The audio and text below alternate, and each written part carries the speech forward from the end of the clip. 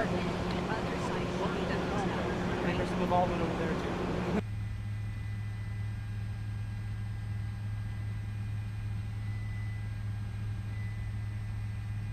Yep. Well, that's Chesapeake right there, across the street, right?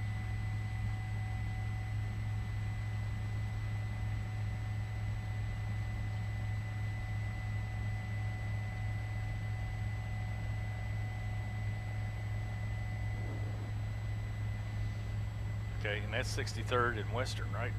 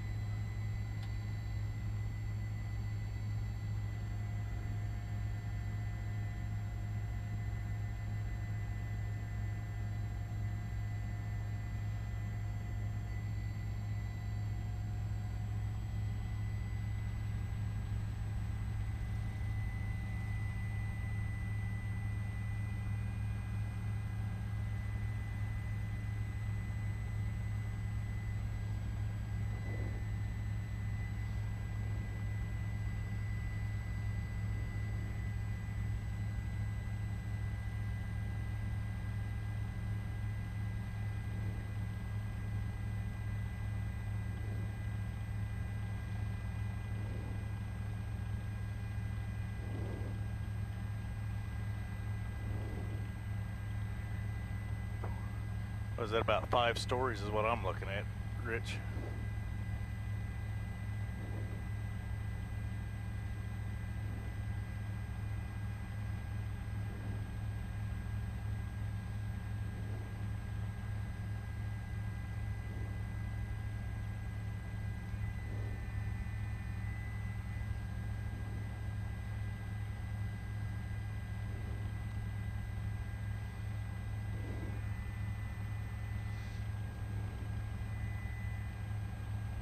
Is that Classen or Western that runs through there?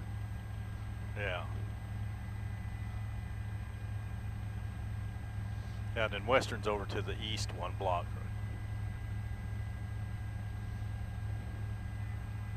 Yeah, I'm facing north, looking to the east.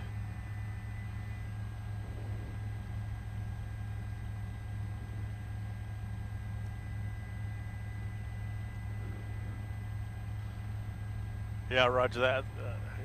I think is it Classen, then it turns into Grand, or is it a Grand all the way?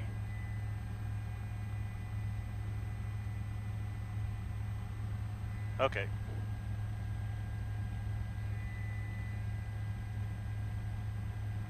All right, roger that.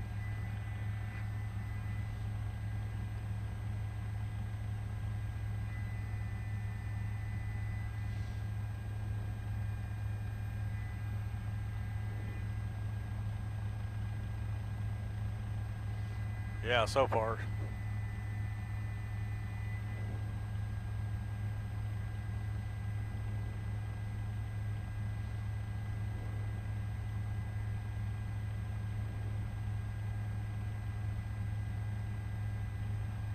Yeah. It's kind of weird. We got a west wind, but then it's curving and it's blowing north. It's kind of weird how that's working. Because right now you can see it going from west to east right there. And then it curves over there and blows down to the south.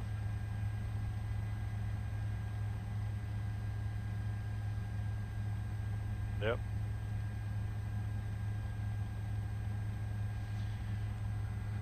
So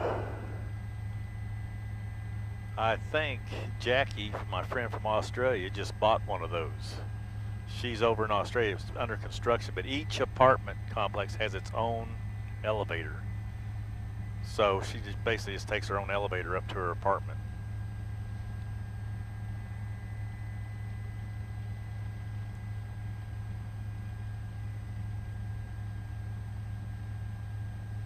Yeah.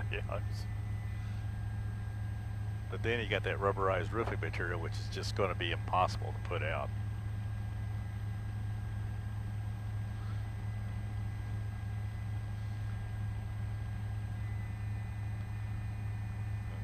Yep.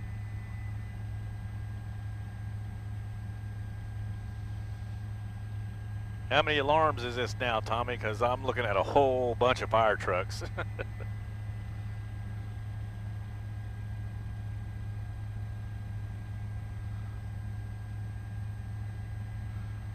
Wow. Yeah, I'd say we passed 2 a long time ago.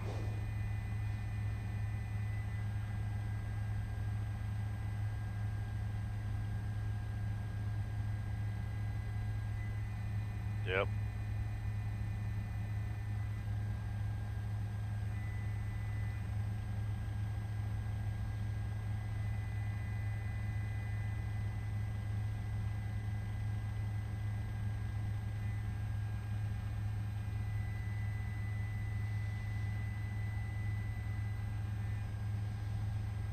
Well, I'm glad I did a bunch of hovering out of ground effect autos this morning.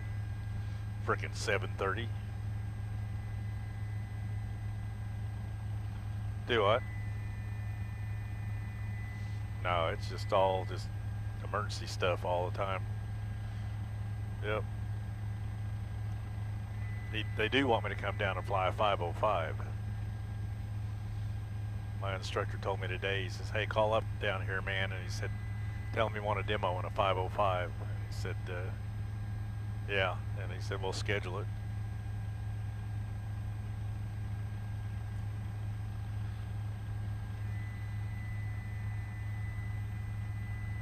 Oh, yeah, with the vertical pin. Yeah. That's not the problem. Right. Right. That's the problem. That's the problem.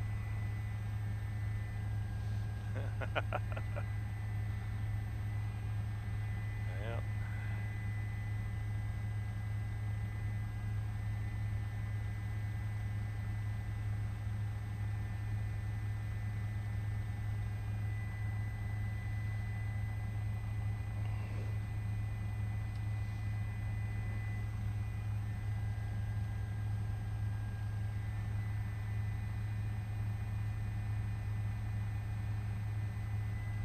Yeah, I know.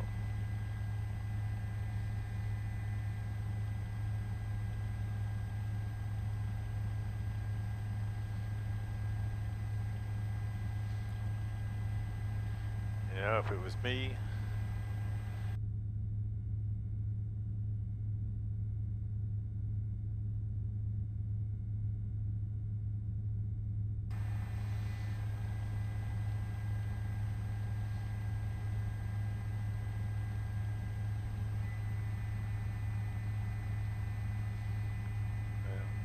Well, the roof's already going to collapse, so, you know.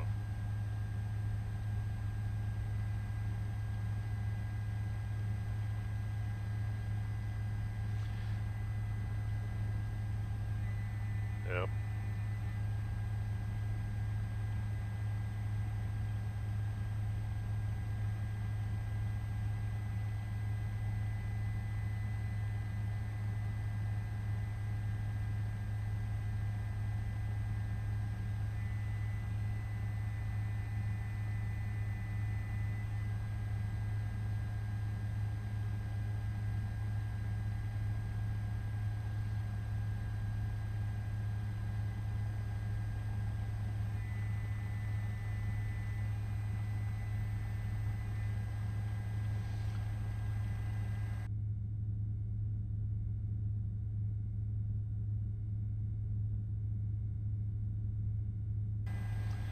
I'd like to move over to the other side, see what was down in that foyer section to see in the courtyard, but there's so much smoke, you can't see down in there.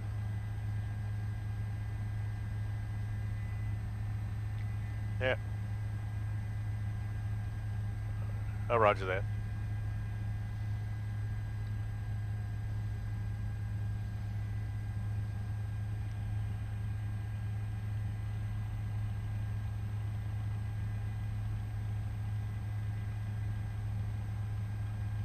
It's going to be interesting to find out what started that.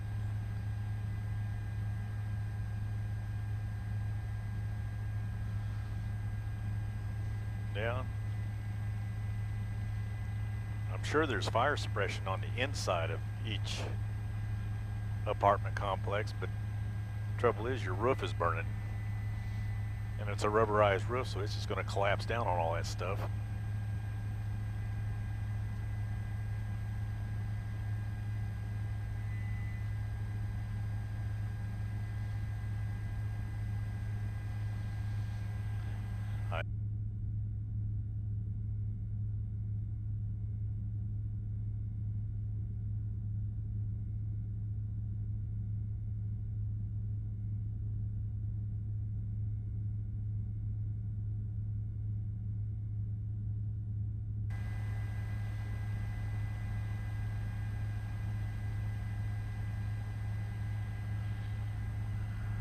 Yeah, I don't know how exactly they went, whether they were, you know, if one you bought, you had, you know, different stories, you know, you could, yeah, multi-level. I think the one she was talking about was multi-level.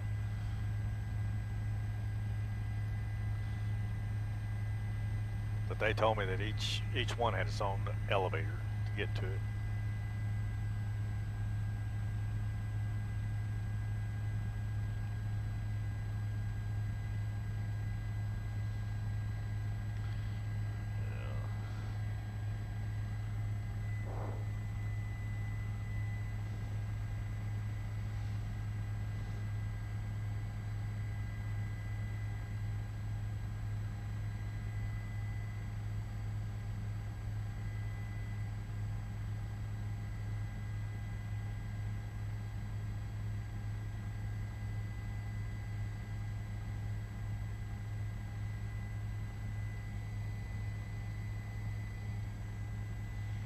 Yeah, go ahead, Jen.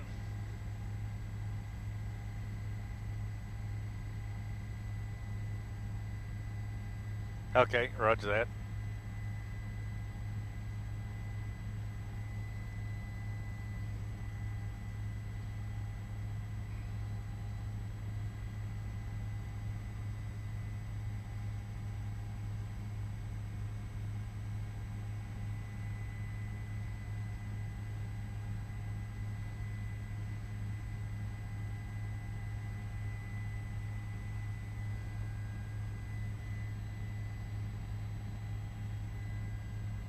Standing by.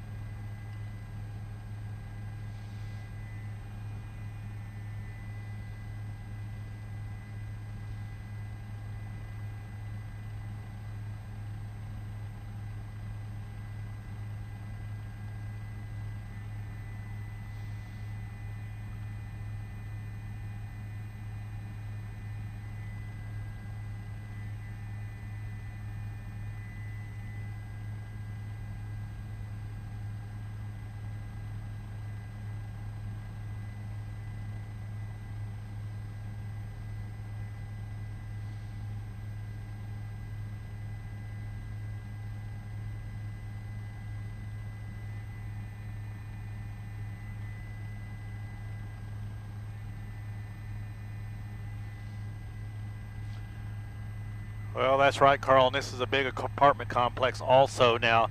So let's get people oriented here. Let's pull back just a little bit. Now we're going to show you this is 63rd and Grand. So Grand is going to be at the bottom of your screen. 63rd is going to be to the left of your screen, running in front of those apartments right there. Western is going to be to the right-hand side of your screen. That's Chesapeake you see over there with the lights still on the trees. So that's the Chesapeake Complex Western.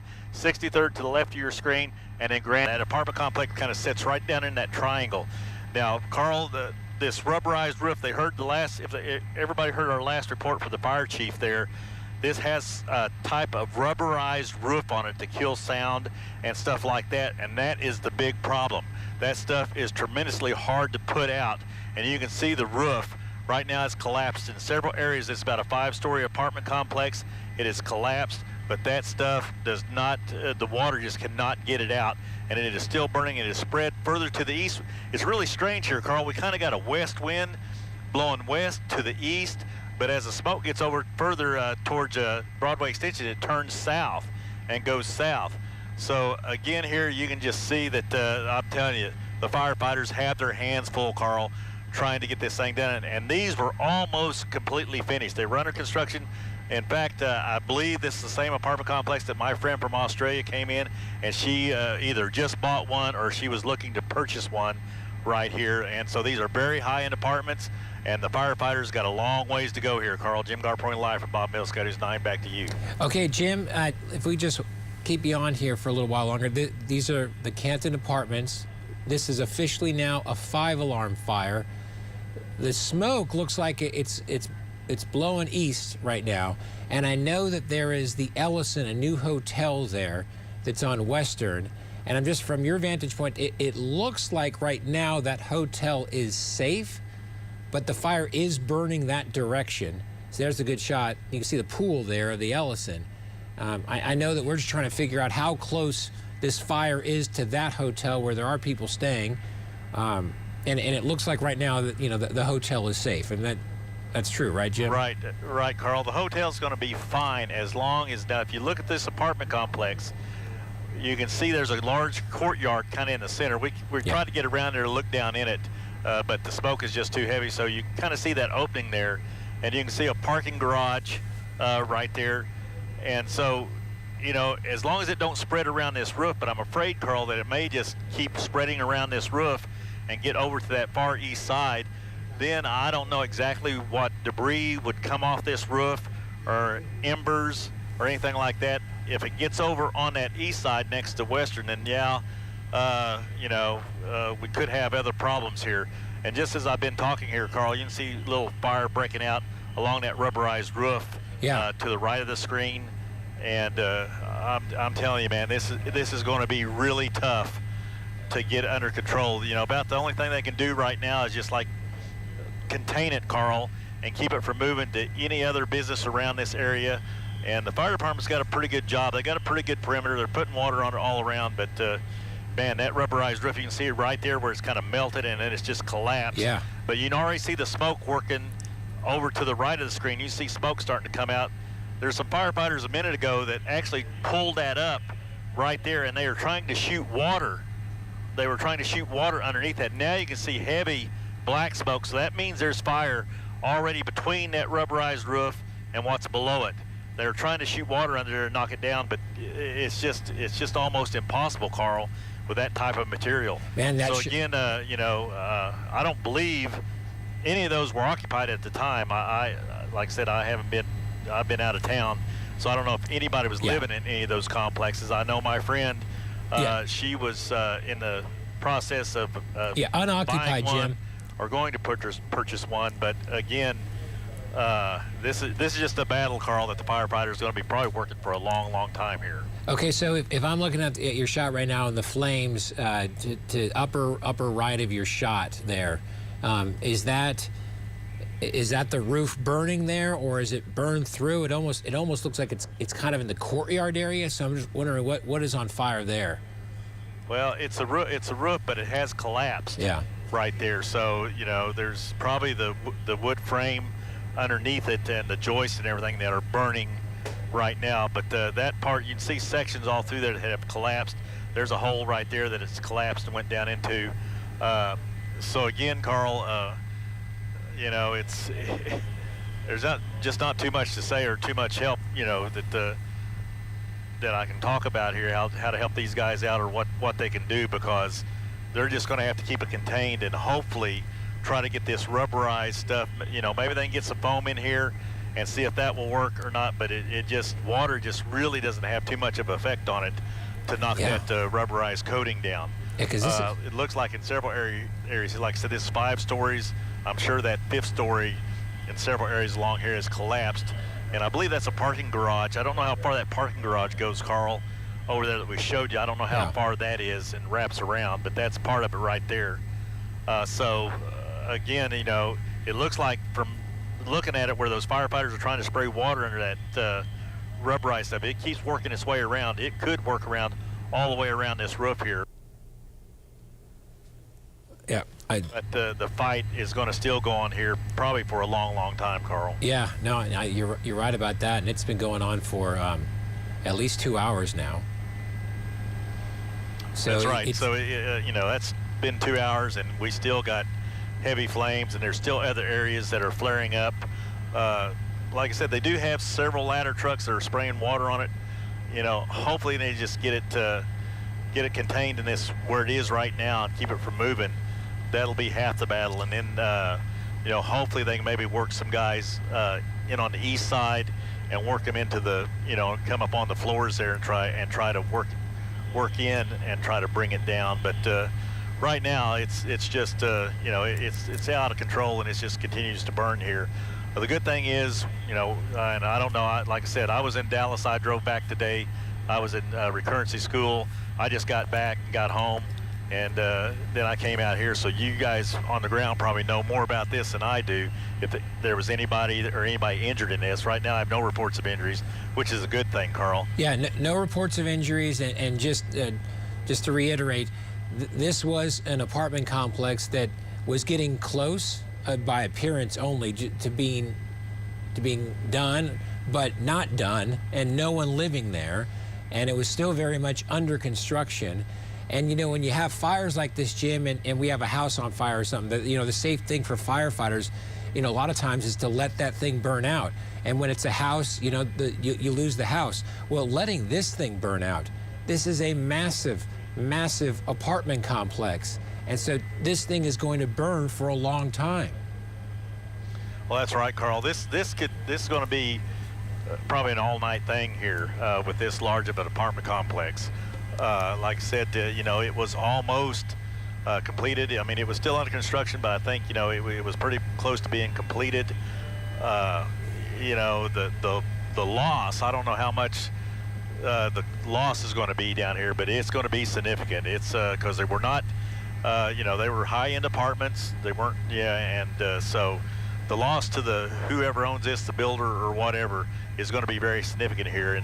But this could be an all-night thing here, Carl, for these firefighters to work and try to get this thing under control. We just, you know, we just don't know. We see the roof has collapsed, but we don't know if there's been any other floors collapse right in the center of that thing, and if fire has moved down in the center to, say, the 4th floor and has collapsed that or anything below that. So we can't really see that, but you can see that roof all right through there has completely collapsed, and that's down on the 5th floor. So you can see flames in the 5th floor. So hopefully, man, you know, they can get it under control. They're putting a lot of water on it. Like you said, this is a 5-alarm fire.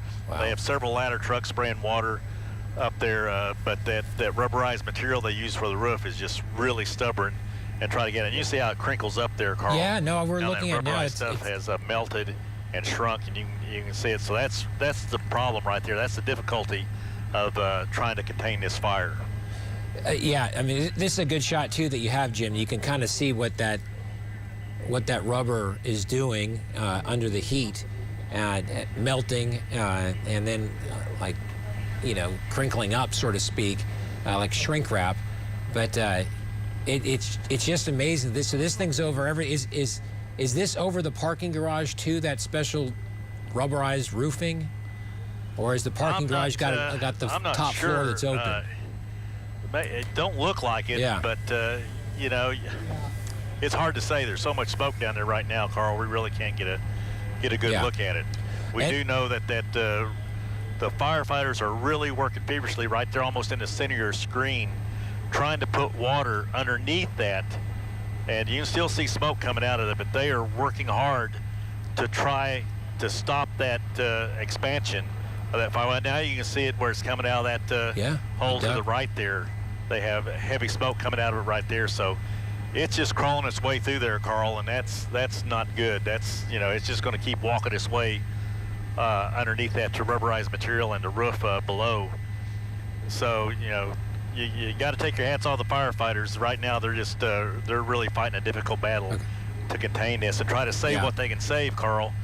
That's the big thing. Is how much of this are they going to be able to save at the end here? Yeah, and just not keep this thing just collapsing floor after floor after floor, and because it is a big complex, that's for sure.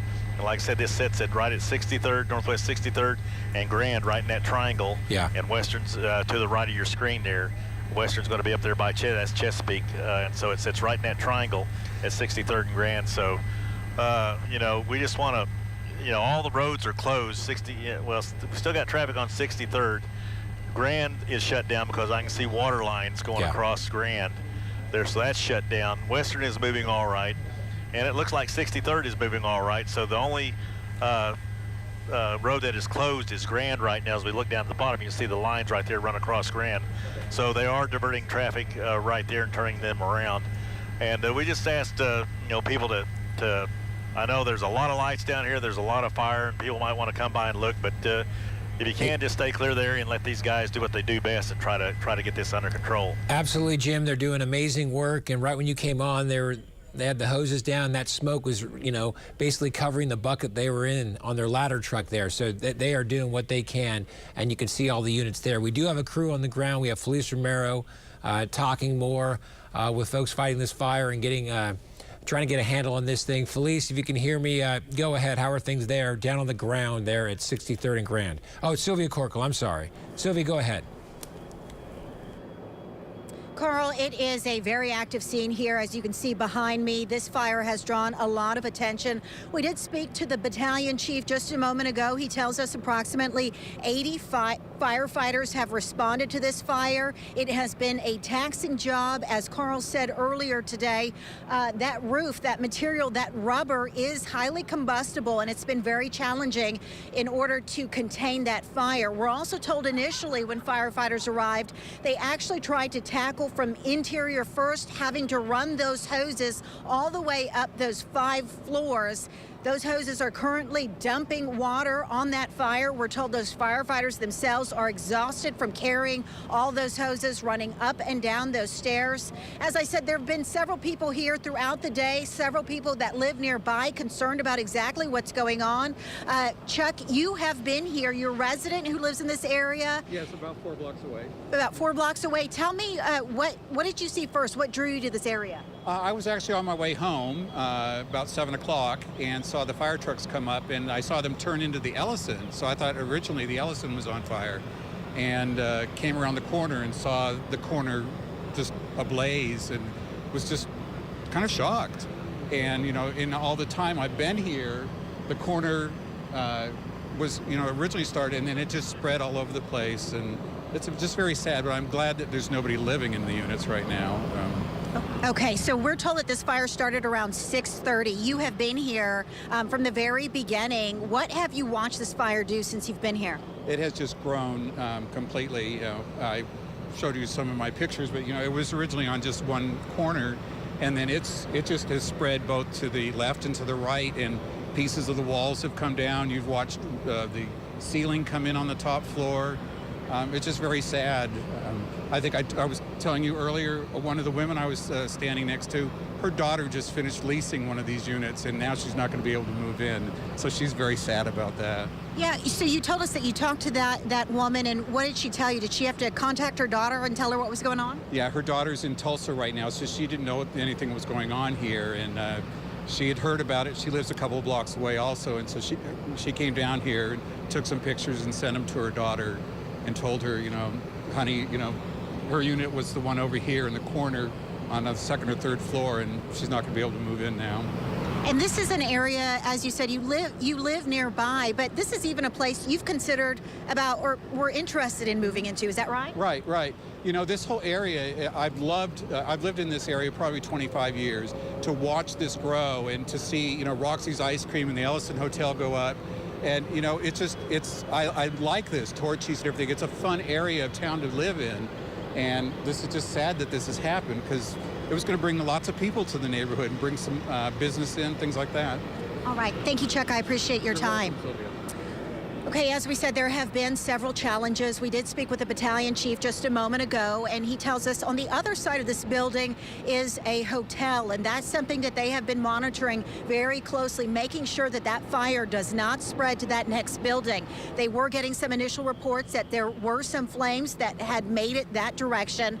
If that happens, firefighters tell us it will be challenging to extinguish that fire from that area simply because this is a building that's under construction. There is no concrete on that other side. We know we've had a lot of snow recently. It has melted. That ground is very wet. And with all the water they're putting on this building, they said that the ground is just far too soft for their equipment to be on that ground and would sink. So they cannot tackle that fire from that area. I'm going to step aside and see if Jorge, if you can zoom in to some of that equipment at the bottom of the building. That's what firefighters have told us are some scissor lifts. That is large equipment used during this construction process. They were very concerned initially as the building had started to collapse that that equipment would ignite. Obviously, there's some fuel in that equipment. They did not want the fire to ignite there and then start the first floor on fire. They said that would spread very rapidly. They're trying to save as much of this building as possible, hoping that the majority of that fire damage is isolated to the 5th floor. Now, firefighters tell us that they are expecting to come and give us an update here shortly. At this time, what started the fire, of course, that is something that will have to come on later in the investigation. Live in Oklahoma City, Sylvia Corkill, Oklahoma Zone News 9. Sylvia, appreciate it. Just been texting with the owner of the Ellison Hotel, which is just east of the Canton. Oops, sorry, mic fell off. Texting with the owner of the Ellison Hotel, which is just east of the Canton. That's the apartments that are on fire, and he says the hotel is still good. You can see that's a good picture of it right here from Jim with the pool there. That's the Ellison brand new hotel, opened not 2 months ago, and it is fine. It is fine right now, but you can see it's just precarious situation with the smoke and with the way the fire is going. Jim, if we could just get another update from you. It looks like the winds have died down a little bit or just changing direction. I mean, we also should bring up that we're getting calls from all over the city of people smelling smoke in the air. And this thing, I mean, I'm talking all over Oklahoma City, we're getting these calls. So it looks like the wind has died down a little bit. Does it feel like firefighters are making any progress here, Jim? Well, at one point, Carl, while Sylvia was talking, the flames kind of went down. But now you see this section right here, that was almost out. I mean, there was just, and now you can see where it's collapsed right in there. Of course, when it collapses, Carl, you get more air in there. So more air is drawn down in there because now there's a big hole for it to kind of set up a chimney effect. And so now that is all, you can see where, while I'm talking, you can see it starting to burn a ring. It's starting to follow its way around that hole where it collapsed. And that has kind of flared up. And the wind, the wind's staying about the same. It's shifted just a little bit more out of the northwest now instead of coming straight out of the west. But it comes northwest, and then it kind of bends more to the south. And like you said, that's right, Carl. This black smoke from this rubberized roof, and it is laying down all over the city, all the way to downtown and down in there. So, yeah, it's, there's not enough wind to really I don't want to say really blow it out. It's more or less just going and settling is what it's doing. The smoke is moving down, and then it's just kind of settling down to the ground.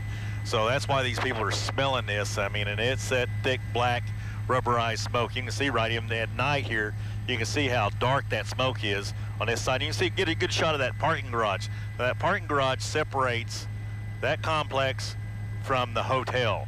So that's all concrete. That is an all concrete parking garage, so that's a good buffer.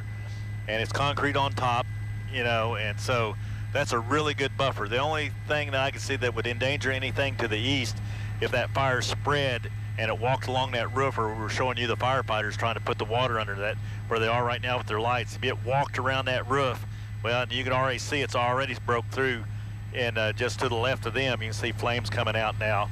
But it walked itself all the way around to that parking garage to the southeast corner.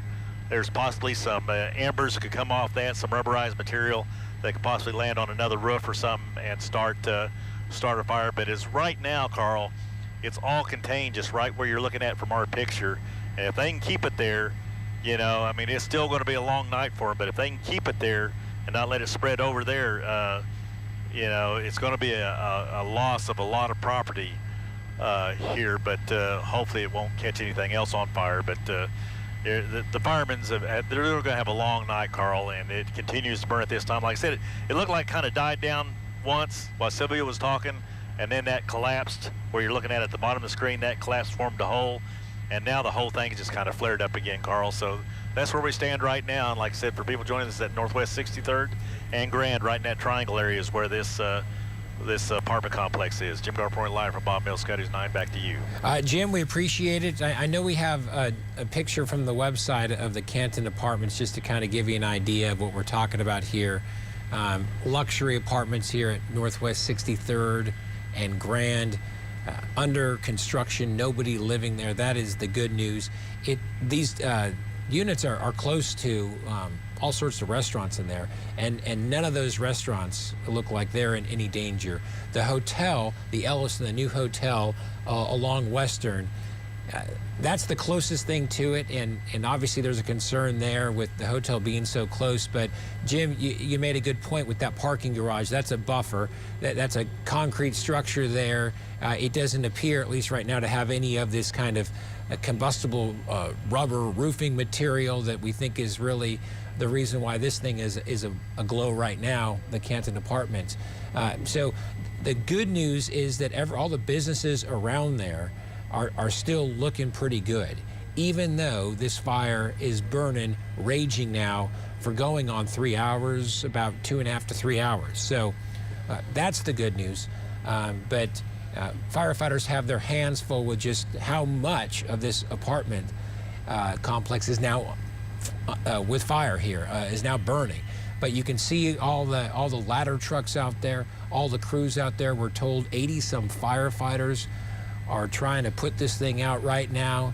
And, you know, part of this is kind of hold back and wait and make sure everyone's safe, and then kind of go attack it at times. It is kicking up a whole lot of smoke, and we've seen where firefighters have been covered with smoke. The one on the tops of those ladder trucks there, putting the water on it. I mean, the smoke all of a sudden, it would just kind of cover right where they're standing there.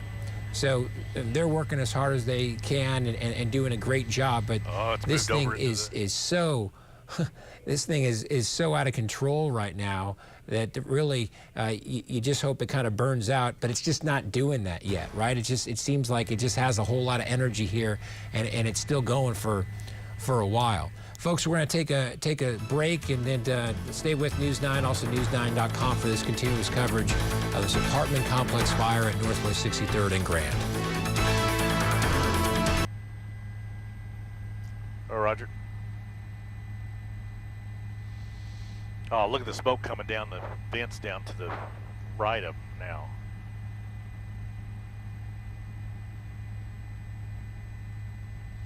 Yeah, there's something burning.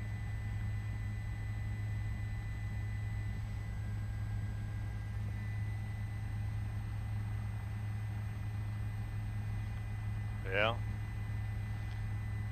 Man, I don't know if I'd want to be standing there, that rubberized stuff.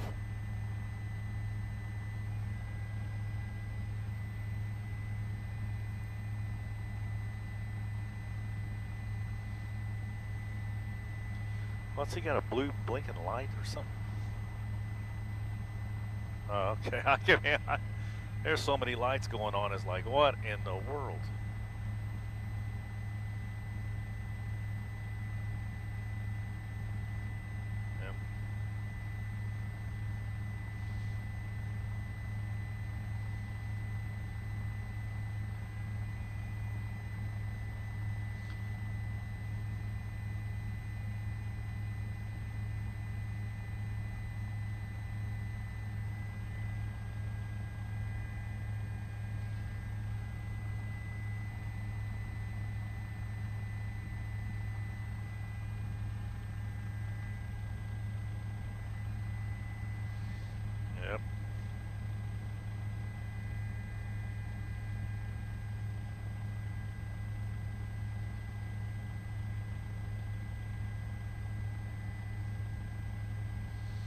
No kidding, man.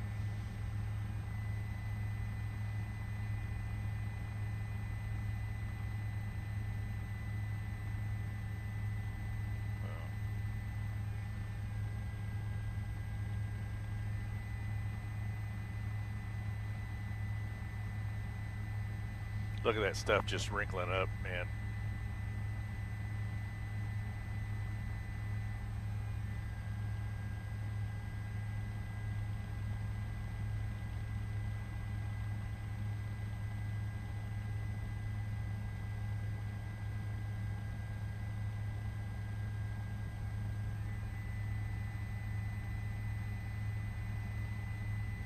Yeah, yep.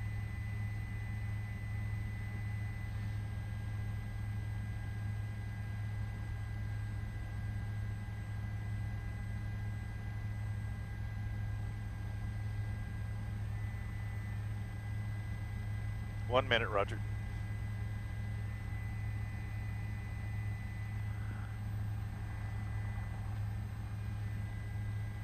Okay, roger that.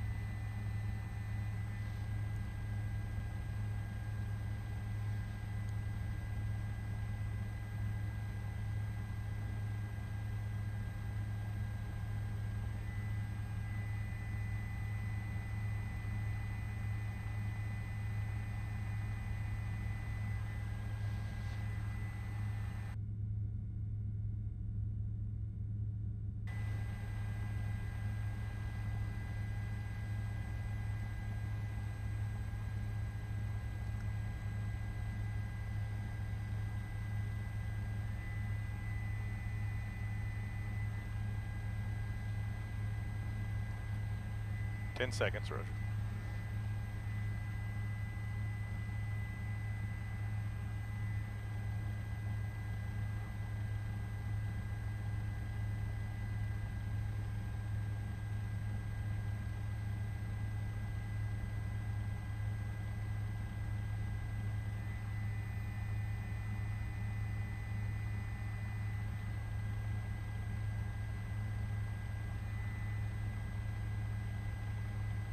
.707 or off air 52.1.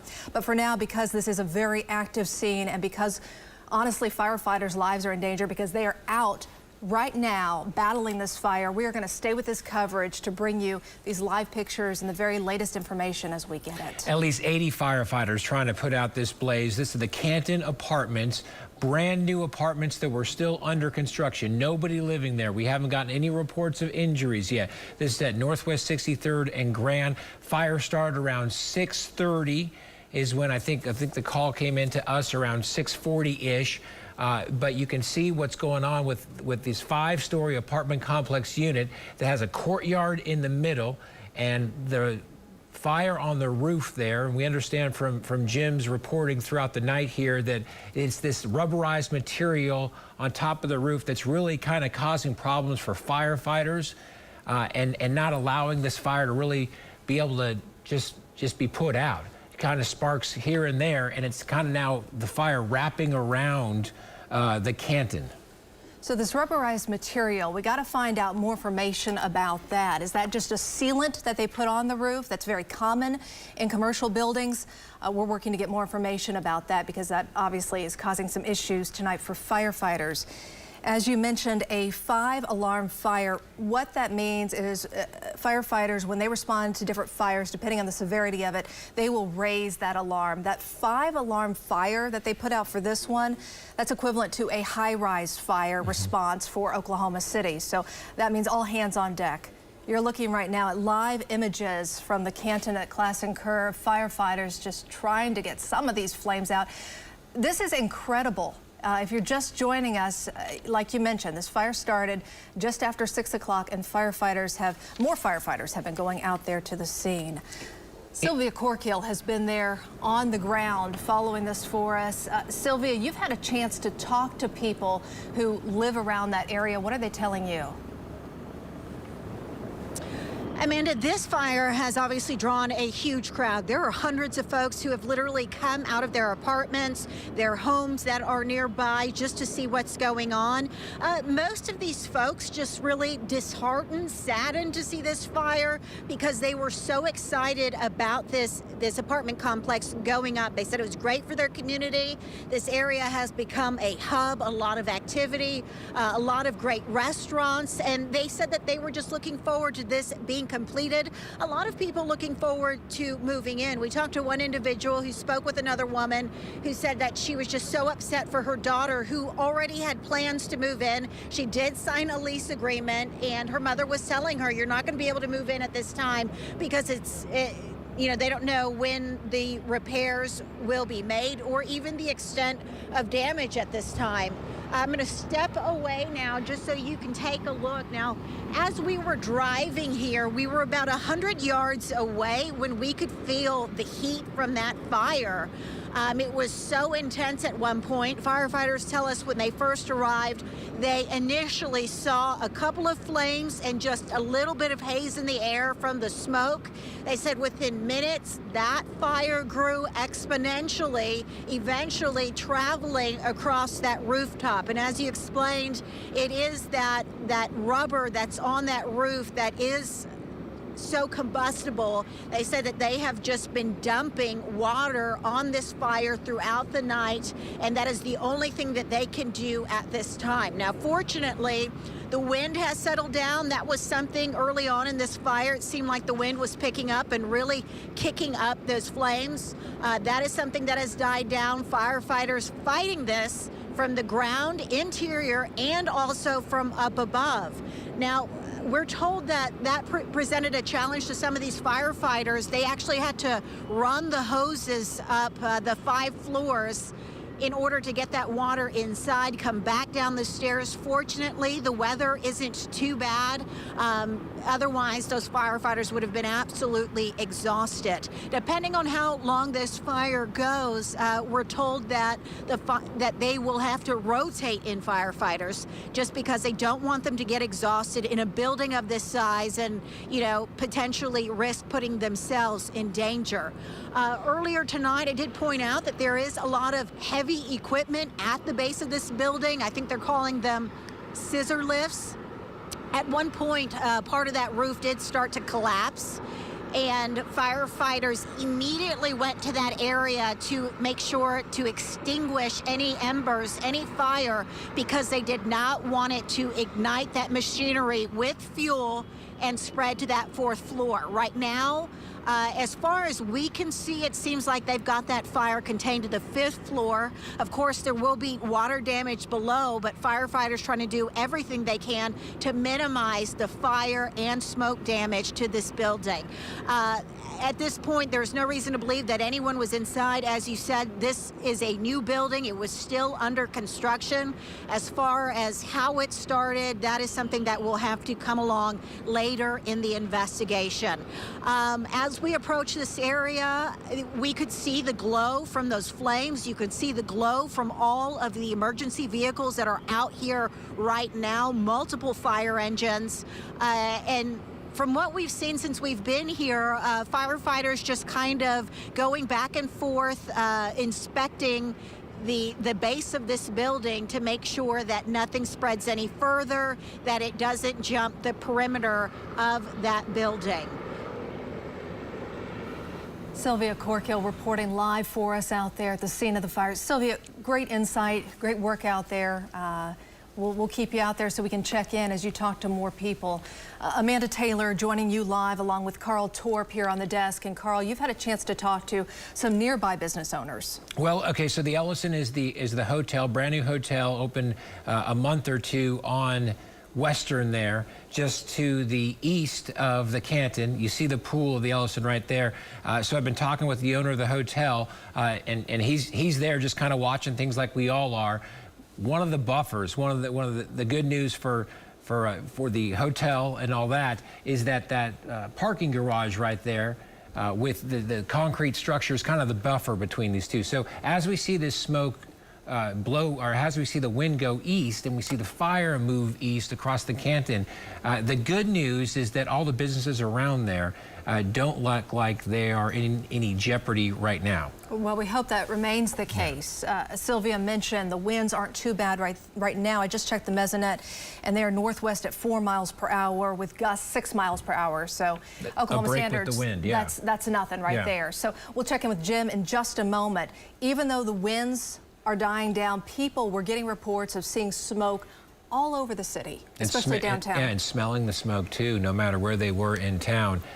Let's send it out to Jim Gardner in Bob Mills SkyNews 9 HD, who's been in the air now for a little while watching these flames spread. And Jim, you can see from your shots there just how that 5th floor, that roof, how it has been collapsing, where we are seeing a lot of that fire. Well, that's right, Carl. Firefighters are still, just throwing water on this thing as much as they can here. We're going to fly a circle here. So what we're going to get over, it'll get a little smoky over on the east side, but we're going to fly a circle here and kind of give you a complete 360-degree view of what's going on here. And like I said, the Canton, that is almost the entire roof there that is got flames coming out of it, and most of it has collapsed due to that rubberized material that is on top. It just makes it very difficult for them to even get this out. Most of it's collapsed into the 5th floor. As we come around here, Carl, you can see that parking garage. You'll see the parking garage come into view. That's the parking garage I was talking about that's on the east side between where the Canton apartments are and the hotel.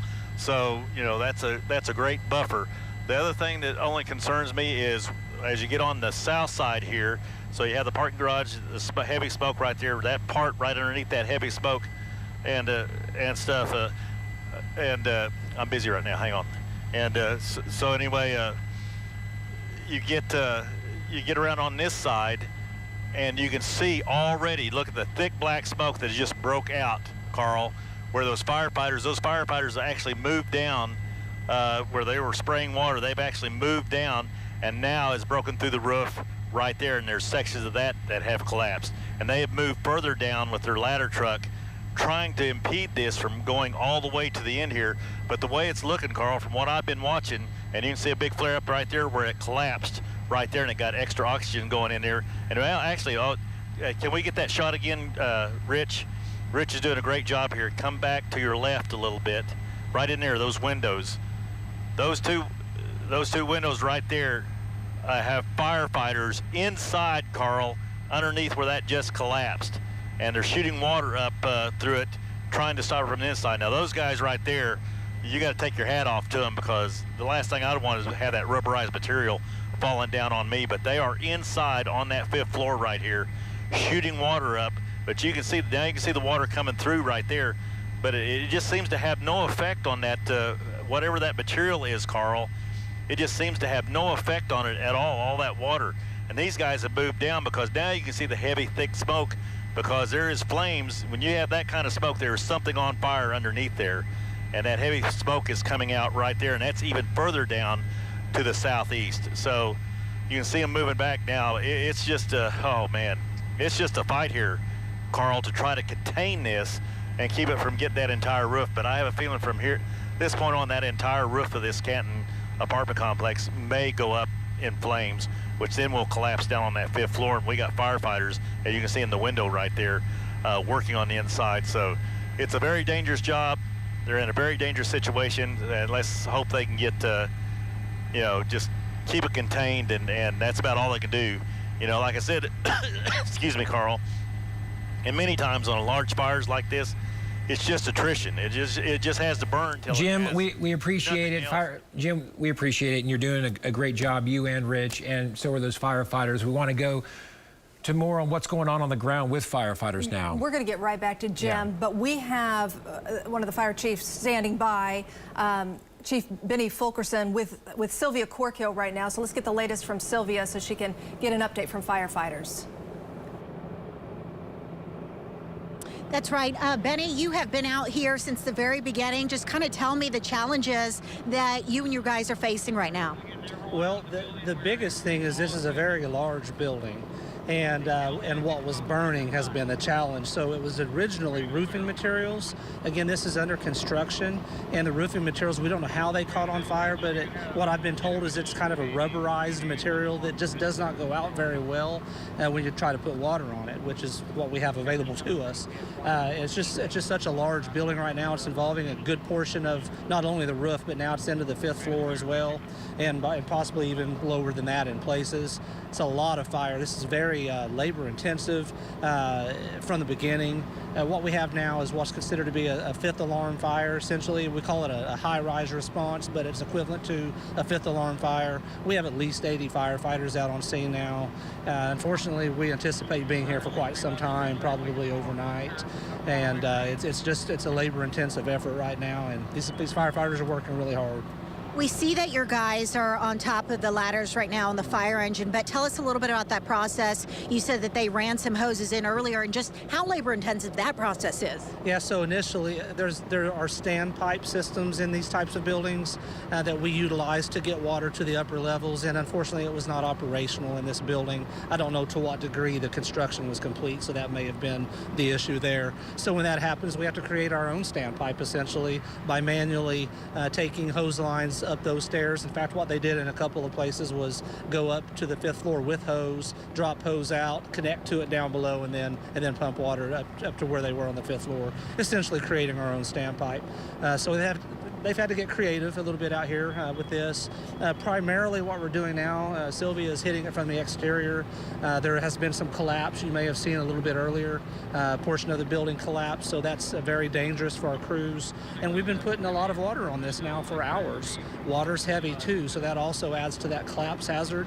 So again, very dangerous situation for our crews, and so mostly we're on the exterior of it. We do still have some crews committed to the interior, a little bit further to the east, trying to salvage what they can in there and prevent fire spread. But it's going to be quite a firefight for the rest of the night, I'm afraid. Benny, earlier tonight you were talking about some of the heavy equipment that's at the base of this structure. We know that it was under construction. Tell me your concerns with that and why firefighters immediately started to tackle that. Yeah, so I don't know if you witnessed that when a part of that facade fell, it was all burning when it fell, and it fell down below to where some of those scissor lifts were, large pieces of construction equipment. And the fear was if those then caught on fire with fuel that they may have inside or whatever the case may be, that it would then spread into the first and lower floors of the building that they were right next to. And that would have just compounded the problem and basically created another place where the fire would be originating and we'd have another problem. So crews, I don't know if you saw that, they hit that quickly. They had that fire put out very quickly. And I don't know what damage there was to the equipment, but it looks like not much. So. Initially, when we got here, Benny, we saw that fire was growing exponentially. The wind was picking up. Was that something that also created some sort of challenges?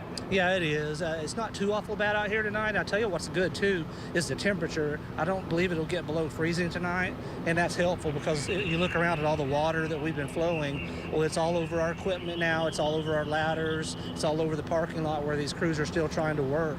So that's at least one thing working in our favor tonight, since the standpipe situation and the actual roofing material itself being so flammable, we're not working in our favor. But that's the nature of what we do. It's never favorable conditions when you're fighting fires. There's always things to overcome, and that's what they train for. These guys are great at what they do, and they're going to continue working hard to bring this under control.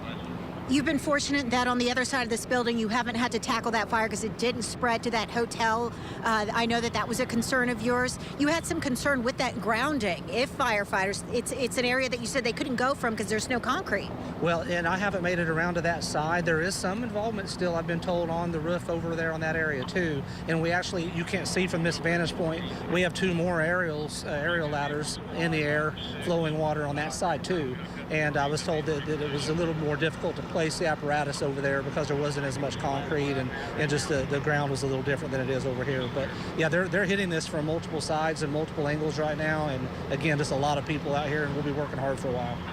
As you said, you've got about 80 firefighters out here. Any reason to believe that you may have to rotate some guys in? We do. We actually, a lot of those 80 that are here now, you'll see them over here in the staging area, in the rehab area.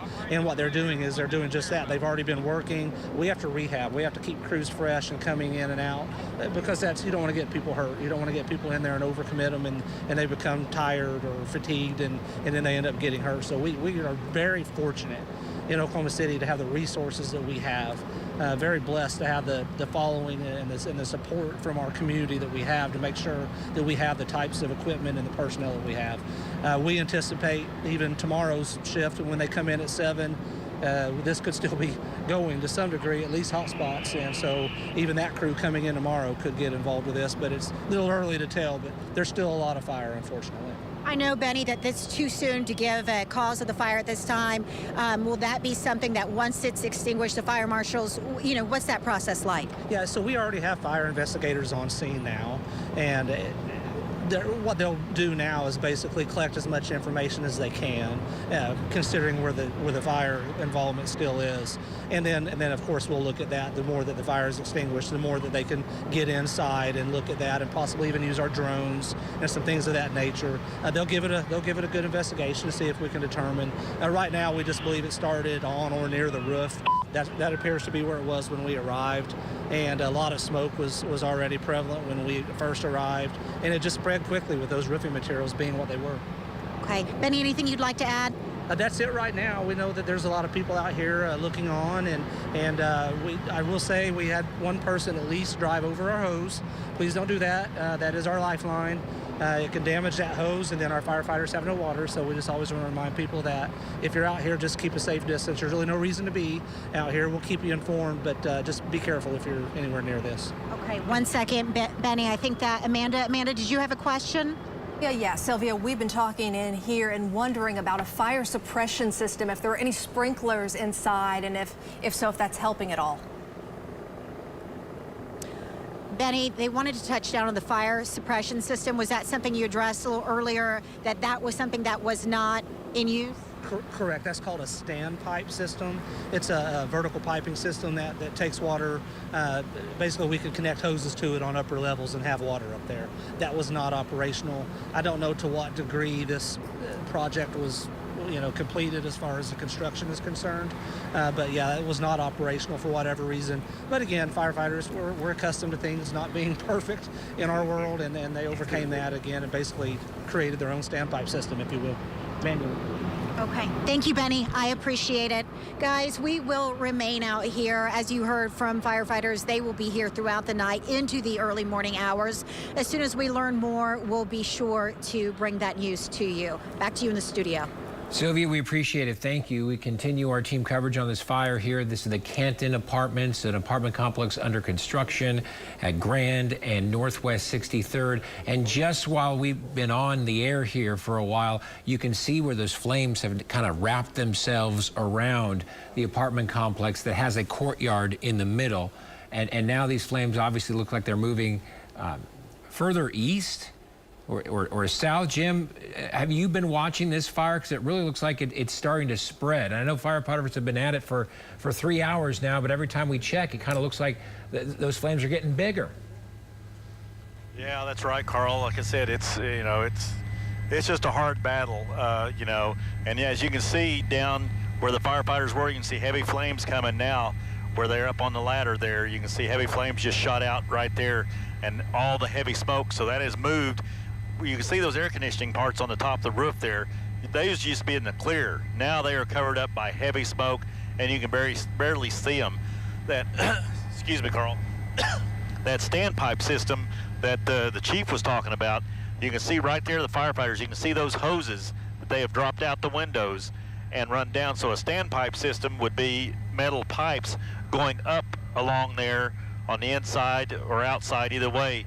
And that's what they would connect their hoses to. That is non-operational. So now what they're doing is throwing hoses out the window and making their own standpipe to get water pumped up into those floors there, and so they can fight the fire from the inside. But let me tell you, that 5th floor would be pretty precarious because you're right underneath all that rubberized roof and everything right there where that they are shooting water right now trying to contain it. But as you can see the heavy smoke, as you go along that roof, you can see little areas where smoke is coming out of, and that means there's fire under there.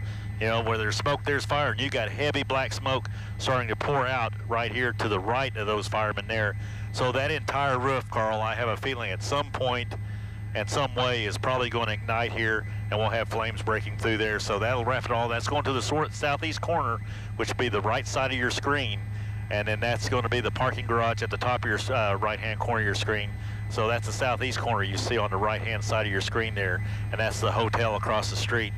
So again, this is just a tough battle for firefighters, Carl, and we just hope that the firefighters stay safe and stuff, because right now, being on the inside of that thing, they're putting their life on the line, trying to fight that fire from that 5th floor and up to the top of that roof there. So, and like the fire chief said, besides the fire, that water, all that water going on there creates a tremendous amount of weight. So now you're going to have, you know, structural fatigue from all the water that is laying down in there. So you got to be aware of that.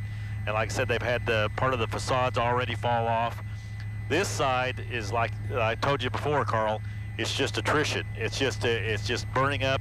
When it can't find anything else to burn, that's when the fire will go out and be manageable. And it looks like this side, you can see that right now. We don't have too many flames over here, but it is moving to that southeast corner pretty rapidly, Carl. Jim, we appreciate it. Thank you. Just from your shot there, it kind of looks like the roof's gone, and that would be like the 5th floor. Like, so units in the 5th floor are burning. I mean, that's what it looks like right here. Right, Carl. Yeah, you know, and the only thing you know, you just don't want to get into a battle of going floor to floor, you know, as this just burns its way down. But you know, that's always a possibility too, just because of the situation here with this roofing material, and you know, a lot of wood. There's a lot of wood in this apartment complex, Carl. A whole lot of wood, and so you know, like I said, it's just they have a tough job. There's no doubt. I mean, they have a tough job here, and like the fire chief said, this is going to be an all-night thing. And if you watch, Carl, you can just watch. You know, when the water goes on that rubberized section of the roof, it looks like it does nothing. It absolutely does nothing, and it's pretty amazing. I'd really be interested in what type of material that is that they have on this roof. But this whole section right there, where you see the two, now they're just pouring water, like you said, into that 5th floor. The roof is gone, so now they're just pouring water into that 5th floor there and just trying to keep it hopefully contained. But then you had, like I said before, you had the other problem of all that water, man, is that water is heavy. And so now, you know, you got the possibility of collapsing floors or collapsing walls, and things like that. So it's going to be a tough fight here, Carl, and you know, that's about all I got from here for right now. If we see anything else that pops up, we'll let you know. Jim Garpoint live from Bob Mills SkyNews 9. Back to you. Jim, we appreciate it. We'll be sure to check in with you a little bit later. A very dicey situation going on essentially across the street from Chesapeake Energy at the Canton at Classen Curve, brand new high-end apartment complex. 325 units were in that apartment complex, almost ready to welcome its first tenant. Not going to happen right now. Our Sylvia Corkill has been doing a great job on the ground, letting us know what's going on there. And Sylvia, I know you've had a chance to talk to several people who have been witnessing this dangerous situation unfold. That's right, Amanda. Right now I have joining with me Jacob McLemore and Spencer Wilhite. Now, you guys tell me that you were driving by. Tell me what you saw. Tell me what made you stop. Well, we seen the smoke in the sky, and he was like, those are clouds. I was like, those are not clouds. And we pulled up into the parking lot right over here. We didn't think we'd be able to get in, but like the Whole Foods parking lot was just like covered in smoke. So we walked up here, and stuff falling off the building, man. And I mean, they had like 4 hoses on it and stuff, and just sat and watched it, man. It was burning. We saw the whole top part of that collapse on top of all those cherry pickers over there. It was wild. What did you think when you first got here? Were you shocked to see? Oh, absolutely shocked. This is something crazy. You know, I'm from out west where this hardly ever happens, you know. So, I'm glad nobody was in there. Exactly. Honestly. Is that something, just a moment ago we saw some of these flames kick back up. You were concerned and kind of jumped back a little bit. Yeah, you know, these things can be dangerous, man. I mean, with the internet nowadays, you see a lot of these things, you know, blow out of proportion, and I don't want to be part of that, you know what I mean? But I'm glad everybody's safe. As far as I'm concerned, nobody got hurt, so that's a good deal. Tell me, why have y'all been out here so long? And it seems like this has drawn a huge crowd. Well, it's just absolutely worrisome, you know, and I guess, you know, you could call it looky-looing, but it's just something you don't see every day. And I'm hoping all these firefighters out here are all right and all this, you know, just kind of out here rooting for them. Okay, thank you guys. I appreciate your time. Again, Amanda, we've been talking to several people who either live in the area, just happened to be driving by at the time when they saw these flames, when they saw all of this smoke. A lot of people just kind of devastated that this building is in its current state. They were looking forward to this opening up, and it's just been a lot of excitement, a lot of restaurants in this area, and they were looking forward to having this addition in their community. Back to you in the studio. Sylvia, great work. Thank you. You're taking a live look from our Pike Pass Skycam network. This is our camera near the Broadway extension, and you see the fire from there. We're going to continue our coverage. Yeah, more team coverage coming up after this break.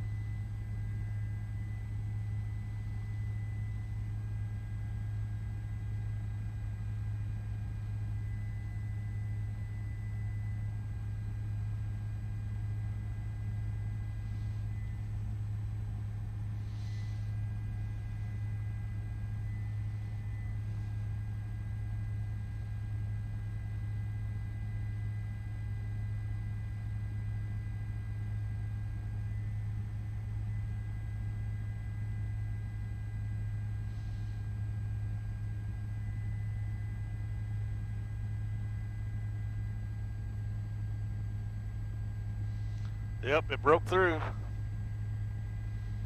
It broke through.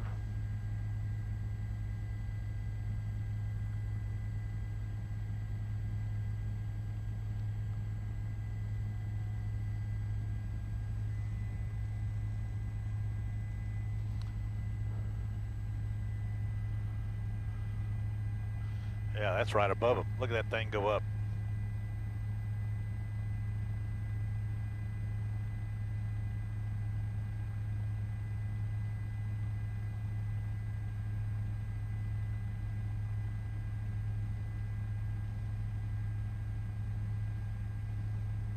Yep.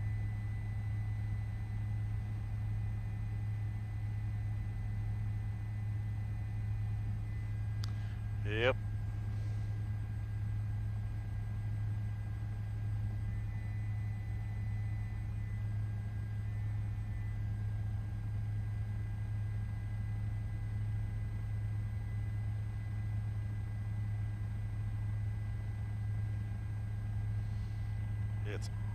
It's all down through there.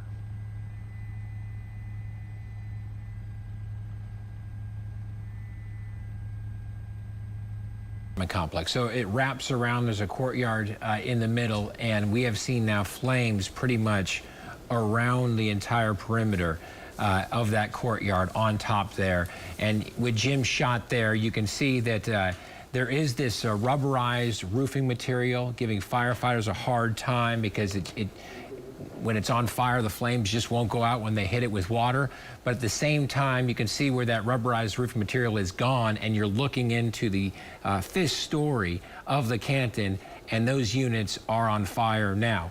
The encouraging news, no one inside, no injuries to report, and businesses around the Canton are safe right now, including the brand new hotel, the Ellison, It's only been open for a couple months now. I've just been talking with the owner of the Ellison tonight. He says they did close down the restaurant inside. Milo is closed for the night, and guests are obviously smelling that smoke, and some of them are choosing to leave the hotel. But what's good for the hotel right here is this parking garage, a concrete structure that is the buffer, right? The parking garage, I believe, to the Canton is a buffer until you hit the hotel. And so right now it looks like the hotel is not in any danger. That's the closest business. There are other restaurants around there, and they're all fine and not in any jeopardy whatsoever. Speaking of the businesses around there, of course, though, they are keeping a very close eye on this. We want to check in with our Felice Romero, who is down there on the ground. And Felice, you've had a chance to talk to some of the surrounding businesses. Yeah, I'm right between the apartment complex and that new hotel, the Ellison. I did go in and speak to the general manager. He says, thankfully, they do not have to evacuate right now. They are keeping lines open, lines of communication open between the fire department, of course, next door as they fight this blaze. I did speak to a woman who says she just checked in tonight for business. And of course, she started smelling smoke, came outside. Sure enough, the building next door was completely engulfed in flames. Now, the general manager says all guests know what is happening. Now, as you can see behind me, there is another truck that just arrived on scene. We're not sure what they're doing quite yet, but I'm sure they will be fighting the flames within the next few minutes. Again, the general manager is saying right now we're staying put, but this is a very fluid situation. They say things can change, and right now they're just making sure that everyone is okay. For now, reporting live in Northwest Oklahoma City, Felice Romero, Oklahoma Zone, News 9. Felice, great job. We continue our team coverage here at 9:47. This is a fire that's been burning since about 6:30. 6:30 this evening, and every time we check Jim Gardner's shot, it looks like these flames have spread, and again, it looks like they have wrapped themselves kind of around the roof of the Canton, and in many places have gone through the roof. The roof's now gone or has collapsed, and the 5th floor of the Canton unfinished luxury apartment complex is on fire. Those firefighters, they're working hard, and at one point we even saw firefighters inside the Canton fighting this thing from within. Inside, doing what they can to try to get the fire somewhat under control and to salvage what they can. If there is any saving grace right now, it's probably the wind. I want to check in with our chief meteorologist, David Payne. David, at last check, I saw gusts about 6 miles per hour. How's it looking now? Yeah, and also the temperatures, right? If it were below freezing, we would have a huge ice problem with the fire and all the water. You know, that can cause all kinds of problems with lines freezing up and things like that. So extremely hot fire. This is a satellite sector that we use when we're tracking wildfires here in Oklahoma. And that spot right there, this is from outer space, right? We're looking from outer space, one of the satellites down in Oklahoma. I've zoomed into Oklahoma County, and that little spot right there that kind of looks like an eyeball looking back at you, that is that. And that tells you how hot that is and also the magnitude of the fire itself. So the view from space, we can see that fire showing up, and there it is. Some clouds passing overhead, sure, move in, move out, and there's your fire. So that, my friends, that's impressive, no doubt about it. All right, so looking at Next Gen Live, every now and then I'll see a smoke plume pop up, but for the most part, the smoke has been staying fairly low to the ground because there's not a whole lot of wind, and it's just kind of a light northwest breeze, and every now and then I'll see some of that smoke. You can see Jim Gardner's GPS location right there. Here are the wind gusts right now. No wind gust at all in Edmond. But from Yukon to downtown, it's anywhere, like Amanda said, from 5 to 6 to 7 miles per hour. It will stay there or even less as we get into the next several hours and through the night while firefighters are still out there. So it's a northwest breeze. This will not change, but it will stay light for the rest of the night. And there's that northwest breeze coming on in. And, you know, temperatures, again, everybody above freezing. We get to near freezing by tomorrow morning, but I really think for the majority of the night when they're fighting the fire, the hoses and, you know, all the lines and all the hydrants and things like that, they're going to stay basically just all liquid. We're not going to have any freezing temperatures until very late tonight, and we just do that briefly. So, guys, could be worse, could be crazy worse with the wind and all the cold, but we don't have it. Back to you guys. David, thanks. And I would like you to, if you can, to pull back up the map that shows, David, where this is so that people can see. I have viewers like Kyle Wilson who's writing in saying, hey, can you show us on a map exactly where we're talking about? For us who live here in the city, this is a very popular area. There's a lot of higher end restaurants. And so if we can give people at home, especially if you're not familiar with this area, the Classen Curve area, Nichols Hills area of Oklahoma City. Next to Chesapeake Energy's campus as well. If we can go ahead and take links 1 here, and again, this is going to be Northwest Grand. Chesapeake's right here. Let me put my cursor on here so we can draw this out. This is Chesapeake, right? This is we have Classen Boulevard right here. You have Western right here, and it's going to be just west. I mean, we're talking about let's go ahead and zoom on in here. There's Classen Boulevard, Northwest 57th Street, and as we come over here a little closer, we'll keep zooming in, and again, there's Chesapeake right over here, right? Sure. So if you know where that Chesapeake campus is, it's always lit up with the Christmas. Well, you see the Christmas tree lights and Jim's shot. That gives you a good idea of where we're talking about. Just south of 63rd is what we're talking about here. And 63rd is, like you said, Carl. It's right, obviously right here. Right there. And there's Western. So and this has just been the site of new construction now for a while. Yeah, absolutely. New restaurants in there. The part of Classen Curve, that's obviously been there a while. But these apartments, the biggest project there, and then you have the Ellison Hotel, which I'm also told, by the way, the owner telling me that they have been told they're going to be fine, and that this fire is just contained to the Canton. So good news there. So what you're seeing burning is I don't want to say by design, obviously, but it kind of looks a lot worse than it actually is, because obviously nobody inside.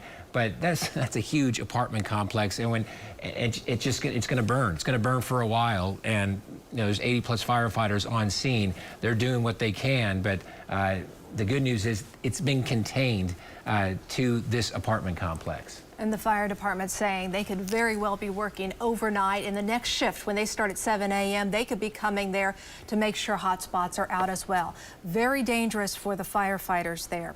The latest word we have is that nobody was inside, no injuries to report yet. And that's in terms of anybody being in there beforehand or any firefighters so far. That's the very latest that we're hearing. And firefighters catching a break with the wind, also catching a break with the temperature, which is kind of funny to mention. But if this was last week, obviously this water they're putting on the fire could freeze and create a real mess inside there. So they don't have to deal with that. That's good news, and it's obviously not a hazard. Ice on the ground for firefighters who've been battling this now for, over 3 hours. And what's amazing is, just these crews, really. We've seen Jim shot where they've been putting water on this, and look at they're getting the water back coming at them, but also the smoke. These in the cherry picker here, we've seen that thing's covered with smoke a few times, and then we've seen firefighters inside on the 5th floor trying to do what they can. And the 5th floor, just from Jim's shot, just kind of judging from it, it looks like the whole 5th floor is gone. It is very dangerous for those firefighters, those ones inside. In fact, in a way, the flames are good, because when it's just smoke inside, they can't see a thing. Yeah, good point. The flames actually light up the area, so they have a little bit better orientation about what's going on. We're taking a live look right now from Jim Gardner's shot and Bob Mills SkyNews 9, giving us a good view of what firefighters are doing right now and where the fire is. Sylvia Corkill has been on the ground since this fire broke out, and she's been giving us up-to-the-minute information about what's going on there. Let's check in with Sylvia on the ground for the latest. Amanda, since we've been here, it's kind of been a cat and mouse game from what we have witnessed. Everywhere that firefighters are going, they're able to knock some of those flames down. The second that they move to another area, the flames in the previous area kick back up. I'm going to step out of the way so you can see what Carl was just talking about. Those firefighters there in that cherry picker shooting water through those windows. Many of those windows now shattered, where they have fired that water hose through. That power so incredibly strong. At one point, even our photojournalist here had witnessed, it looked as if one of those firefighters was bracing the other one just from the sheer power of that water hose. Again, they are dumping as much water as they can. This is where they started here with the cherry picker. If we can pan over to the right of this building where you're seeing some of those flames kick back up, There's another team of firefighters trying to tackle that fire from the roof line. They were shooting water into some of those windows about half an hour ago. We heard firefighters yell, "Get out of the way, make sure no one's down there," as some of that wall started to crumble.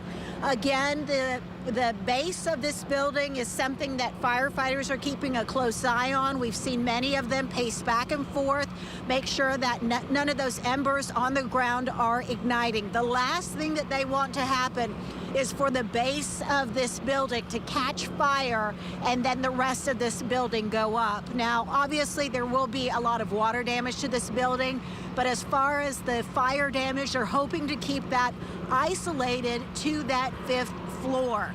Again, firefighters expected to be here into the early morning hours. These guys have been working so hard from the moment they got here. Jorge, if you can just pan over here to the left. I don't know if you can see these firefighters on the ground right now. These guys have been out here. Many of them had to run into the building, drag those fire hoses into that building in hopes of getting water inside. As Benny said, these guys are being rotated. About 80 guys, they're having to rotate teams just to make sure that these guys don't get exhausted. This is a 5-story building, a lot of dangerous factors. They have to be very cautious, and they certainly need to make sure that they're not getting exhausted while battling this fire. Again, firefighters don't know at this point what started the fire. They tell us when they first arrived on scene, they just saw smoke and a couple of flames. And within a matter of minutes, it seemed to spread very quickly. Back to y'all in the studio. Sylvia, great work from down there on the scene. As we take a live look from your shot, we can see the firefighters there, the rehab area, as they call it, resting up so that they can go and help relieve other firefighters who are battling the fire right now. If we could toss it out to Jim Gardner and Bob Mills SkyNews 9, just to get an idea of just like basically how much more roof line is there, how much more roof of the Canton, this apartment complex, there is to burn. Because I mean, what's left? I know that when we came on the air, we saw these 2 firefighters at the bottom of the screen here trying to hit this thing up the roof line, and you can see now they're right in front of flames, Jim. I said this thing is spreading. I'm wondering, just from your vantage point, how much more can it go before the entire roof is ablaze or gone? Well, I'm going to slide over here, Carl. In fact, I'm going to get kind of above them here. And you're going to see, you know, like my last report, I told you there was a lot of smoke. Where there's smoke, there's fire. And just as we I pitched it back to you and we went to break, you can see this large hole that opened up right where they were, right where those firefighters were in that window drawing those hoses up. And you can see a large hole right there. Flames broke out. Now that's moved about halfway down that building from what it was before. So as we pull back, there's the southeast corner on the right side of your screen. That's the southeast corner. So it's just going to keep crawling down to that corner. As you can see, they positioned another ladder truck right there on the corner. And the reason they've done that, I believe, Carl, is because it's going to burn all the way down. That roof is going to go all the way down to that southeast corner right there, and that connects onto that parking garage to the east there. So that's what they're dealing with, Carl. And like I said, all of my shots earlier, we saw, you know, thick smoke, we saw heavy smoke, but the minute we went into that break and then came out, that large hole opened up, and then the flame shot out, and those guys have been sitting there trying to fight those flames, but you can see it just creeping. It just keeps creeping to the east, along that roof, and I just believe that it's going to creep all the way to the corner. That's why they brought that other ladder truck in. Now, another thing to note, too, they've also shut Western down now. Western is completely shut down from 63rd down south. They've shut that down to get this truck set up over there. So he's actually sitting in front of Chesapeake and that new hotel right there. So they have shut down Western. They have Classen shut down. 63rd is still moving to the east and west right now. Traffic is still moving east and west on 63rd. So, you know, but Western is shut down now. And again, firefighters, we go back to those guys. Rich, if you can zoom in right there, I think we got a good shot of that hole now that you can show them that has collapsed into the 5th floor. And like I said just minutes ago, we showed you shots of firemen in those windows on the 5th floor on the inside there, and you can see that large gaping hole that has opened up now. So Man, Carl, I mean, it's just going to be a battle here all night long to try to keep this contained. And Sylvia brought up a good point, too. You know, they got firemen watching the bottom around this, because the last thing you want to do is get the bottom floors catching fire. Now you got flames coming up towards the firemen that may still be inside there. We do have a lot of fallen embers. We got some facades falling off. As you see those cherry pickers right there, we've watched, you know, embers fall on top of those. And I'm sure that the 5th floor, the wall around there is not too sturdy right now. There could be large chunks of that falling off at any time. But as we get over here, I'm going to creep over, and you're looking pretty much straight down on the 5th floor. And like I said, hopefully that it's just attrition and it just burns up everything it can burn, and they can get it stopped. You can see that rubberized material just crinkled up right there that didn't burn. It, you know, it's almost like saran wrap that just shrank on top there in certain areas. But again, it's still a very large fire, continues to burn here, and we just can't say enough. The good thing is we have no reports of injuries this time. Jim Garner reporting live from Bob Mills SkyNews 9. Back to you. Jim, we appreciate a really good vantage point there, and just that southeast corner. As we were talking to Jim there, you could see crews getting into position to put water on that part of the roof that hasn't burned yet. It's the only side of the roof from the vantage point here that hasn't burned. But I think we have a good idea of what firefighters are dealing with just at that location, the southeast corner of this apartment complex. They are keeping so busy tonight. Jim mentioned the rubberized material that we heard the fire department talking about earlier on, that is causing these flames to really take off, and it's incredibly hard for firefighters to get this fire under control because of what they say, the rubberized material. Hearing from some of you who are roofers, and passing along information saying that more than likely it's a rubber membrane that's used on low slope roofing projects, and it's been in use for 50+ years here in the U.S. So nothing new when you hear rubberized material on a roof, but obviously something that needs to be looked at, especially if it's causing this kind of problem with firefighters. I think we're going to go out to Felice Romero now, and she's got a pretty good vantage point of part of the Canton here that isn't on fire yet, and the firefighters are hoping to keep it that way as you see them working in the background of her shot. Felice, go ahead.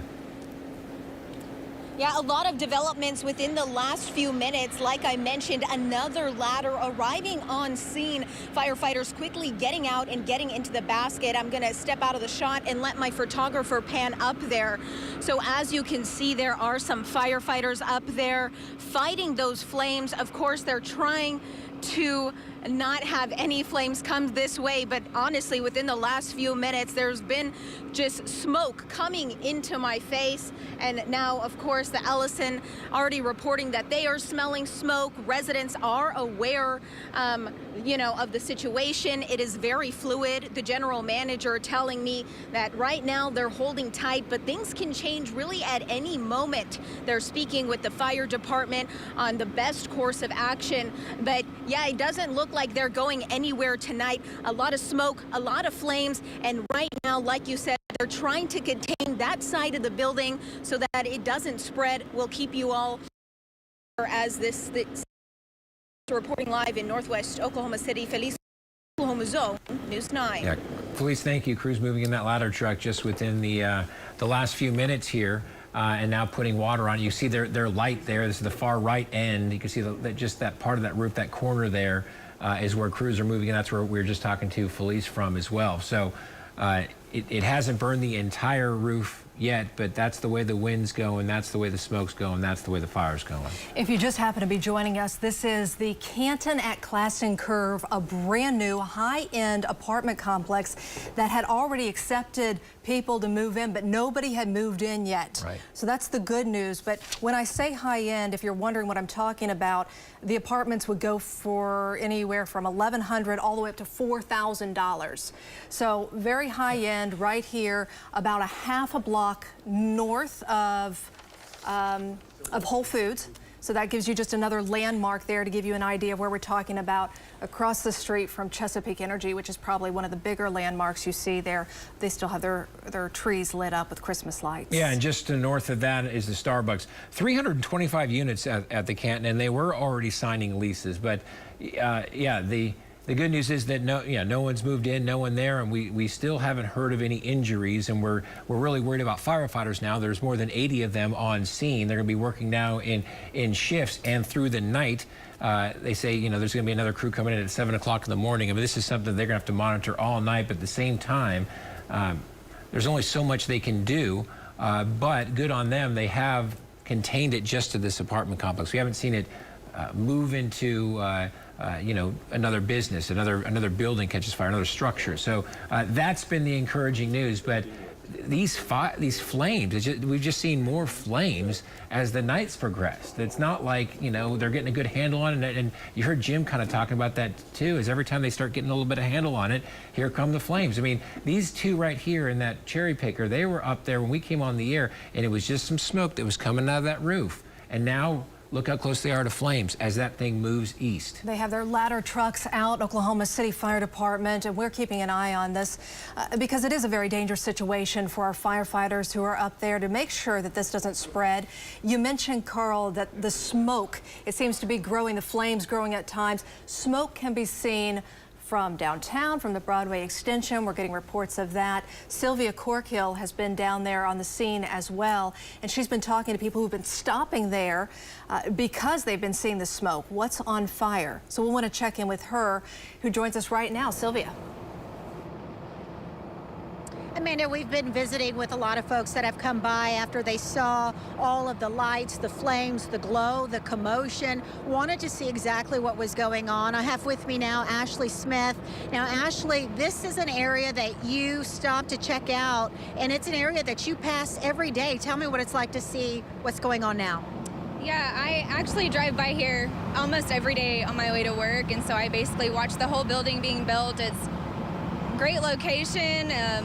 Prime area to have an apartment to live at, and it's really sad that they were this close away from being able to move in and actually rent these units out. So we just hope that all the firefighters make it out okay and just remain safe, and that's all I have to say. Tell me what you have witnessed since you've been out. A lot of people have talked about the flames and some of the building even crumbling. Yeah, we've actually been watching for about an hour and listening to our police scanner app, and it actually is kind of frightening that they had people in there when it was so close to them. It's crazy, but we watched a lot of the siding come down, the roof come down, the windows getting blown in by the water, and really not a lot has changed, unfortunately. Firefighters are telling us they plan on being here or possibly could be here throughout the night, early morning hours. Tomorrow, kind of going to be a different feel as you pass by this. It'll be crazy. I hope that nobody's still out here. I hope that it's taken care of, but it's going to be really sad to look at. All right, Ashley, thank you. I appreciate your time.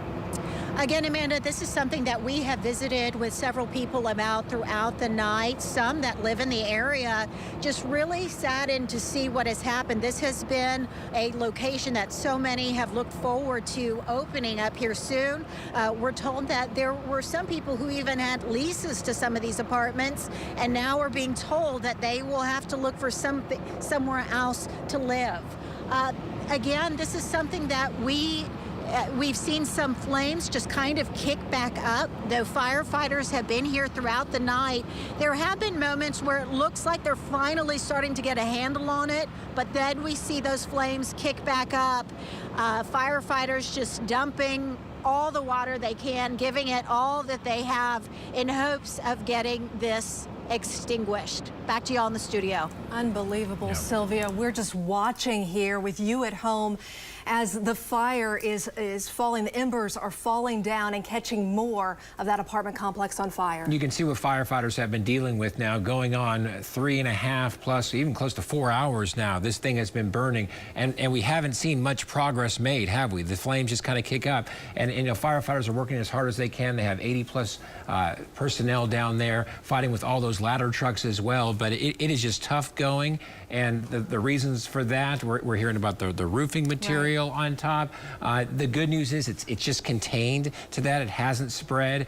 But, you know, if you're going to have a fire here and let it kind of safely burn out, that is a huge complex. It's going to burn a while, and firefighters are prepared to be there through the night watching this thing. They have a lot of firefighters out there. We're going to keep an eye on this dicey situation, really a dangerous situation in Oklahoma City.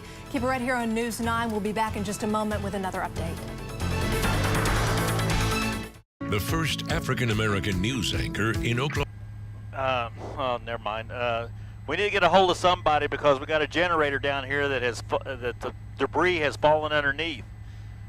And if that thing's got fuel in it, and it has those rubber tires, so if that thing gets going here, now you're going to have the whole bottom floor on fire. Okay, roger that. That's why I kept telling everybody to come out to me so we could.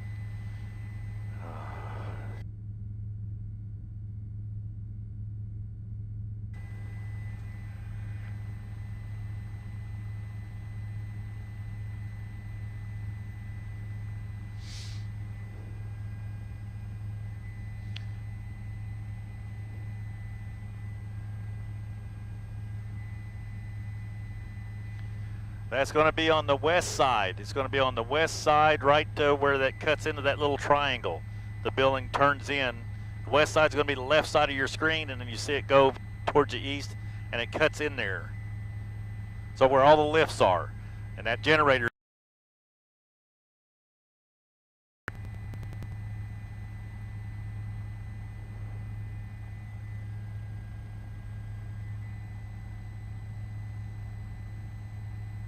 Yeah, they can if somebody gets over and puts it out. I don't know how much fuel's in that thing.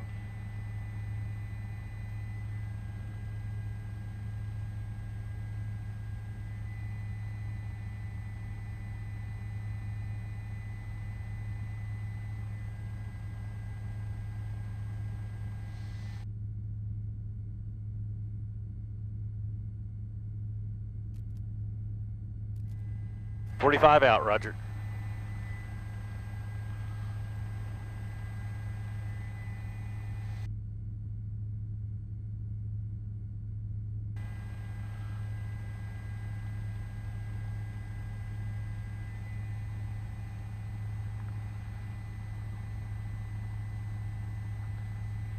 Yeah, but if that's a gas-powered generator, diesel-powered, well, I can say something about it. Okay. Well, I hope there's no fuel in it then. Standing by.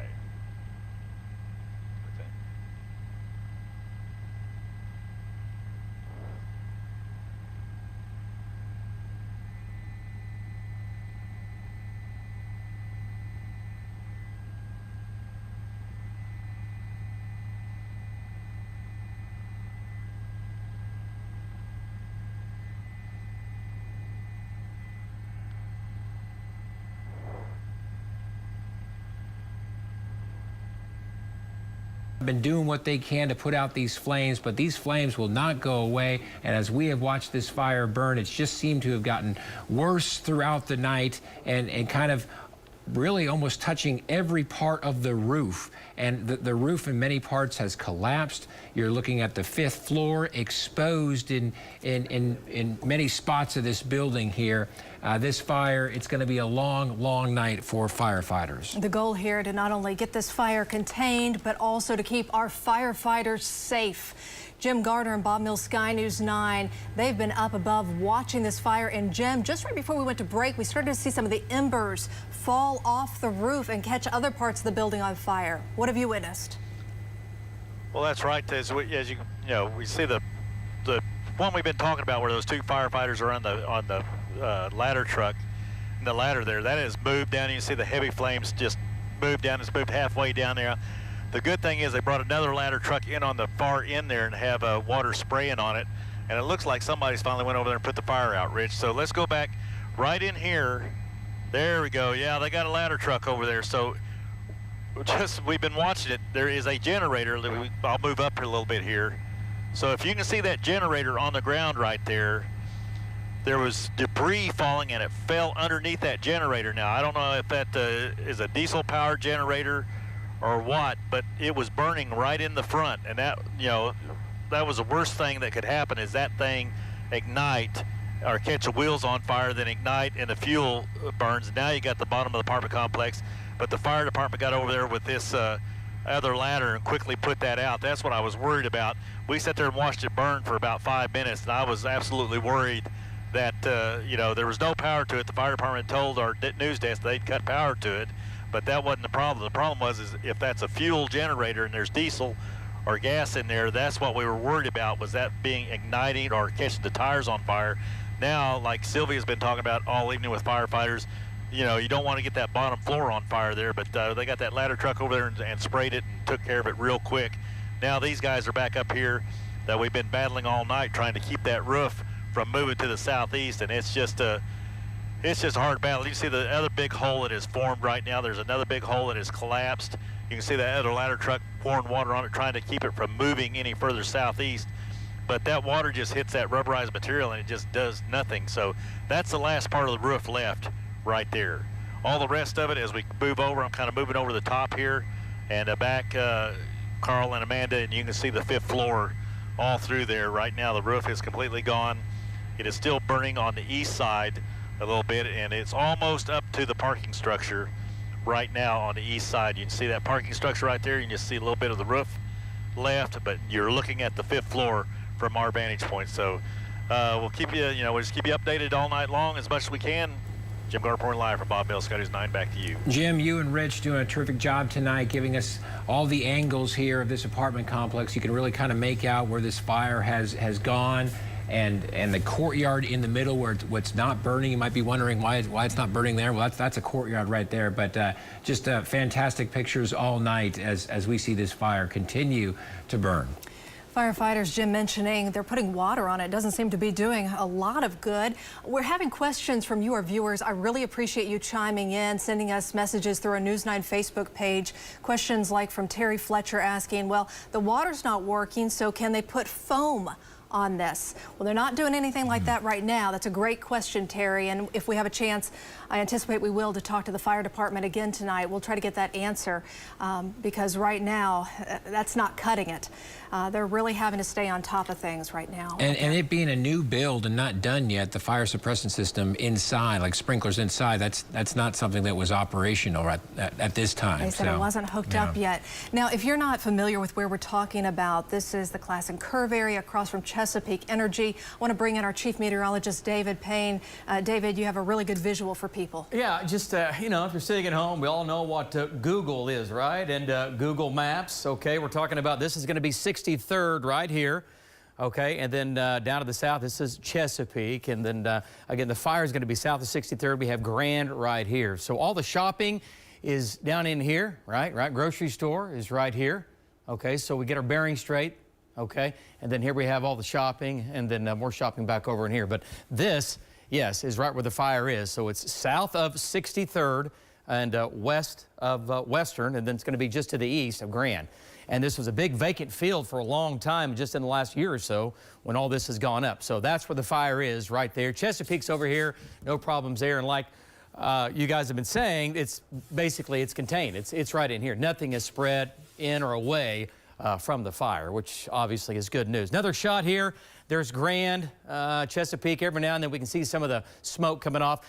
Pretty impressive. This is how hot this fire is from about 25,000 miles up. We can see it right there. See that big red dot? That's the fire. And to show up on this satellite from outer space, it's got to be pretty big and it's got to be pretty hot for sure. All right, talking about wind speeds, great news. They're very light, 3, 4, 5 miles per hour every now and then. You might get a wind gust to maybe 10, so not much wind out there, and the winds are light. And here's what they do overnight tonight. They stay in the 5 to 6 to 7 to 8 mile per hour range. For the overnight hours, we barely get above freezing. We barely drop to freezing overnight tonight. Low of 32. That'll take all night to get there. Back to the 60s tomorrow. Next week, maybe some rain, maybe some storms, and maybe some winter weather by the middle and end of next week. We'll be back right after this. Triple Diamond Construction helps you before and after the storm, assessing the damage before you file a claim to managing an entire restoration project. Text STORM to 888-651-0347 to get your storm season checklist. Triple Diamond Construction. At the Mathis Design Studio, we... It's not even. Yep. All I got to say, I hope this guy had insurance, man, while he was building this thing.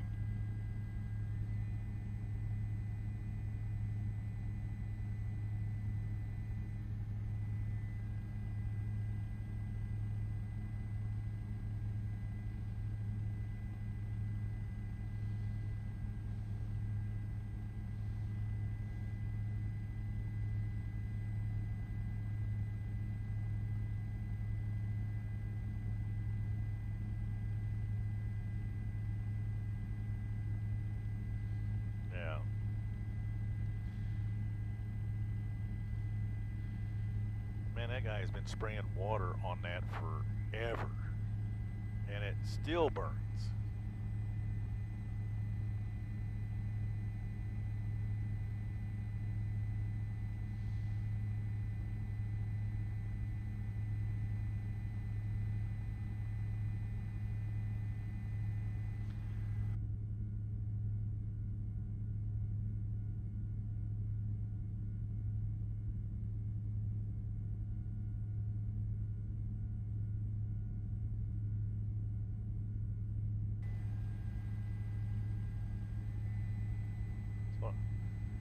That's what I thought.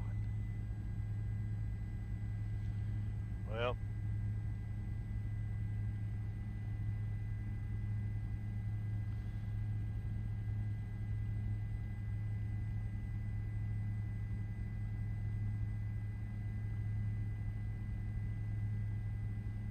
yep, it's all the way over the east side.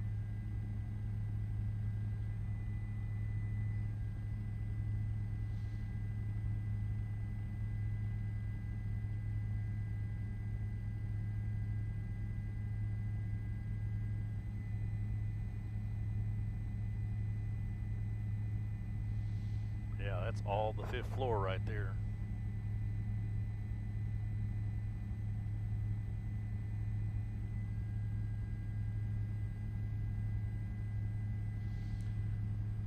You know what? Maybe Jackie got lucky. Maybe that ain't what, because I know, I wonder if that's one's across the street. Yeah, go ahead, Tommy.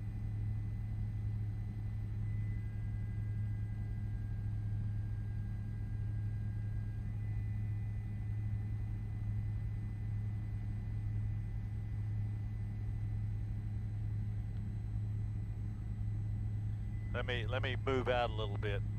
Is 5 out your door out over there?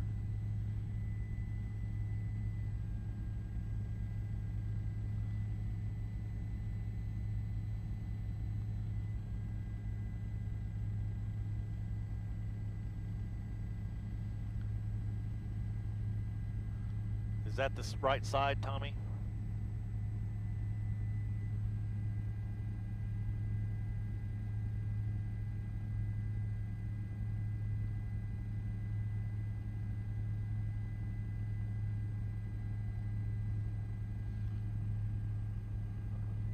Okay, roger that.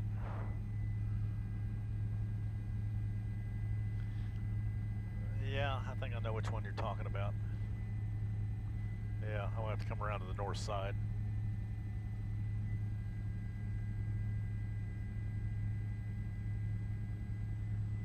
Firefighters are really working hard to try and keep it that way. Just a second ago, they did spray the whole side of the building, and they did go over some hot spots that were starting to form. Right now, it looks like they don't have a hose, but they still are monitoring this side. Now, again, the last thing they want to do is for this side to catch flames. Now that it looks like, you know, they're doing okay on this side. There is the Ellison Hotel right next to that. I did speak with the general manager. They say this They are just watching things closely and, of course, monitoring it and talking to the fire department, making sure that they don't need to evacuate. Right now, they say they are smelling smoke, but they think that they're okay. This is a very fluid situation, and we'll keep you all updated as it develops. Reporting live in Northwest Oklahoma City, Feliz Romero, Oklahoma Zone, News 9. Feliz, thank you. And we continue to get questions from our viewers, like from Pam Brookhart asking if there are any businesses or restaurants that were already open or operational on the first floor of the Canton apartments. Not that we're aware of, although they were getting very close to being open. So you have to imagine things were pretty far along in terms of getting all the equipment in and everything ready. And everything that is there and is open. We're talking about other businesses. Torchy's Tacos is close by there. Also the Greek Roxy's ice cream. What's next to that? Zoe's. Zoe's. Thank you. Yeah. Sure. So all that's safe, and the hotel is safe as well. And they got word a while ago that from firefighters, just talking with the owner of the Ellison, that this thing is contained to the Canton. So that is the encouraging news. It just there's a shot there that Jim's providing. That's the Ellison. That's the new hotel that opened up just along Western there, and that you see their pool there. So the good news is that this thing hasn't spread outside this apartment complex. But you know, the challenge here is putting out this fire that it's just grown in size. Look at that shot right there. Wow. Mills SkyNews 9 giving us a wide look, a bird's eye view of this fire. We're going to continue to keep an eye on it as firefighters are really putting their lives on the line to make sure this fire doesn't spread. Keep it right here on News 9. Back with more in just a moment. It's a great time to trade in your old heating and cooling system. And right now, when you trade in that old system, you'll receive a trade-in allowance on a new one. Save money on utility bills.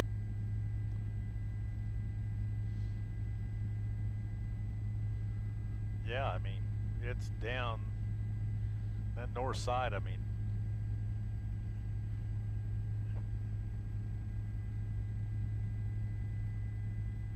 you know what? They're not putting any more water on that over on this side. Yeah, go ahead, Tommy.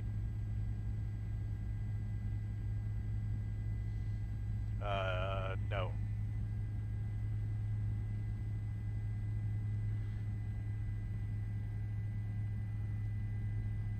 Huh.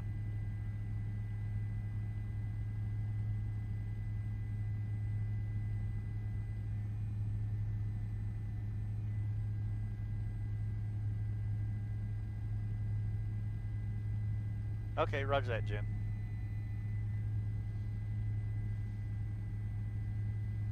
I don't know what's happened, but they stopped putting water.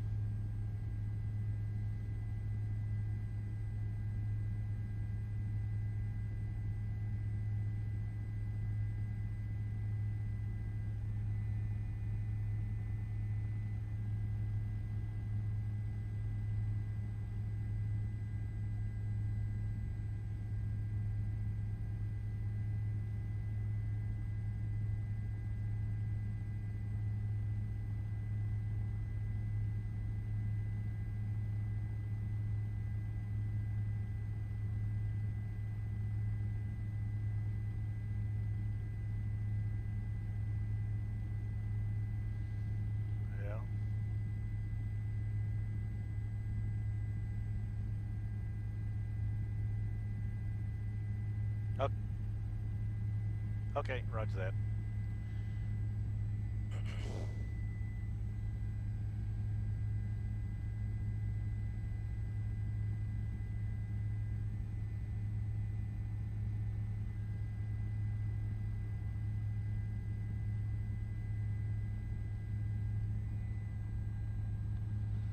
That's what I'm wondering.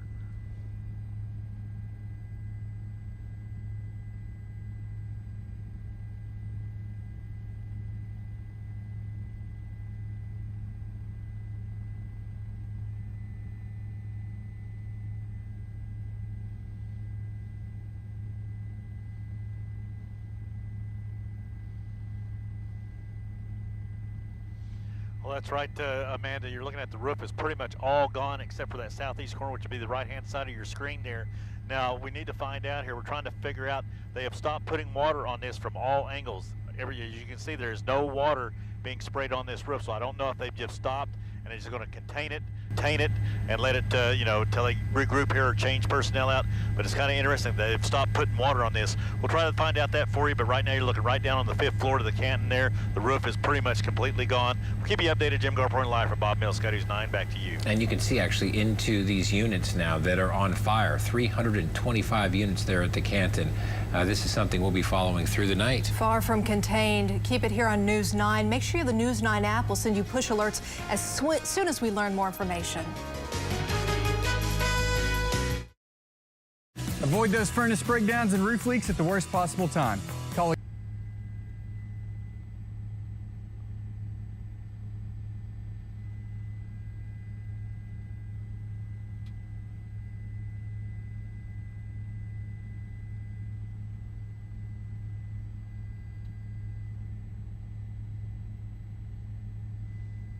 Wonder what happened.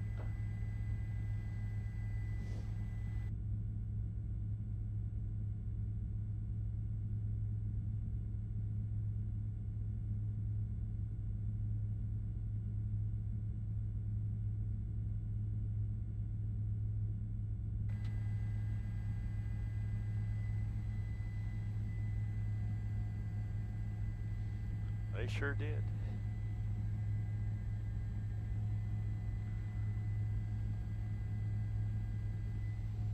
Well, I wonder if they did run out of water.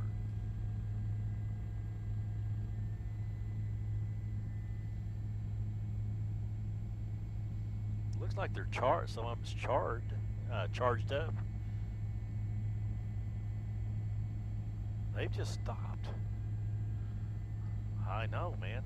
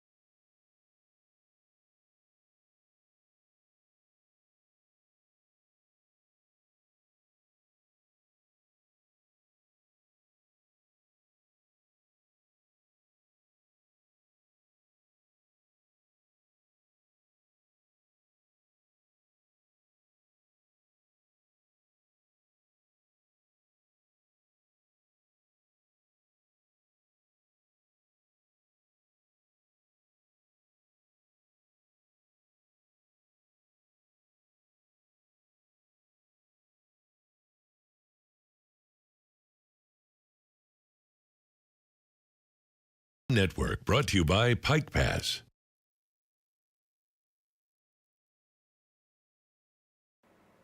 It's Wednesday, February 9th, 2020.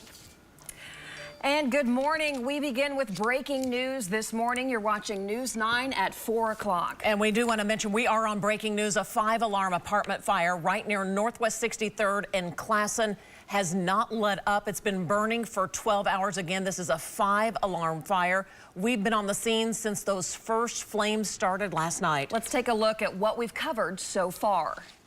At least 80 firefighters trying to put out this blaze. This is the Canton apartments, brand new apartments that were still under construction. Nobody living there. This is at Northwest 63rd and Grand. And that is almost the entire roof there that is got flames coming out of it, and most of it has collapsed. We were about 100 yards away when we could feel the heat from that fire. It was so intense. Firefighters just trying to get some of these flames out. We have a lot of fire still on our hands, and we're working as hard as we can to contain it.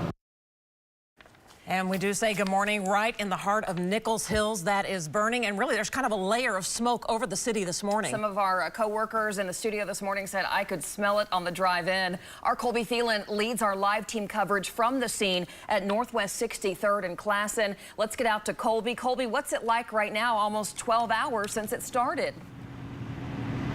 Well, guys, you mentioned being able to smell the fire. I was able to smell it as I crossed I-44 on I-235 this morning. You can see it for miles around. I first saw it as I got onto I-235 right around the Midtown area. Some folks have reported seeing it as far as 122nd, Northwest 122nd, even in downtown Oklahoma City. A huge plume of smoke.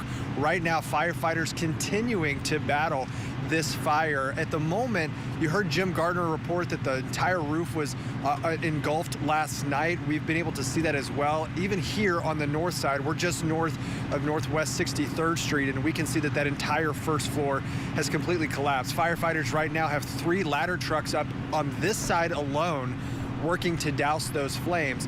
I want to talk about the elements out here so far this morning. It is still a February morning, so it is still very chilly.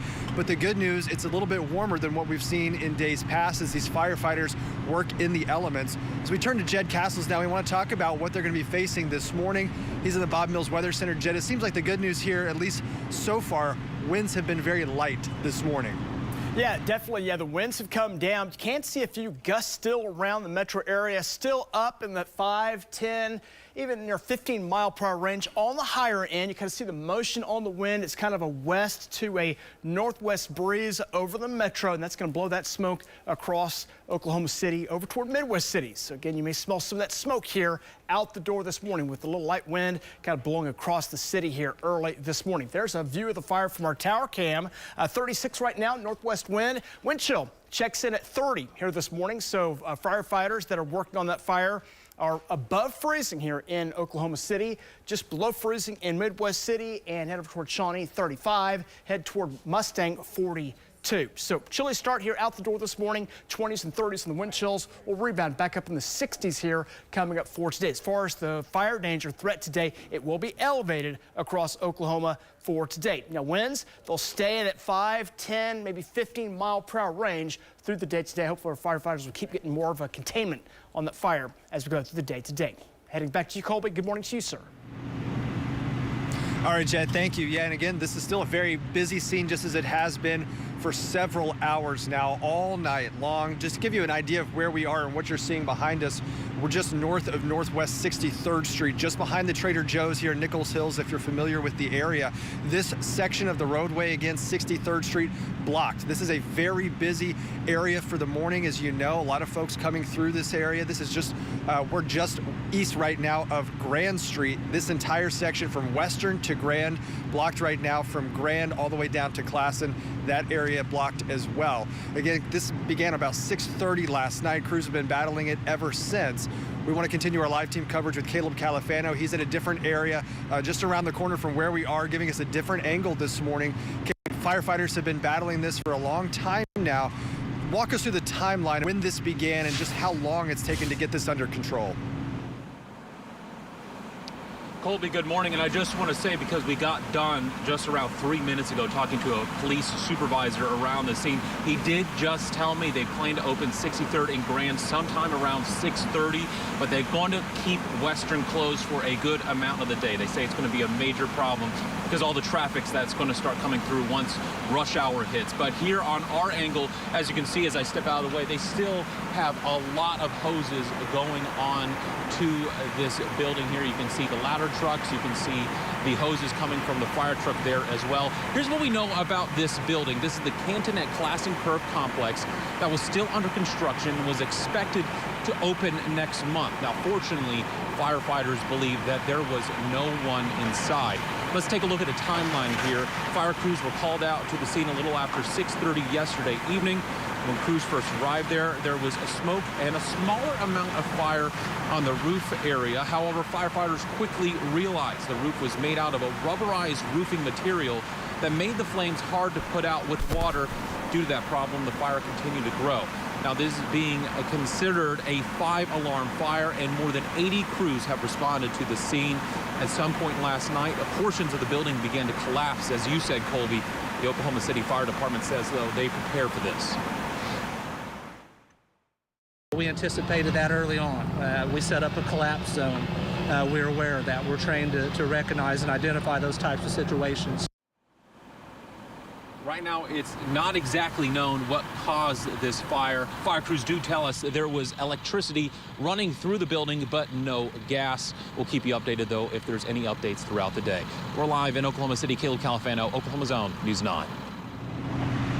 All right, Caleb, thank you. And the same on this side as well, here on the north side. 3 ladder trucks that we can see from our vantage point here continuing to spray this fire. We've seen a few active flames on the very top story of this building. You might even be able to see them behind us in some of the upper windows. Again, the first floor, or the top floor, I should say, completely collapsed from where we can see right now.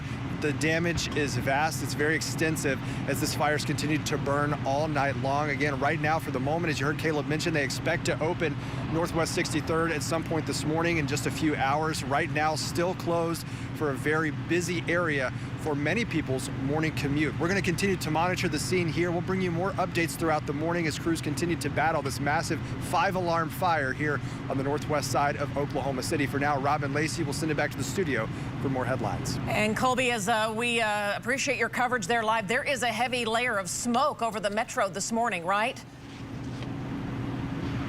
Exactly right. And in fact, when I was getting on the interstate in Midtown, you could see that plume of smoke right now. The way the winds are light, but that plume of smoke, of course, right now encasing all of the business park here over on the east side of the building. You can see it all moving across the metro. You can see it for miles around. A lot of folks reporting it this morning, even being able to smell the flames, being able to smell the smoke. Again, at the moment, we're only seeing a few active flames as crews continue to battle these hot spots, but certainly you can see it from miles around, this massive 5-alarm fire. Colby Thelen there live at Northwest 63rd and Grand. I know firefighters were worried about putting too much water on it because they did not want that high-rise apartment complex that is under construction to actually collapse. Absolutely. Want to show you now on our traffic maps exactly which area is closed down due to this fire. You need to avoid the Classen Curve area if you can this morning. Roads all around the firefight are closed, including Northwest 63rd between Grand and Western. Here it is on the map, kind of the triangular area. Western closed from 63rd to Classen. Grand closed from 63rd to Classen. It's the entire highlighted triangle area right there. If they get things open on any of those streets, we'll keep you posted. All right, it is almost 4:10 on our Wednesday morning, right, Jed? Yeah, that's somewhere in the middle, you bet. Let's check out the winds here across Oklahoma City. Right now, as you can see, some of those winds are up a little bit. They're not terribly strong, so that's fortunately helping our firefighters that are working on that department fire that's hopefully going to be put out here in the near future. Still embers and still hot fire going on right now. As you see across Oklahoma, the metro area, about 5-10 miles per hour on those winds. A few spots right now actually are near calm. That's where we're at currently in the Moore area. There's the fire. This is looking over toward the Nichols Hills area. 36 right now. Northwest winds at 7. That wind chill checking in at 30 here out the door this morning. It's a chilly start. It's going to be a quiet forecast here coming up today. We will have another little weak cool front coming in here later today, and that's going to bring some cooler air back into Oklahoma for tomorrow. Nothing too big, bad, or ugly. The forecast here coming up this week, for the most part, looks pretty good. As we head on into your forecast on to Friday, some stronger north winds and a bigger cold front will arrive, and that brings some colder air for your Saturday. We'll talk about your weekend forecast and when is our next rain chance and snow chance. We'll detail that on your 9-day. It's coming up. Jed, thank you. Coming up, we will head back out to that disastrous fire. Colby Thelen anchoring from the field there, letting us know what's happening with that big 5-alarm fire. And we'll speak with our reporters like Tevis Hillis. Well, Lacey, we're at the Classen Curve Triangle where all those roads around this new apartment complex is completely shut down.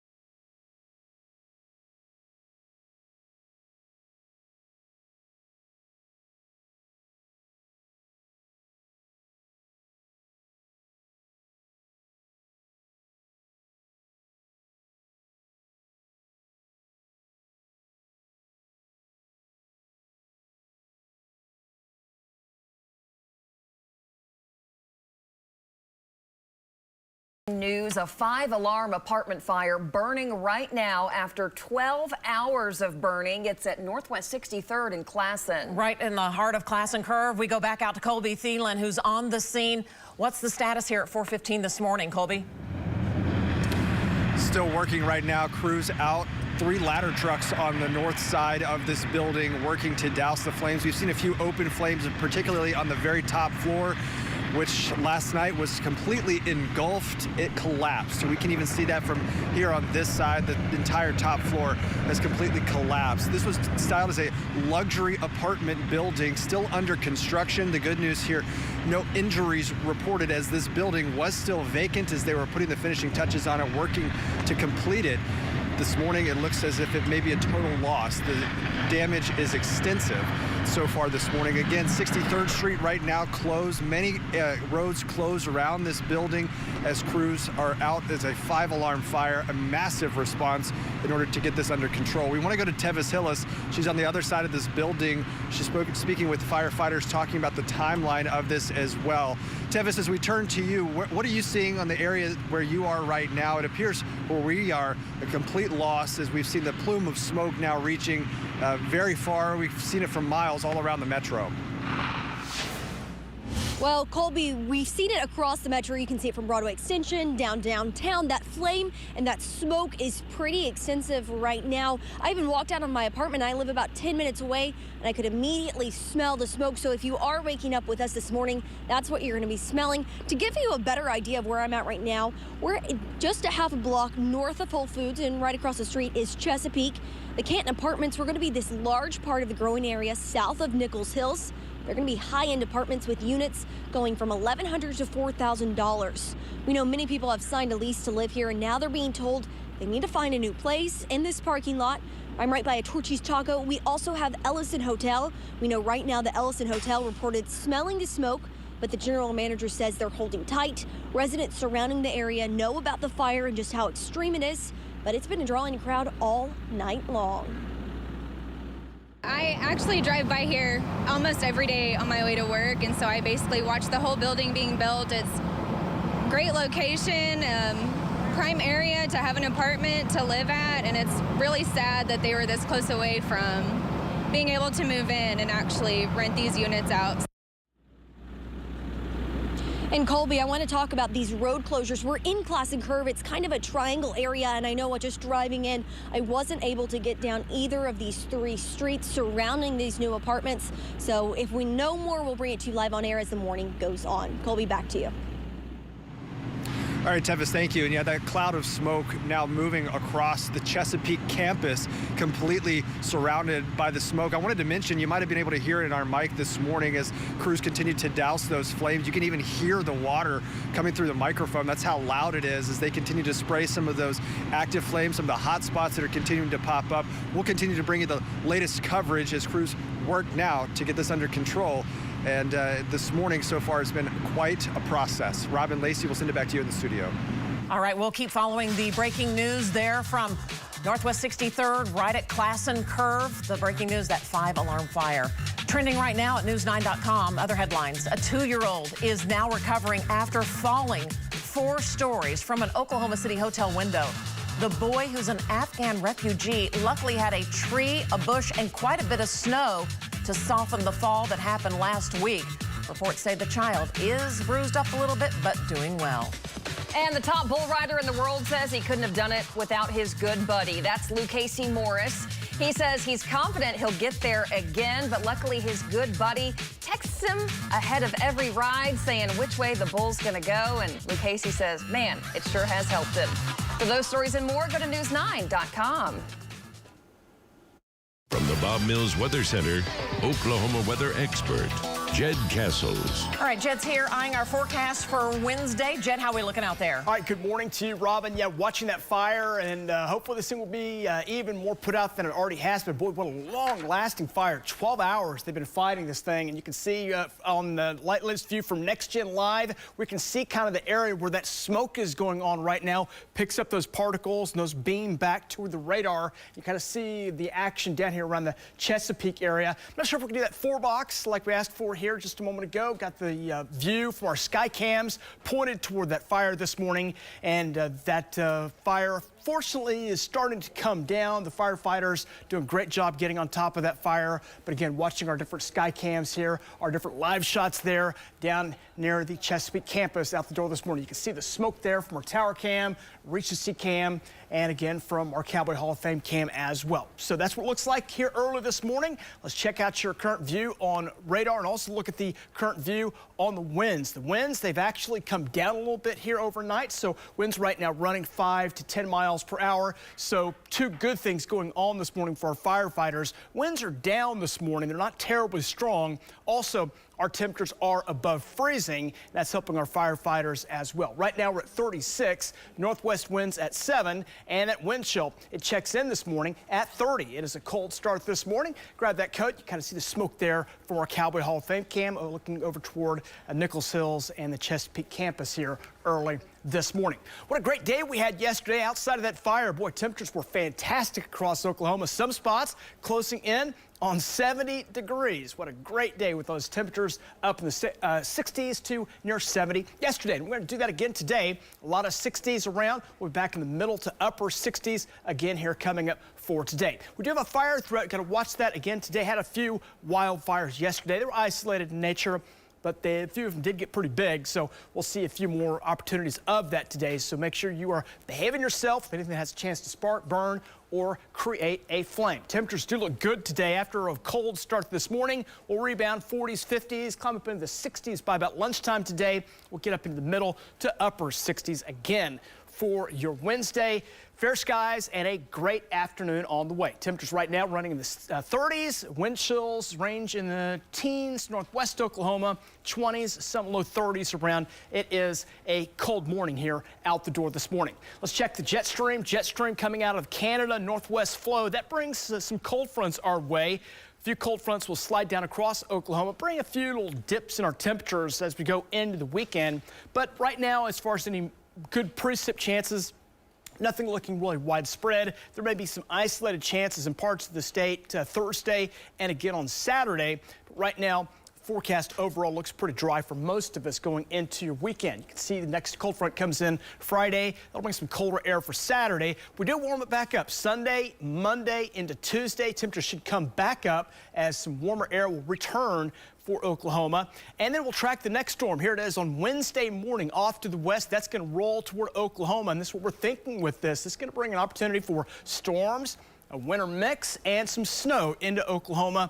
As colder air comes in on the back side of it, that's when the more likely chances of winter weather will be. But as the storm comes out initially, good rain opportunity coming into the state. With that, a few thunderstorms. That means the opportunity for a few heavier storms, means some heavier rainfall, and that is exactly what we need. All right, temperatures today, a lot of 60s showing up. We'll drop it into the 30s overnight tonight, back up into the 50s, near 60 here coming up for your Thursday.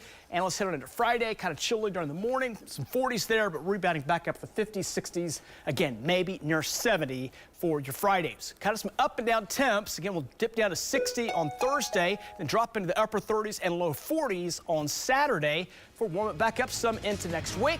We'll look for a decent forecast for Valentine's Day. The next wetter, warmer winter storm all the way head toward next Wednesday and Thursday. We'll take a break. We'll be back right after this.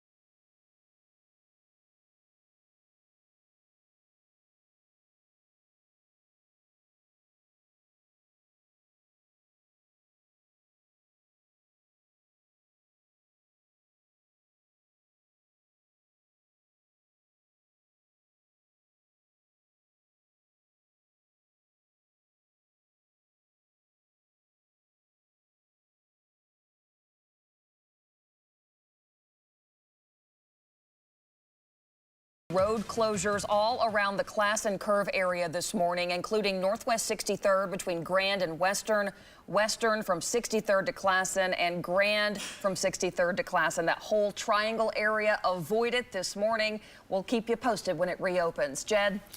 Okay, forecast today looks great. If you enjoyed yesterday afternoon, you'll like today. Temperatures back in the upper 60s. For the most part, winds are light, so the firefighters should keep getting a containment on that fire. More details to come in just a few minutes. An average day can change in an instant. They're going up like bombs. Felt like everything shook. Got about a 5-mile backup. But as your neighbors at the only locally owned station, we're here to let you know. Active shooter. I mean, it just pancaked down. Spared death row inmate. With the fastest helicopter. Yep, there we go. Completely closed.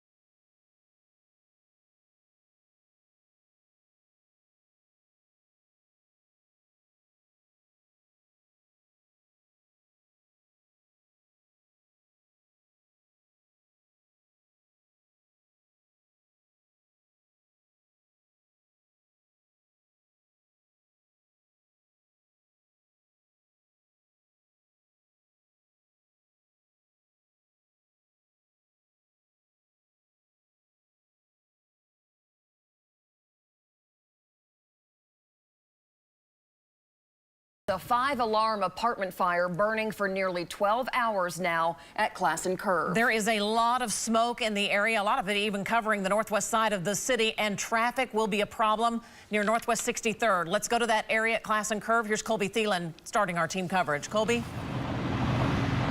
Hey, good morning, guys. Yeah, the smoke's seen all across the metro right now, moving right across the Chesapeake campus in a cloud of smoke. Firefighters are out here continuing to work as they have been all night long. 3 ladder trucks right now behind us, dousing some of those hot spots, trying to keep this apartment fire under control.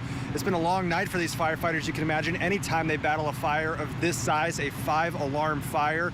this morning. Also, you have to think about the conditions they're dealing with, the temperatures. So far, fortunately, this morning, the winds have been pretty light. Let's go over to Jed Castles in the Bob Mills Weather Center to talk about what these firefighters are experiencing. Jed, as we see that smoke moving to the east at this point, it looks like the winds, though, fortunately, have been light. Yeah, winds have been light overnight, which is great for our firefighters. Another key on this is the temperature is above freezing. Now, the wind chill has dropped to 30. But that's not what we watch when it comes to what our firefighters need to worry about is that 36. So we're above freezing, so everything that is being sprayed is liquid and will stay liquid.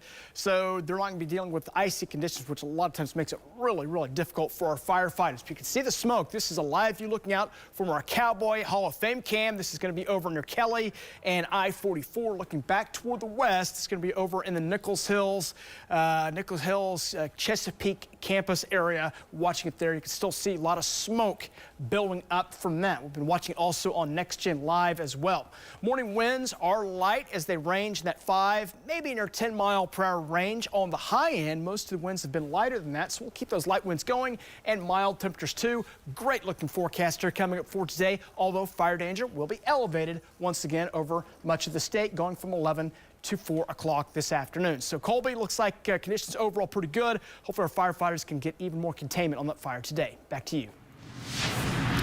Jed, thank you. And yeah, for the month of February, it's about what you would expect. And considering that it's February, it seems that the conditions are much better than what they could be. Still, as you stand out here for a long time, as we have this morning, it can get to you. And these firefighters certainly been working all night long. We'll mention, by the way, as crews are still very active all across this area working to battle this fire, there are many road closures. Northwest 63rd between Western and Grand all the way down to Classen, Western all the way down to Classen.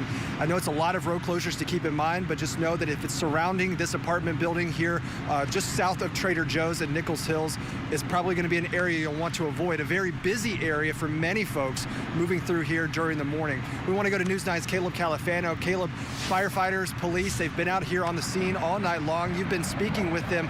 Tell us the latest. Hey, Colby, good morning. Well, one thing we can tell you and we can see as well as I step out of the way is these fire crews, specifically these ladder trucks from our angle, you can see have been constantly putting water on top of this roof for the past 10 plus hours. They've been here since around 6:30 last night. Let's talk a little bit about what this building is. This is the Canton at Classen Curve complex that was still under construction and was expected to actually open next month. Fortunately, firefighters do believe there was no one inside because of that. Now let's take a look at the timeline. As I said, fire crews were called out to the scene a little after 6:30 yesterday evening. When crews first arrived, there was a smaller amount of fire and smoke coming just from the roof. However, firefighters quickly realized the roof was made out of a rubberized roofing material that made the flames hard to put out with water. Due to that problem, the fire continued to grow, and as you can see, these ladder trucks are still spraying water on that roof. At some point last night, portions of the building began to collapse. The Oklahoma City Fire Department says they prepare for this, and this is just such a large fire. It's being considered a 5-alarm fire, and more than 80 crews have responded to this scene. It's very exhausting. You have to rotate these crews out and let them rehab and rest, or they could risk further injury and that sort of thing. So a lot of things to consider when you're dealing with an event this size. Right now, they're not sure what caused this fire. What we do know is that there was electricity running through this building, but there was no gas running through the building at the time of the fire. As we learn more details, though, throughout the day, we'll make sure to keep you updated. We're live in Northwest Oklahoma City. Caleb Califano, Oklahoma's own News 9. All right, Caleb, thank you. And as these firefighters continue to work, Rob and Lacey, we're starting to see a glow on the east side of the building. It appears that maybe one of those hot spots has sparked back up. That's what they're working on, putting out right now with those ladder trucks, as Caleb mentioned. We'll be out here following the latest. For now, Rob and Lacey will send it back to you in the studio. All right, Colby, thanks so much, and we'll continue following that breaking news, that 5-alarm fire. You know, Classen Curve, that upscale development that's really kind of the heart of Nichols Hills. This is just really devastating news for that community. Absolutely. Want to show you on the map where exactly these roads are closed in our traffic alert. Basically, avoid the Classen Curve area if possible this morning. Roads all around it closed. That is Northwest 63rd between Grand and Western, Western from 63rd to Classen, and Grand from 63rd to Classen. It's that whole triangular area right there. We'll keep you posted if any of those open this morning. All right, we do have some other headlines to get to, and it is breaking news. A woman is hit and killed by a driver on the southwest side of Oklahoma City. It happened at Southwest 59th and west of Penn last night. Police say the driver stayed at the scene and is cooperating with police. No names have been released. An Edmond mother and her 3 young children have died after a wrong-way crash on I-40 in the Texas Panhandle. The Texas Department of Public Safety says Sabrina Watson was driving against traffic on I-40 near Amarillo and crashed head-on into a semi. Watson and all 3 of her children were pronounced dead at the scene. It is 4:36 election results. We did have a lot of folks going to the polls yesterday, voting on primary elections and special elections. 64 counties had some sort of ballot item yesterday. Here are some of those election results. Incumbent mayor for Oklahoma City, David Holt, has been re-elected with 60% of the vote. Both Edmond school bonds pass, as well as the 2 out of the Deer Creek public school system. And in Norman, big news here. Incumbent Mayor Bria Clark will actually be in a runoff race facing challenger Larry Hikula in an April runoff because Bria Clark failed to get 50% of the vote. And bonds for street improvements and parks and recreation facilities in the village also passed. That special election will be in April. At the state capitol, changes to Oklahoma's education system will be a major point of contention during this next legislative session. In Tuesday's first Senate Education Committee meeting, Republican chair of the committee, Adam Pugh, introduced legislation he hopes will address education workforce challenges. So a lot of legislation that I've proposed this year and will be trying to shepherd through the legislative process will be trying to help. The governor has talked about plans to offer some teachers a $100,000 annual salary. That legislation will show up in House Bill 4388. We will be watching. To D.C. now, where lawmakers in the U.S. House pass another stopgap funding measure to give negotiators a little more time to work out a full budget. The federal government has been operating under a continuing resolution, or CR, since October, meaning new defense programs and infrastructure projects authorized by Congress cannot actually take effect yet. None of those programs can be given the additional resources they need in the CR. They just have what they had last year. Congressman Tom Cole of Oklahoma is confident a bipartisan budget will get finished. All right, we're switching gears here. Let's get an update on that weather. Here's Jed Castles at 4:38. Jed, how are we looking today for a Wednesday? Okay, so yeah, let's take a look down the road as we head toward Valentine's Day, which is this particular day right here, that 57. So dads, moms, make sure you're ready to go. Boyfriends, girlfriends, make sure you're ready to go. As you see those temperatures there look pretty good coming on Valentine's Day. We've got some ups and some downs. We'll kind of come down a little bit Thursday, then come back up before going down a little bit more. Colder day there on Saturday before coming back up into the weekend, into early parts of next week. We'll climb up close to 70 ahead of a big tumble that comes in with some rain and maybe some snow toward the end of that 90. That'll be a potential winter storm coming our way. Let's take a look back over the last 24 hours. A cold morning yesterday, but boy, what a great afternoon. Up in the 60s yesterday. Temperatures have tumbled back off. This morning, we're starting off in the 30s. This is a live look from our Cowboy Hall of Fame cam, looking toward that fire that continues to go on this morning. A lot of smoke in central parts of the city. 36 right now, northwest winds at 7, and that wind chill at 30. Going to be a cold start, but warm it on up. 50s and eventually some 60s on the way. We'll get up to near 67 once again this afternoon. Another great one on the way. Enjoy it. Great weather for today, and we'll talk about that next cold front arriving in just a few minutes. Jed, thanks so much. We are on the breaking news. A 5-alarm apartment building fire. Tevis Hillis there on the scene, part of team coverage. Tevis? Well, Robin, we know this triangle area, Classen Curve, is completely shut down. The roads are not even being allowed. You can't even pass by. We'll have more on those road closures, along with how this is affecting these local businesses coming up. Your education station, Oklahoma's own News 9. Arby's, 2 for $6 every day. Oh yeah, nuggets! 2 of those things options for just $6. Arby's, we have the meat.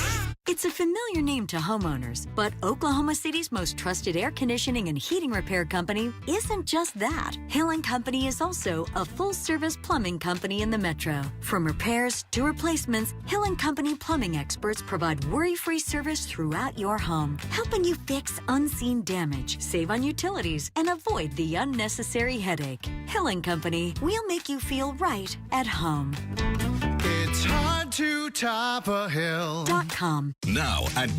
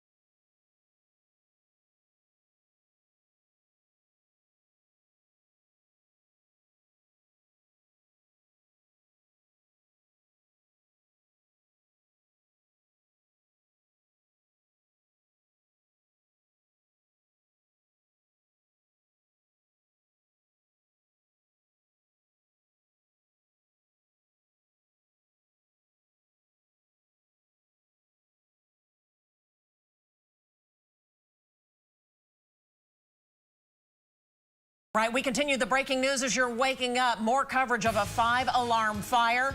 An update live from the scene. Keep it here on News 9. We have team coverage. Colby Thelen will tell you about the latest on getting the fire under control. What roads are closed this morning? Look for our team coverage here coming up next. An average day can change in an instant. They're going up like bombs. Felt like everything shook. Got about a 5-mile backup. But as your neighbors at the only locally owned station, we're here to let you know. Active shooter. I mean, it just pancaked down. Spared death row inmate. With the fastest helicopter. There we go. Completely closed down. And the passion to keep you safe and informed right now.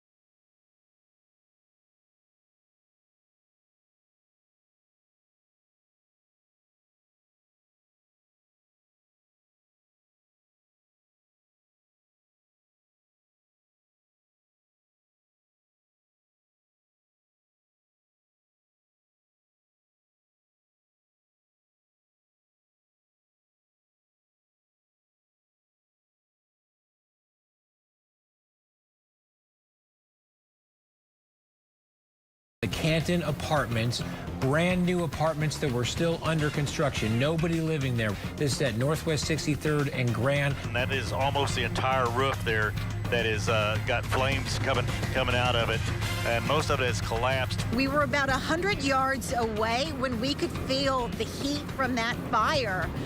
It was so intense. Firefighters just trying to get some of these flames out. We have a lot of fire still on our hands, and we're working as hard as we can to contain it. And good morning. Right now at 5 o'clock, an apartment complex has been burning for 12 hours now at Northwest 63rd and Grand this morning. Several road closures in the busy Classen Curve area as a result. This is a luxury apartment complex you heard under construction. The good news, no one was hurt in that. Colby Thelen, though, starts our team coverage. He's there on the scene. What's the update at 5 a.m.? Colby, good morning. Hey, good morning, Robin, Lacey. Right now, crews still continuing to work. We have 3 ladder trucks on the north side. We're just north of Northwest 63rd Street. They have 3 ladder trucks up right now, continuing to douse some of those hot spots. We've seen a couple of areas where flames have reignited. It looks like it's small from where we are. Again, they're continuing to make sure those stay down right now.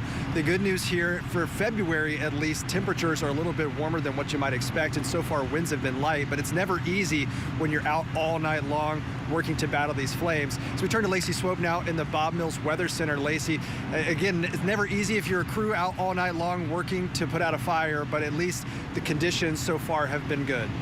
Absolutely. Excellent point there, Colby. The conditions in Oklahoma in February could be so much worse. We are just above freezing, and it's kind of a catch-22 when you have light winds. It makes it so much better for folks that are battling the blaze, but then it also means the smoke just kind of stays stagnant across the region and makes it difficult for folks with breathing issues, and you're going to be smelling that smoke and seeing that smoke through the morning. On our Pike Pass Skycam network, this is live from our Cowboy Hall of Fame cam, and the smoke is still just plummeting up from that area. Now, the temperature is at 32 at Will Rogers, and that could drop a couple of more degrees. So temperatures across the metro kind of flirting with freezing.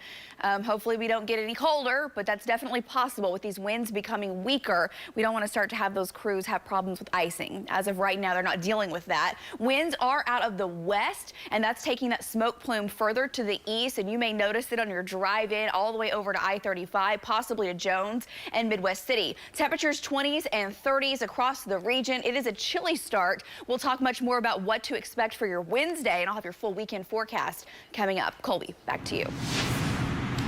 Lacey, thank you. And you're talking about the smoke. There's certainly a lot of it right now moving right across the Chesapeake campus. You can see it for miles around the metro. We want to turn to News 9's Caleb Califano. He continues our live team coverage this morning. Caleb, police right now certainly encouraging everyone to avoid this area if at all possible, but they also know it's a very busy area, and they're working to reopen some of these roadways here in the next hour or so. You've been speaking with firefighters, with police. What's the latest right now? Well, Colby, you were talking, of course, that smoke causing a problem, and it's going to be even worse as rush hour starts to come. This is actually one of the sources of that smoke right here. You can just see the smoke billow out of this section of this building. They just brought back up one of the ladder trucks here to monitor it. They've got ladder trucks all around this building at this time. Let's talk a little bit about what this building is. This is the Canton at Classen Curve complex that's still under construction and was actually expected to open next month. Fortunately, firefighters believe there was no one on the inside. Now let's take a look at the timeline here. Fire crews were called out to the scene a little after 6:30 yesterday evening. When crews first arrived, there was a smaller amount of fire and smoke was coming just from the roof. However, firefighters quickly realized the roof was made out of a rubberized roofing material that made the flames hard to put out with water. Due to that, the problem and the fire continued to grow. At some point last night, portions of the building actually began to collapse. The Oklahoma City Fire Department says they prepare for fires like this so large that they had to call out 5 alarms. We have what is basically a high-rise fire alarm response. We have roughly 80 plus firefighters on scene now, so we have a lot of people and a lot of resources, but it's going to take that. Now they're getting up to 12 hours fighting this fire, and they still, as I said, have those ladder trucks up here monitoring this scene and watching this smoke billow out from the top of this building. At this time, they're not exactly sure how this fire started.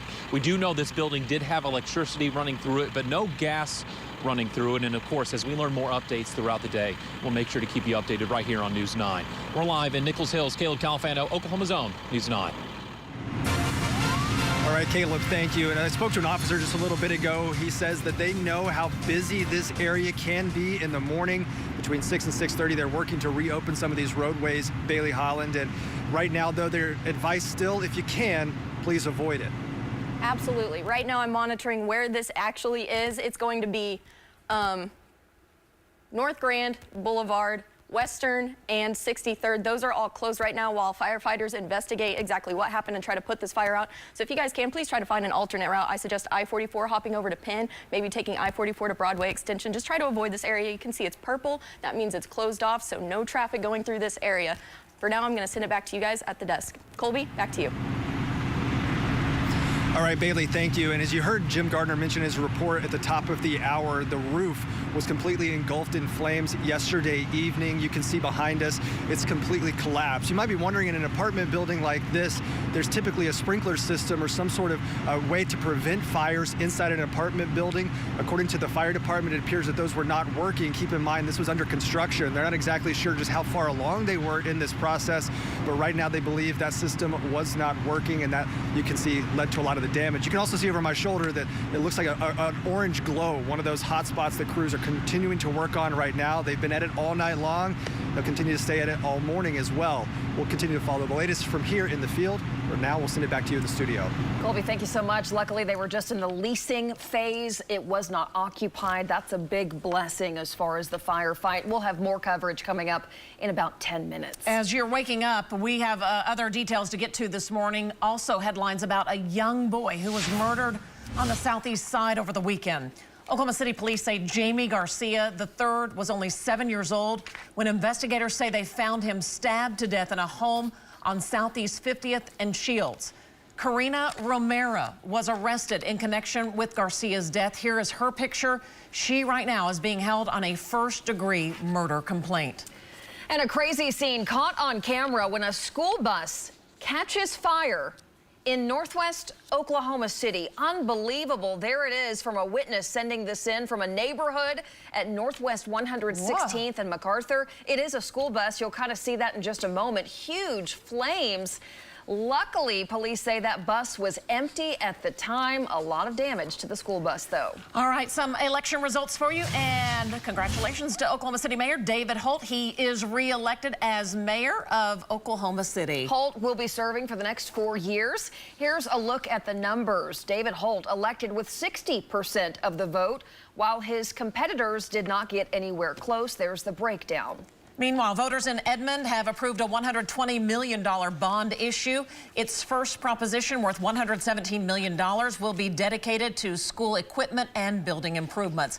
A second one, worth $3 million, will go to new school buses and other transportation improvements. Edmond district officials say neither proposition will increase taxes. Several races yesterday, including in Midwest City, incumbent Mayor Matthew Dukes winning election. With 65% of the vote, he is re-elected. Stillwater re-elects incumbent Mayor William Joyce with an overwhelming majority, almost 70% there.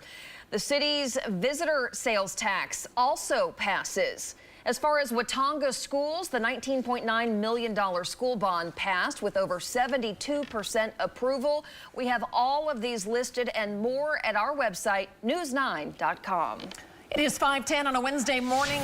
A thick layer of smoke over the metro this morning, Lacey. Oh, yes, and that will continue really for the next several hours. The smoke is still plummeting up out of that massive apartment fire off towards the south and kind of the western sides. You will really start to see that as you're driving, even on the eastern sides of the metro, because the smoke is being pulled from the west to the east. Now, the temperature has dropped to freezing at Will Rogers World Airport, and we're seeing the winds are anywhere from 5 to 10 miles per hour. They're not extremely strong, just strong enough to kind of move that smoke, not strong enough to really blow it out of here very quickly. Now, we're in the 20s on the north side of the metro, 26 in Edmond, 32 in Oklahoma City. So they're near the Classen Curve area, sitting right at freezing, and will likely be there, or at least near freezing, for the next couple of hours until sunrise. And then we're going to have clear skies, so a lot of sunshine today. Temperatures will warm quickly. We'll continue with this very light breeze through the afternoon. We'll have sunny skies and a high near 67. We're going to talk about the next strong cold front when it arrives for your weekend.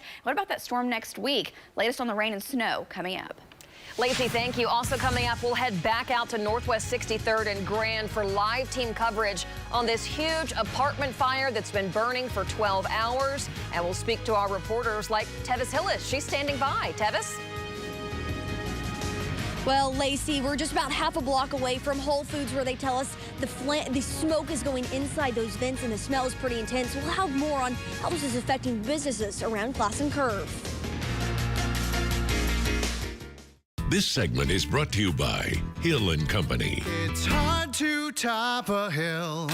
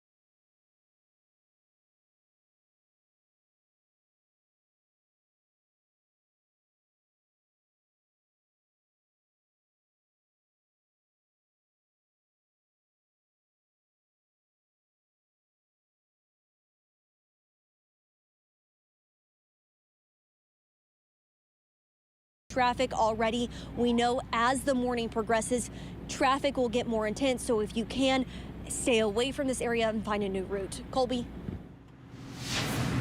Tevis, thank you. And as we look now just behind us, it appears as if the ladder truck that was on the east side of the building, they're bringing it down at the moment. It's unclear if they're trying to reposition or if maybe they're taking that truck down for now. But what followed was an increase in smoke on the east side of this building. And right now, the smoke has been heavy. It has been all night long, and it's moving right across that Chesapeake campus. You'll likely see it all across the metro.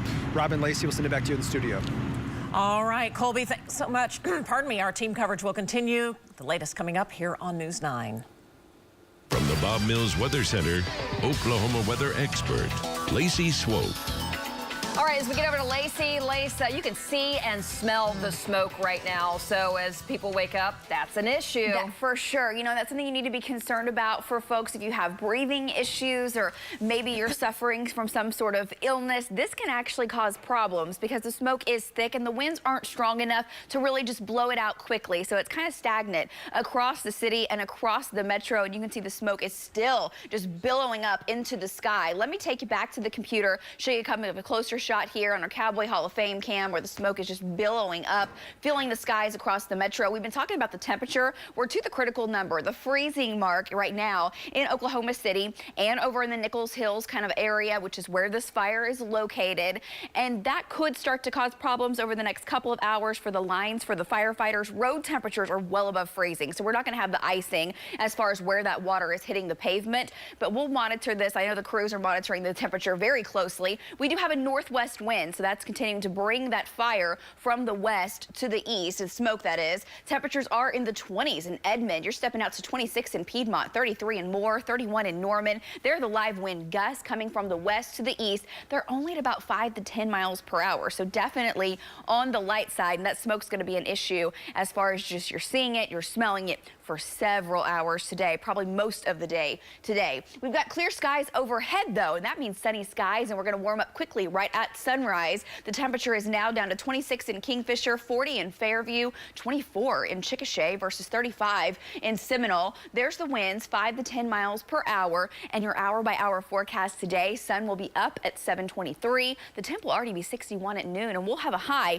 near 67. Now the difference between yesterday and today, temps will be a couple degrees warmer, but the winds will be so much weaker. So it's going to feel fantastic this afternoon. And we've got a mild forecast for the next several days. We really do. We've got a cold front that moves in. Tomorrow will be slightly cooler, but still above our average. We'll have a chance for a couple showers early in the morning, and then a stronger front arrives on Friday. Now ahead of that front, we'll see some 70s in Oklahoma Friday. Then that front slams in, and for your Saturday, here's that glancing blow of Arctic air. We've been talking about this. Saturday looks like a much colder day. Wind chills in the 20s most of the afternoon, but we're dry, and then we warm it up. Sunday, we start to rebound with our temperatures. In fact, we're well above average, closing in on the 60s and 70s to start next week. And then here comes our next powerful storm. Wednesday, we're above freezing. It looks like we get rain, thunderstorms across portions of Oklahoma. Then as the system swings on out into your Thursday, on the backside, we turn colder,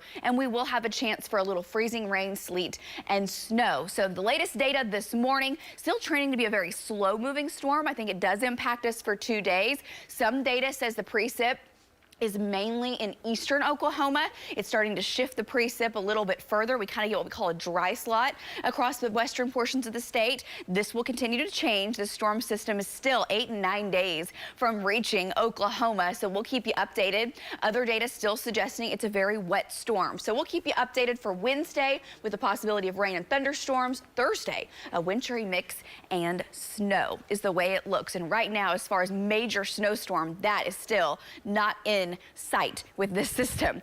All right, latest data coming in. We'll have the latest for you through the day. Tonight, above freezing, 30s and 40s. There's that chance for a few showers tomorrow morning. Very slight chance. May have a trace of moisture up near Alva and Enid. Tomorrow afternoon, 50s and 60s return. And look at your Friday, 60s and 70s across the state. But then the cold front moves in, and we really do cool things down. We're down to 44 on Saturday with cloudy skies, but it'll feel colder, factoring in the wind. Valentine's Day looks good, and there's that storm at the end of next week. We'll keep track of it.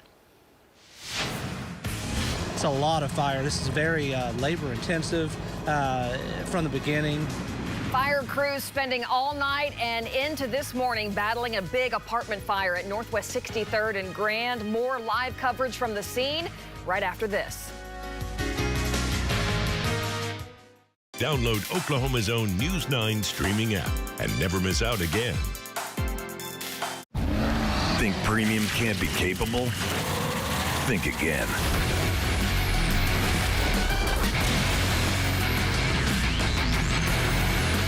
Introducing the first ever AT4 lineup. Premium and capable. That's professional grade from GMC. Step up to GMC with 0% financing on these GMC models. We are professional grade GMC. I'm Pepper. Here's a real story about a real client. Jamie's life was turned upside down when she was badly injured. In serious pain and unable to work, Jamie was worried about her future. She needed serious help. So what did she do? She called Pepper because Pepper wins. Pepper fought for Jamie and got her $235,000. At a tough time in Jamie's life, she turned to me for help. And you can too. Call 405-444-4444 and get the no-fee guarantee. Every single moment takes your breath away.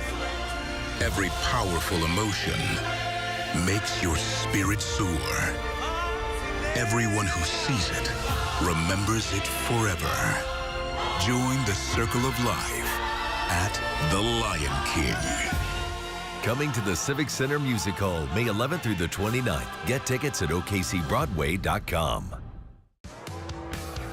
Landers Auto Group Norman is your official We Buy Cars headquarters. Used cars are in high demand and we're buying. Just go into any Landers Auto Group dealership and in as little as 15 minutes, you'll have an offer in your hand. We handle all the paperwork and pay you on the spot, even if you don't buy from us. Your car can be worth more than you think. Fast, simple, and safe.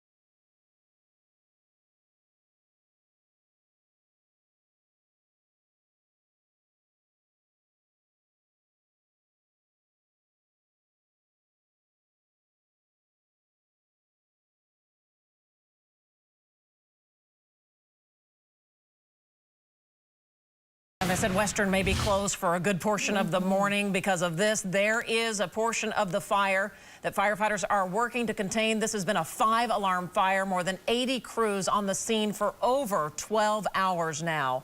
Want to show you another scene as we also look kind of from a wide angle right here. This is called the Canton at Classen Curve.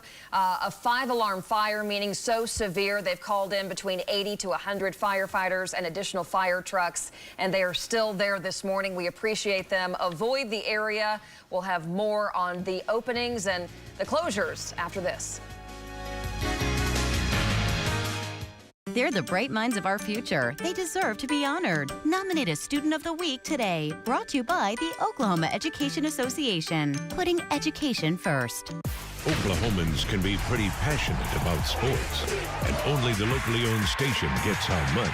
The only NBA reporter, the only NFL and college football analyst, the only team who knows what it's like to play the game. Oklahoma's own News 9.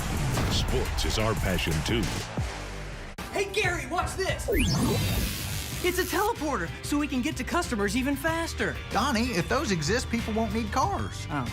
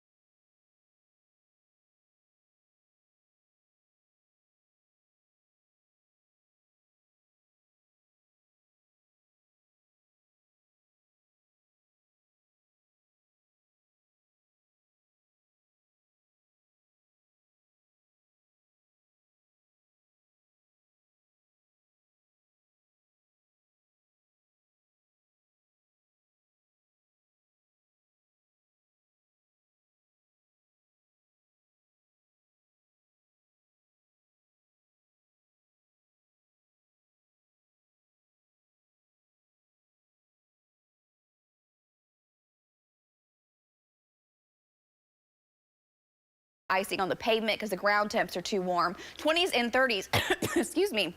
And winds are out of the west at about 5 to 15 miles per hour, so they're not extremely strong. This afternoon, sunny skies, and it's a chilly start to the day, but we're quickly warming to 67, and the winds remain light. We'll talk about our next strong cold front and our next chance for beneficial moisture coming up. Colby. Lacey, thank you. Of course, this fire had been burning since about 6:30 last night. Crews have flooded the area. Fire response, police response, still a very large presence out here. We want to turn to News 9's Caleb Califano. He continues our live team coverage this morning. Caleb, you've been speaking with police and with fire crews. What's the latest? Hey, Colby, good morning. Well, I can tell you, as you said, they've reopened both Grant and 63rd. We are facing Grant at this time. I'm looking at it right now. Traffic is flowing smoothly. One thing they have done as I step out of the way is they have blocked the entrances, at least where we are, to the Classen Curve shopping center. There's also a police officer out of view from our camera. That's obviously to discourage anyone from driving in here and messing with any of these firefighters. As you can see with this ladder truck here still actively fighting this fire this morning. This is now going on for nearly 12 hours. Here's what we know about this building. This is the Canton at Classen Curve complex that was still under construction and was actually expected to open next month. Fortunately, firefighters do believe there was no one on the inside. Now, let's take a look at the timeline here. Fire crews were called out to the scene a little after 6:30 yesterday evening. When crews first arrived, there was a smoke and a smaller amount of fire, and it was coming through the roof. However, firefighters quickly realized that the roof was made out of a rubberized roofing material, which was a major problem. When we got here, there was basically smoke on the roof and a smaller amount of fire when we first arrived, but what we realized was the roofing material is a rubberized roofing material that basically it doesn't go out well with water. Now, this is being considered a 5-alarm fire, and more than 80 crews have responded to the scene. At some point last night, portions of the building began to collapse. However, the Oklahoma City Fire Department says they do prepare for different things like that, and there was no injuries with that collapse as well. Now, one thing that fire crews are still investigating is how this fire started. We do know from those crews that there was electricity running through this building. However, there was no gas running through it. And of course, as we learn more updates throughout this morning, we'll make sure to keep you updated. We're live in Nichols Hills. Caleb Califano, Oklahoma's own News 9. All right, Caleb, thank you. And as you can see behind me, traffic now moving again on Northwest 63rd Street. Police just reopened this area. So we turn to Bailey Holland. Bailey, the message from police still in this area this morning: if you can, try to avoid this entire Classen Curve area. Absolutely. And if you guys need an alternative, I suggest I-44 over to Broadway Extension or I-44 over to Penn. But right now, we're going to take a live look from our Tevis Hillis' shot. This is Northwest 63rd and Grand. This is one of the roadways that's open right now. We've seen traffic moving through. Right now, there's no traffic. I'm not lying. Cars are moving through this area. But again, Northwest 63rd and Northwest Grand are open. I want to show you guys exactly where this is on the map. Whoa, there was a car right there. See, I told you. So Northwest Grand and Northwest 63rd Street is back open. Traffic smooth sailing in the area for now. Western is closed, and we believe it's because that's where firefighters and police are still investigating this fire and have most of their crews. So we believe it's going to be blocked off for the majority of the morning, but we will continue to monitor it. Again, Northwest 63rd and Grand is back open for now. Back to you, Colby. All right, Bailey, thank you. And as crews continue to tackle these hot spots from all angles of the building, we still see ladder trucks up. They're still continuing to spray the building. And right now, there's still a very large cloud of smoke just lingering here on the northwest side. Robin, Lacey, we'll send it back to you in the studio. Yeah, you can kind of see the smoke from our city cams as well as folks are waking up. Colby, good job out there. We'll continue following the breaking news from the Classen Curve area throughout the morning. More breaking news this morning. A woman is hit and killed by a driver on the southwest side of Oklahoma City. It happened at Southwest 59th, west of Penn last night. The driver, police say, stayed at the scene and is cooperating. No names have been released. An Edmond mother and her 3 young children have died after a wrong-way crash on I-40 in Texas. The Texas Department of Public Safety says Sabrina Watson was going the wrong way on the interstate west of Amarillo when she hit a semi head-on. Watson, her 7-year-old, her 3-year-old, and an 8-month-old baby were all pronounced dead at the scene. Well, Board of Education primaries, special educations, even some mayoral races have all wrapped up from Tuesday's vote. Voters in 64 counties cast ballots yesterday. Here's a look at some of those results. Incumbent Oklahoma City Mayor David Holt has been re-elected with 60% of the vote. Both Edmond school bond issues pass, as well as the Deer Creek bond proposals. There were 2 of those. In Norman, incumbent Mayor Bria Clark will be in a runoff facing challenger Larry Hikula in an April runoff because Clark did not get 50% of the vote. Neither candidate did. Bonds for street improvements and parks and rec facilities in the village also passed in Tuesday's vote. At the state capitol, changes to Oklahoma's education system will be a major point of contention during the new legislative session. In Tuesday's first Senate Education Committee meeting, Republican chair of the committee, Adam Pugh, introduced legislation that he hopes will address education workforce challenges. So a lot of legislation that I've proposed this year and will be trying to shepherd through the legislative process will be trying to help. Governor Kevin Stitt has talked about a plan to offer some teachers in Oklahoma a $100,000 annual salary. That legislation will show up, and House Bill 4388 will be watching. Lawmakers in the U.S. House pass another stopgap funding measure to give negotiators more time to work on a full budget in D.C. The federal government has been operating under a continuing resolution, or a CR, since October, which means new defense programs and infrastructure projects authorized by Congress cannot take effect yet. None of those programs can be given the additional resources they need in the CR. They just have what they had last year. Congressman Tom Cole of Oklahoma is confident a bipartisan budget will be reached.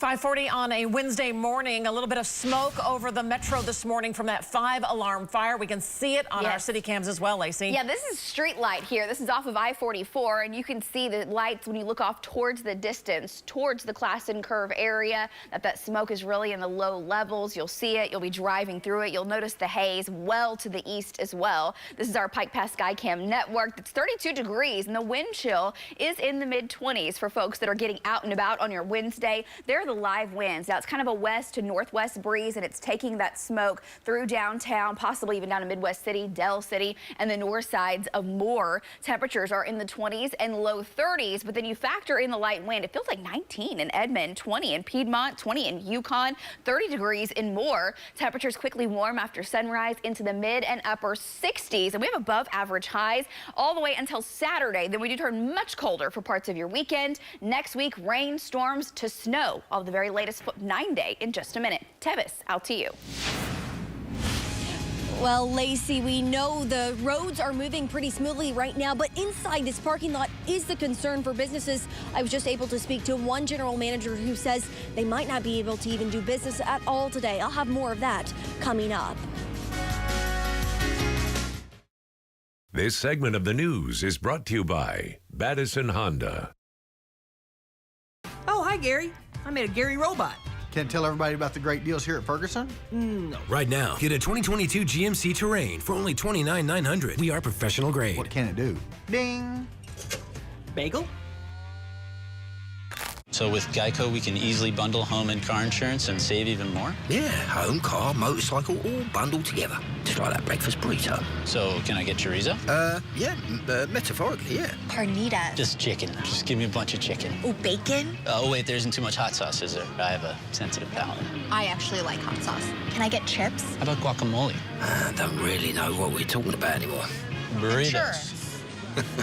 Okay. For bundling made easy, go to geico.com. Consumer Cellular is opening a brand new location in Oklahoma City and is now hiring hundreds of good people for our award-winning customer service and inside sales teams. New employees at Consumer Cellular start at $17 an hour, with many opportunities for rapid advancement inside a growing company. Consumer Cellular offers employer-subsidized benefits and full part-time and remote options. Launch your career at Consumer Cellular and help America cut their wireless bill in half by visiting consumercellular.com/careers. It's finally here, Oklahoma. The name you've trusted for over 60 years has a new Huderberg Subaru dealership in Norman. We built comfort and convenience into every department.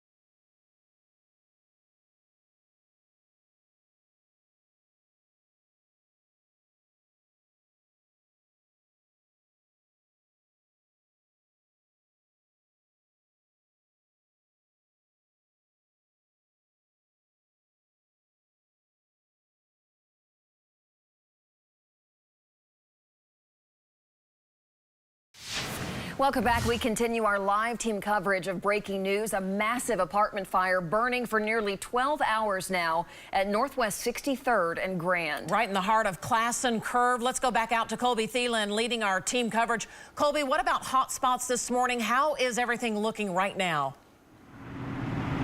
Well, Robin, we just saw a hotspot flare up a few minutes ago, and when you look at the video from last night and yesterday evening, when this was a very active fire, crews have definitely made a lot of progress. But just to kind of explain how dangerous the situation still is, how active this situation still is, we saw that hotspot flare up just behind this second ladder truck just behind me a few minutes ago. It looked almost like an explosion, sending a bright flash of orange into a very dark sky. So that's what crews are still dealing with right now. It appears as if the parking garage on the east side is also on fire at the moment. They're working to get hotspots put out there right now as well. Robin, as you mentioned, this is right smack in the center of this Classen Curve area, a very quickly growing area. So we want to turn to News 9's Tevis Hillis. She joins us live to continue our team coverage, talking about how the surrounding businesses are reacting to this morning. Tevis? Well, Colby, I first want to acknowledge that we can see this hotspot right over my left shoulder. It does look like a glow. It looks like an explosion. We can see, those sparks just going up right there. We're going to get a better shot for you. You can see that we do have these fire trucks pouring the water on those hotspots right now to hopefully they won't be spreading, but you can see it right there. Now, let's also talk about the businesses inside this parking lot. I was just able to speak to the general manager of Flower Child, where he tells me that in the next 2 hours, they're going to have to decide whether or not to open this business this morning. The concern is no one can get inside the parking lot. It's not safe right now. So he had to park about a block away, walk here. And another concern is they might not have water. So if they don't have water this morning, they won't be able to run their business. So right now, it's an ever-changing situation, whether or not these businesses right around the Canton apartments will open. We also talked about how important these apartments were going to be for the businesses right around this Classen Curve area. They were supposed to draw in a ton of people. Take a look at this video right now that we have of what the apartments were going to look like. They're high-end apartments with more than 325 units, going from $1,100 to $4,000. We know many people have already signed a lease to live here. Now in this parking lot, there's a Torchy's Taco, an Ellison Hotel. We know right now the Ellison Hotel reported smelling the smoke, but the general manager says they're holding tight. Whole Foods did tell us they had smoke coming through their ceiling vents, and the smell was intense inside. The Whole Foods parking lot was just like covered in smoke. So we walked up here and stuff falling off the building. I'm absolutely shocked. This is something crazy. I'm from out west where this hardly ever happens. And this morning it was drawing crowds last night, people wanting to see what's happening. Right now we do have those roads are open. People are able to drive to work heading down these streets. But I do want to let you know it could cause a lot of backup, and make sure you're staying away from this area if you can, so more and more fire trucks can come in and out. Robin and Lacey, I'm going to toss it back to you all. All right, Tevis Hillis reporting live out there. Yeah, that's the big story. If they don't have water, those local businesses around there cannot open. And right in the heart of Classen Curve. And one other thing, just a good reminder about staying away from that area. I think we're going to go over to Bailey Holland. She's updating the drive there. Bailey, they have opened some of the roads, but you might want to steer clear. Yeah, that's right, Robin. Northwest 63rd and Grand Boulevard are back open, but again, it's an area you want to avoid just because fire crews are still in the area, police are still in the area. They are investigating, trying to figure out exactly what happened and try to put out all these hot spots. It is going to be ongoing for a while, so again, if you can try to find an alternate route, try to find an alternate route. I would try to stay on the highways, just try to avoid this area. If you want your Starbucks in the morning, that's probably going to be an issue, but for now, I will continue monitoring this and bring you guys all the latest. Back to you. From the Bob Mills Weather Center, Oklahoma weather expert, Lacey Swope. Boy, folks waking up, they will either smell or see the smoke on the northwest side. Absolutely, and even all the way down to probably the Tinker area, Midwest City, down to possibly the north sides of Moore, maybe even to Lake Thunderbird. That's kind of where the smoke trajectory is going with the wind. So here's how we're shaping up on our Pike Pass Skycam network, live from American Fidelity. Definitely the surrounding areas around Classen Curve, with the winds being so light, that smoke is just kind of stagnant, and you can see that on many of our sky cams. You can see I-44 I-44 on our Cowboy Hall of Fame cam. You can see this thick smoke there under the city lights, the street lights. Now we're at 32 degrees to kick off the morning. There's the wind gusts. You notice they're very light, 5 to 10 miles per hour. It's kind of a west to northwest breeze, so it's taking that smoke through downtown and kind of down into this direction, the northern and eastern sides of Cleveland County. Temps are in the 20s on the north side. Edmond 26, 23 Piedmont, 28 in Yukon, 33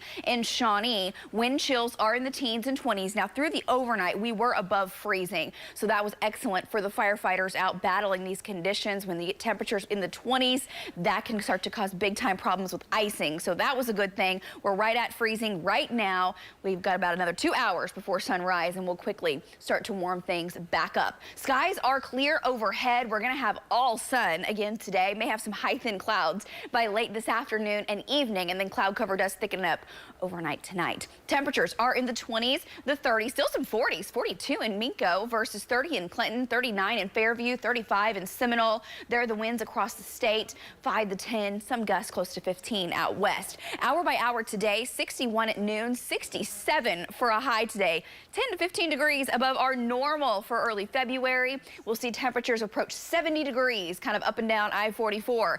Through the next several days, we're monitoring a cold front that arrives for your weekend. It's really going to cool things back down for your Saturday. In the meantime, mild conditions. I do think we'll have a couple showers in northern Oklahoma tomorrow morning. That'll be weak. Friday, the initial cold front pushes in late in the afternoon, and then here comes the cold air Saturday, a ripping north wind, wind chill in the teens for a while on Saturday. We warm it up Sunday, Monday into Tuesday. We'll have temperatures above average. Gulf moisture surges in, and then here comes the powerful jet stream, giving us rain and thunderstorm chances into your Wednesday. Then the cold air spills in, and with the system still lurking around in the plains, I think it'll give us 2 days worth of precip. We will have a chance for a wintry mix and snow on the backside. Now, exactly where this sits up, the timing of it still becoming more clear, more evident. This will continue to change, but the way it looks for next Wednesday, best rain chances central and eastern Oklahoma, with the warmer kind of side of the storm on Wednesday. Thunderstorms are looking possible, if not likely, in portions of the southeast, then turning much colder Thursday. And we'll have a chance for a wintry mix, some freezing rain and sleet, all snow in the northwest. As of right now, totals look to be on the lighter side with next week's system. We'll keep as far as the snow is concerned. We'll keep you updated, though, as it gets closer. It's still 8-9 days away. Tonight, cloud cover, 30s and 40s. Slight chance of showers in northern Oklahoma coming up for tomorrow morning. Tomorrow afternoon, 50s and 60s once again. And for your Friday, 60s and 70s across Oklahoma. Compare that to wind chills in the teens on Saturday. So big drop off in our temperatures. 60 on Sunday. Valentine's Day looks good. And guys, we'll watch that storm for you next week. Back to you. You got to take your hats off the firefighters. Right now, they're just they're really fighting a difficult battle. And firefighters still this morning waging against that apartment fire near Northwest 63rd and Grand. We have an update for you. Live reports coming up. The first African-American news anchor in Oklahoma City local TV. Well, the whole point of getting involved is to do for others. See the lasting impact Dr. Paul Lehman has made on our community tonight.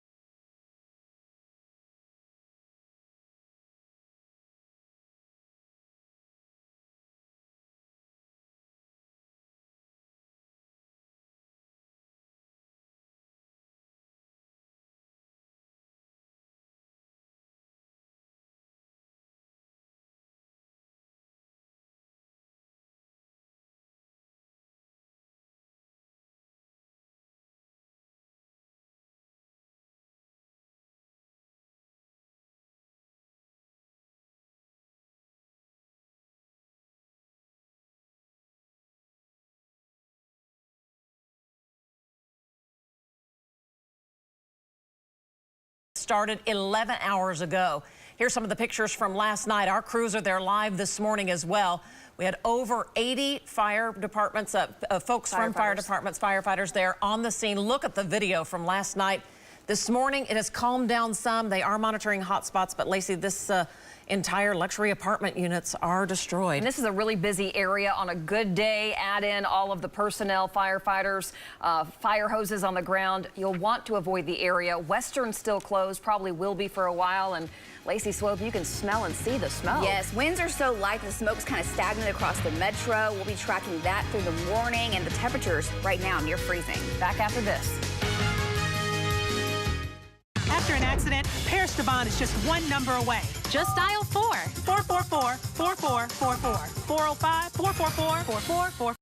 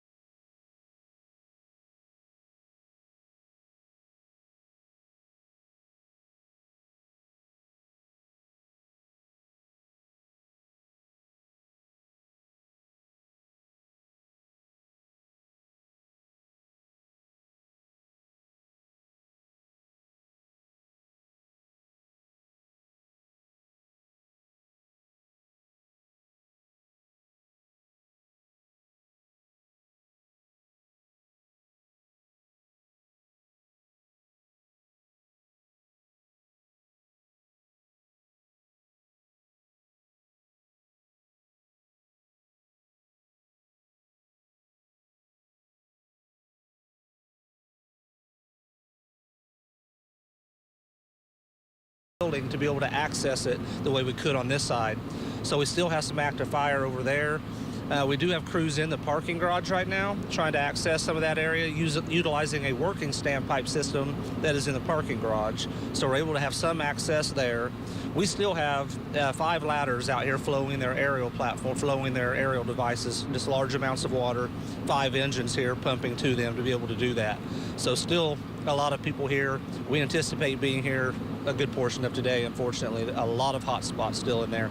Keep in mind, we could have it out a little bit quicker and easier if we could go inside. It's not safe to do so now with that much water and that much weight of the water inside. It's just not safe to commit crews to the interior.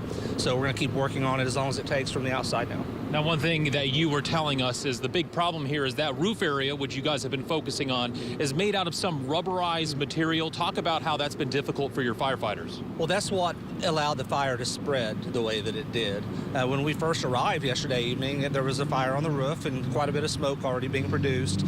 But it was I was told that it was some type of a rubber roof material that just did not go out easily when you put water on it.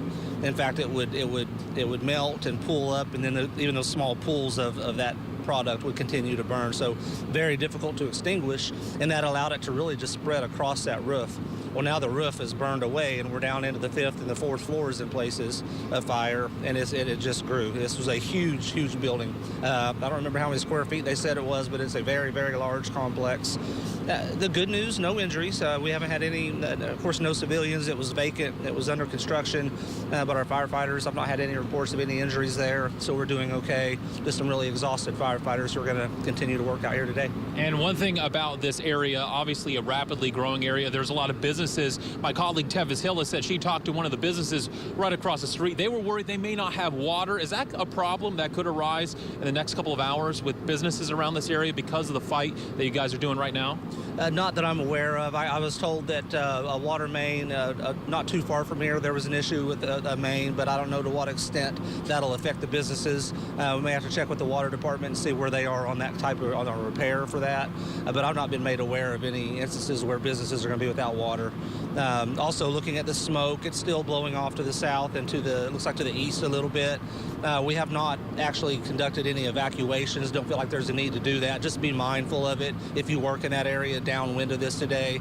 If you're getting really smoked up inside, obviously make some other plans. But aside from that, businesses should be able to open just fine today. Now, one thing you were talking to us about is how this was called out as a 5-alarm fire. It still is a 5-alarm fire, but you have downgraded it. Can you explain that for us? Well, initially it was dispatched as a commercial fire alarm, and then it elevated from there, and it ultimately ended up being what we call a high-rise fire alarm response, which is equivalent to a 5-alarm fire. Since then, we have sent some of our resources back in service.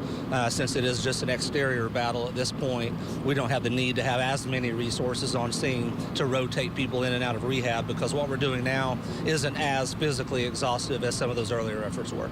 And my final question for you is, what do you have to say about these fire crews here that have been here now for nearly 12 hours? This has been a battle, really something, as you said, they're very tired here, and they've just been working so hard. They are. We're always so proud of the work that our crews do. They love what they do. They're committed to what they do. They want to make a difference. They train for this. They prepare for this. Throughout the courses of our careers, we all have fires that we'll look back on someday and say, I remember that one. That was an all-nighter. And this will be one that these crews will certainly remember. They're tired. I've been talking to them. We want to say, too, thank you to the Red Cross. They brought out food and refreshments for them overnight. That was such a huge help. We always appreciate our community partners. We want to thank law enforcement. They've been out here all night, the Oklahoma City Police Department, blocking the traffic in the area, allowing us the room that we need to do our work. EMS is always here and on standby. We just want to appreciate our partners. And thank you to you all also for covering this and bringing the information to our followers. Well, Chief Fulkerson, thank you so much for your time. Obviously, a lot of information here. He's going to be going around to all 2 different porters as well, filling in the information. He's been working here hard as well. But we're going to be out here, and of course, any updates that we get, we'll make sure to send it right back to you guys. We're live in Nichols Hills. Caleb Califano, Oklahoma's Own News 9. Caleb, thank you. Certainly very appreciative of all the work these crews have put in all night long. 2 million gallons of water sprayed on this building. It's quite astonishing. We want to talk about the conditions these crews have been facing as well. Let's turn to Jed Castles now in the Bob Mills Weather Center. Jed, it appears that this smoke is sort of just sat down right here just east of this building. In fact, just a block away from the Chesapeake campus, it's quite difficult to even see through the smoke to see some of those buildings right now. Yes, certainly. And the winds right now really are pretty light, allowing that fire, or the smoke rather, to just kind of hang over the city. Here's your wind gust right now. This is the wind speeds about 3 to about 10 miles per hour around the metro. So that's just a light wind that's going to carry that smoke just gently across the central and east sides of the Oklahoma City metro area. Temperatures overnight have been above freezing, which has been great. We did dip down to near 32 here for a while in the 5 o'clock hour, but now we're coming back up above freezing. So fortunately for our firefighters, not dealing with the conditions we had a week ago. Teens and gusts over 35 miles per hour in those near blizzard-like conditions. Definitely a quieter, more calm story out the door this morning. Again, kind of a smoky scene over the north and central parts of the Oklahoma City metro. Here's the smoke from our Cowboy Hall of Fame cam. You see that smoke kind of billowing, rolling across the metro. Right now, 35 starting off this morning. Boy, yesterday was a great day, and we'll have another great day again today. As we'll be about 61, 62 at lunchtime today. Temperatures again topping out in the mid to upper 60s. Once again here for today. So temperatures look good, winds are light. Hopefully our firefighters can keep getting that fire out, get it contained, and get that smoke away. We'll talk to Lacey here in just a little bit. Colby, back to you. All right, Jed, thank you. And this morning, right now on Northwest 63rd Street, it seems the traffic is light. Hopefully people are heeding the warning from police to avoid the area if at all possible. In fact, one of the lines is still hooked up to a fire hydrant right here off of Northwest 63rd. So we turn to Bailey Holland right now to get a traffic update. Bailey, that still seems to be the message from police. If you can, try and stay away from Classen Curve. Absolutely, Colby. And if you guys see on the left side of your screen, those flames are picking back up. So this is a very serious situation, and if you guys can, please try to avoid it. Right now, Northwest Grand Boulevard and Northwest 63rd Street are open, but that does not mean that you should go in the area. Firefighter crews and police are still on scene. Very active situation. Western is still closed. I will keep monitoring the situation and bring you guys all the latest. Colby, back to you. All right, Bailey, thank you. And as you heard Chief Fulkerson mention just a minute ago, still a lot of hot spots. You can probably see right over my right shoulder here, an active hot spot. This is what crews are going to be dealing with through much of the day. Rob and Lacey, we'll send it back to you in the studio. All right, Colby, thank you so much. And as you can look live at the video next to Colby, flames starting to pick back up. And we're hearing from our reporters on the ground, windows are starting to be blown out there at the apartment building. That is our Tevis Hillis shot right there. We're going to talk with her as you see that fire rekindling. That looks like it is on that lower floor there at the Canton Apartments. So again, avoid the area off Western, 63rd, and Grand Boulevard this morning. That's right. We'll continue following the latest from the scene of this big apartment fire. Flames rekindling as you're waking up this morning. Here's a wide shot of the smoke that has traveled so far.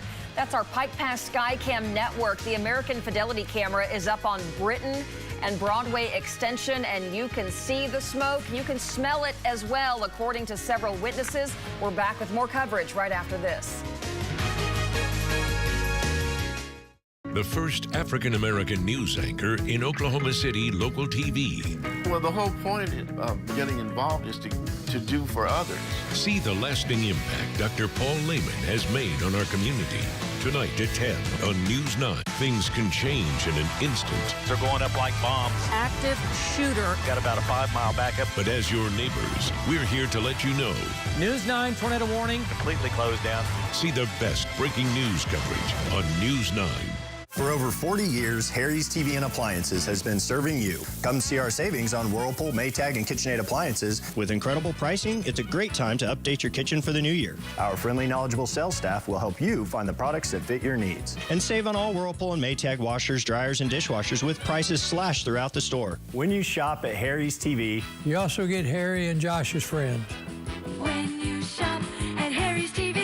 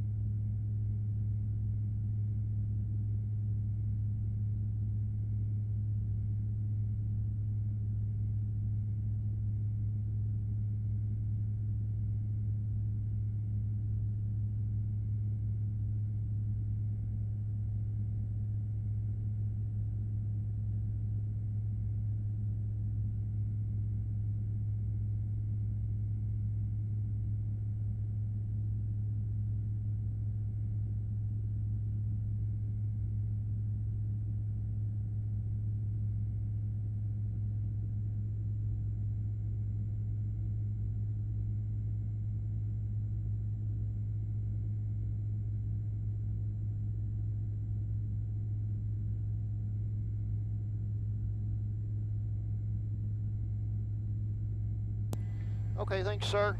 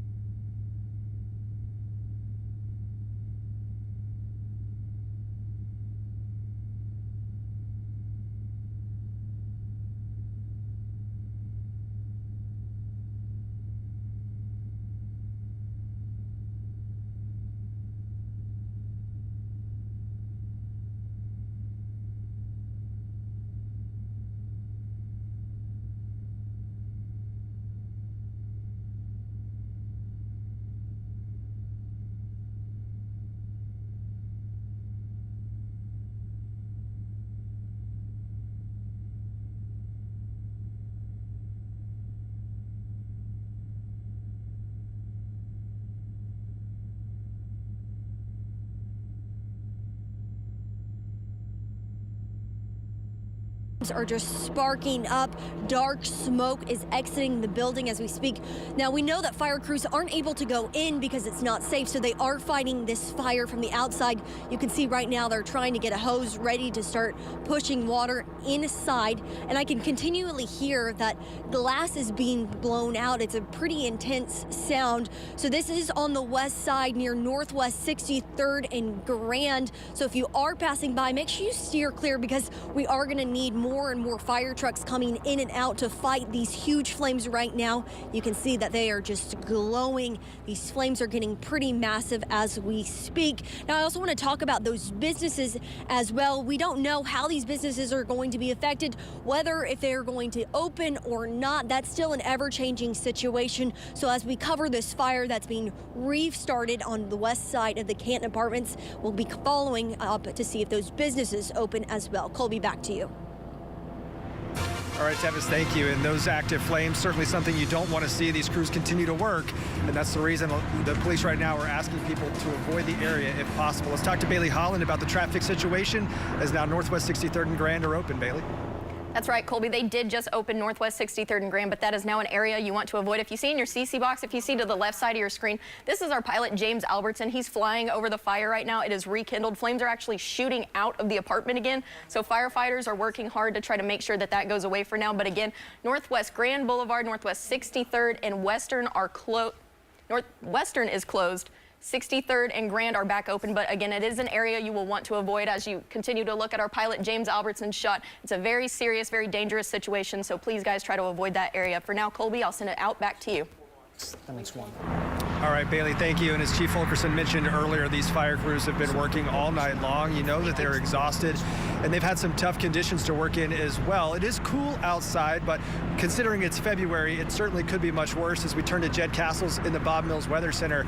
Jed, talk a little bit about what these crews are dealing with.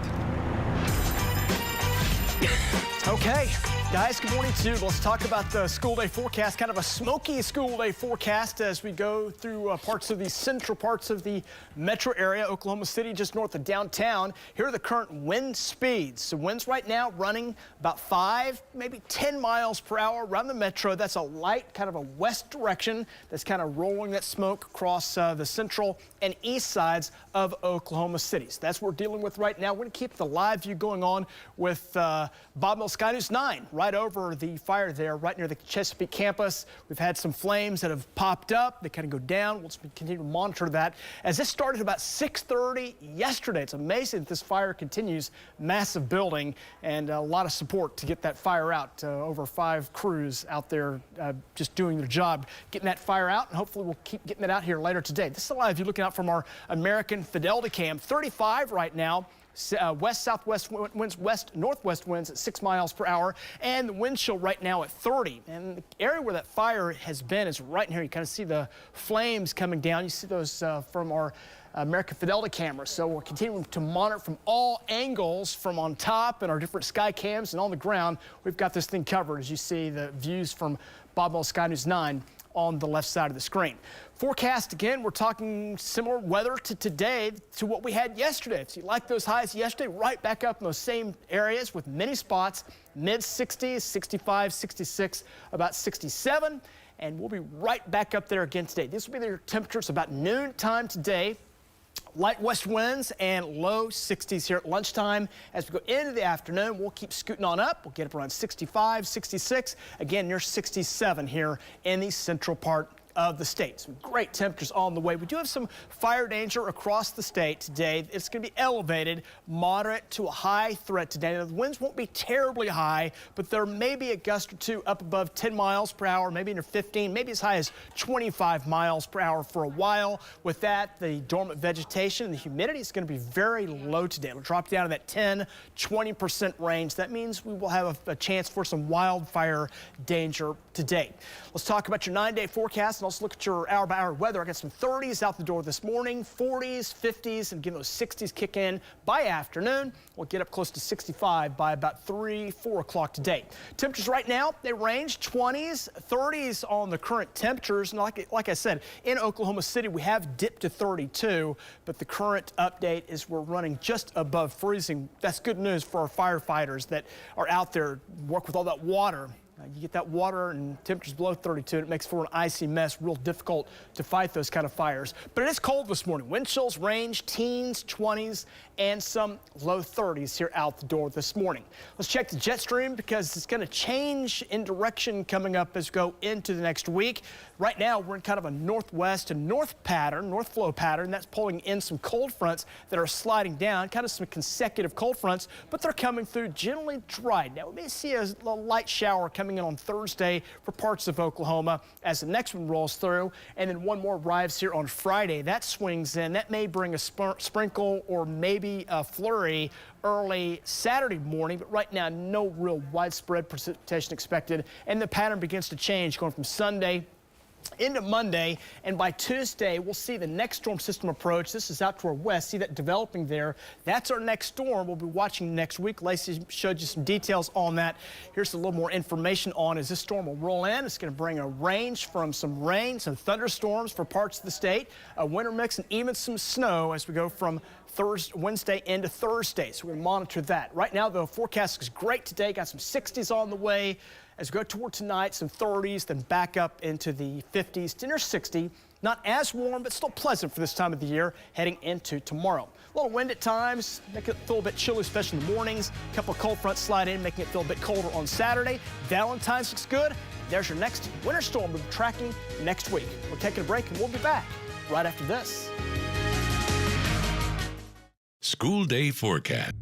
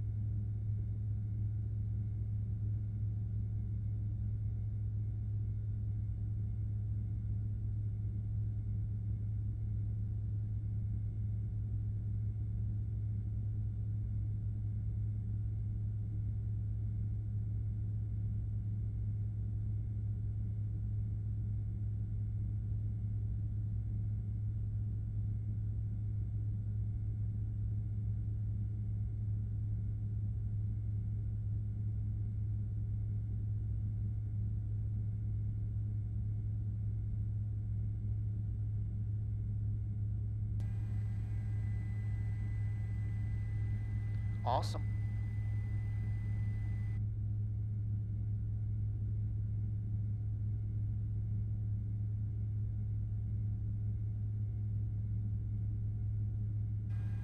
Hey, no worries. I will be here.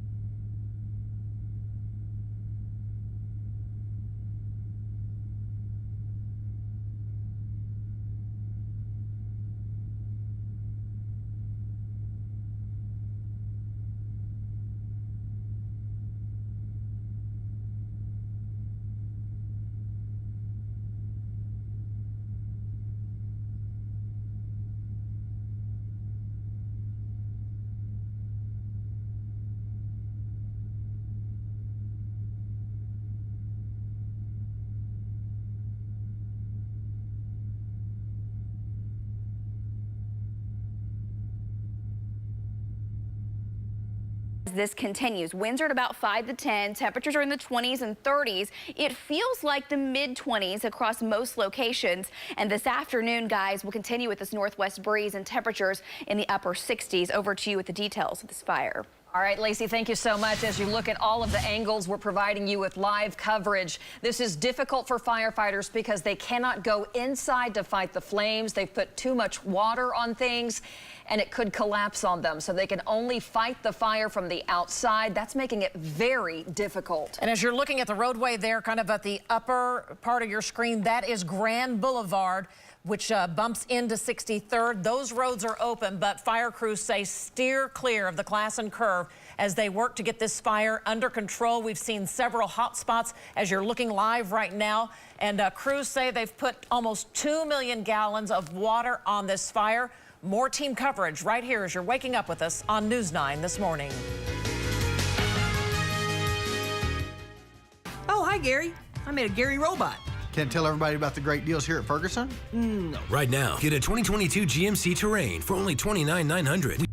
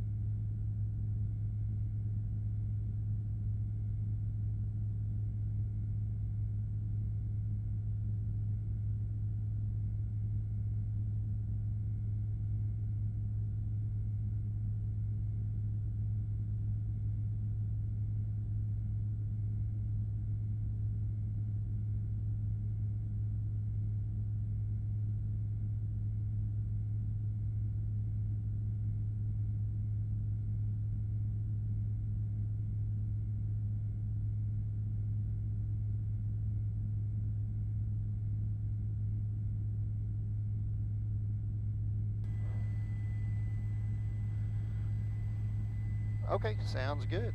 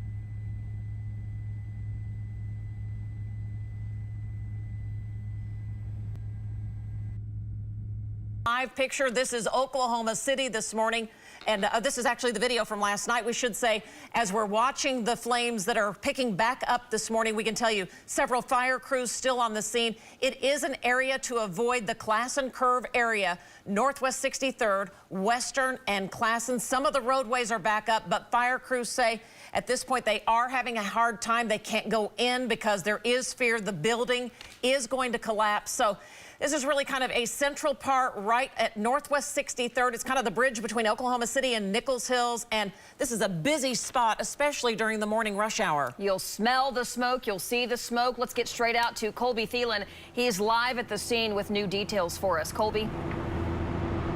Hey, good morning, guys. Just in the last few minutes, the smoke has increased here on the north side of the building, now stretching out across Northwest 63rd Street.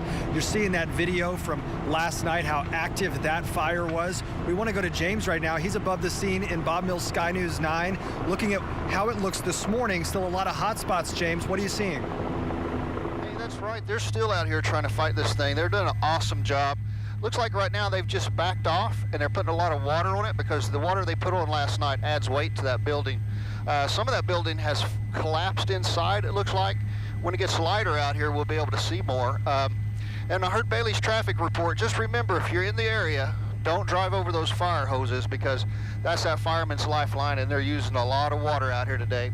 And as Lacey was saying, we can see the smoke. It is all the way down towards Draper Lake. That wind's just carrying that smoke way down there. So be aware of that. Reporting live from Mills SkyNews 9. Back to you. All right, James, thank you. Boy, you can see how many hotspots are still active. That is what crews are dealing with, and that's why they expect to be out here for a significant portion of the day. As he mentioned, those fire lines right now running across Western. That is why it is closed from Northwest 63rd all the way down to Classen. We want to turn to News 9's Caleb Califano. He's also here covering on the other side of the building. Caleb, you've been speaking with police all morning. You've been speaking with firefighters. What's the latest there? Well, Colby, I can tell you when one hot spot gets put out, another one pops up. Take a look here. This was the one that Tevis was showing around 30 minutes ago. You can see they have a fire truck here now putting out these flames. It initially started on that second floor area. Now we can see flames on the bottom floor, so that is still a problem. But take a look over here on the other side. This is another problem. The roof has been really the problem for the past 12 and a half hours, but it has rekindled there. So it really just shows the work the firefighters have been doing for the past 12 hours. It's really just been a non-stop job. Here's what we want to tell you about this building in the first place, though. This is called the Canton At Classen Curve. The complex was still under construction and was actually expected to open next month. Fortunately, firefighters believe there was no one on the inside. Let's take a look at a timeline here of when this fire started. Crews were called out to the scene a little after 6:30 yesterday evening. When crews first arrived, there was a smaller amount of fire, smoke coming just from the roof. However, firefighters quickly realized the roof was made out of a rubberized roofing material that made the flames hard to put out with water. Due to that problem, the fire continued to grow. At some point last night, portions of the building began to collapse. The Oklahoma City Fire Department tells me they are prepared for this. At this time, this would be considered a 5-alarm fire, and they have more than 80 crews that have responded to this scene. We anticipated that early on. We set up a collapse zone. We're aware of that. We're trained to recognize and identify those types of situations.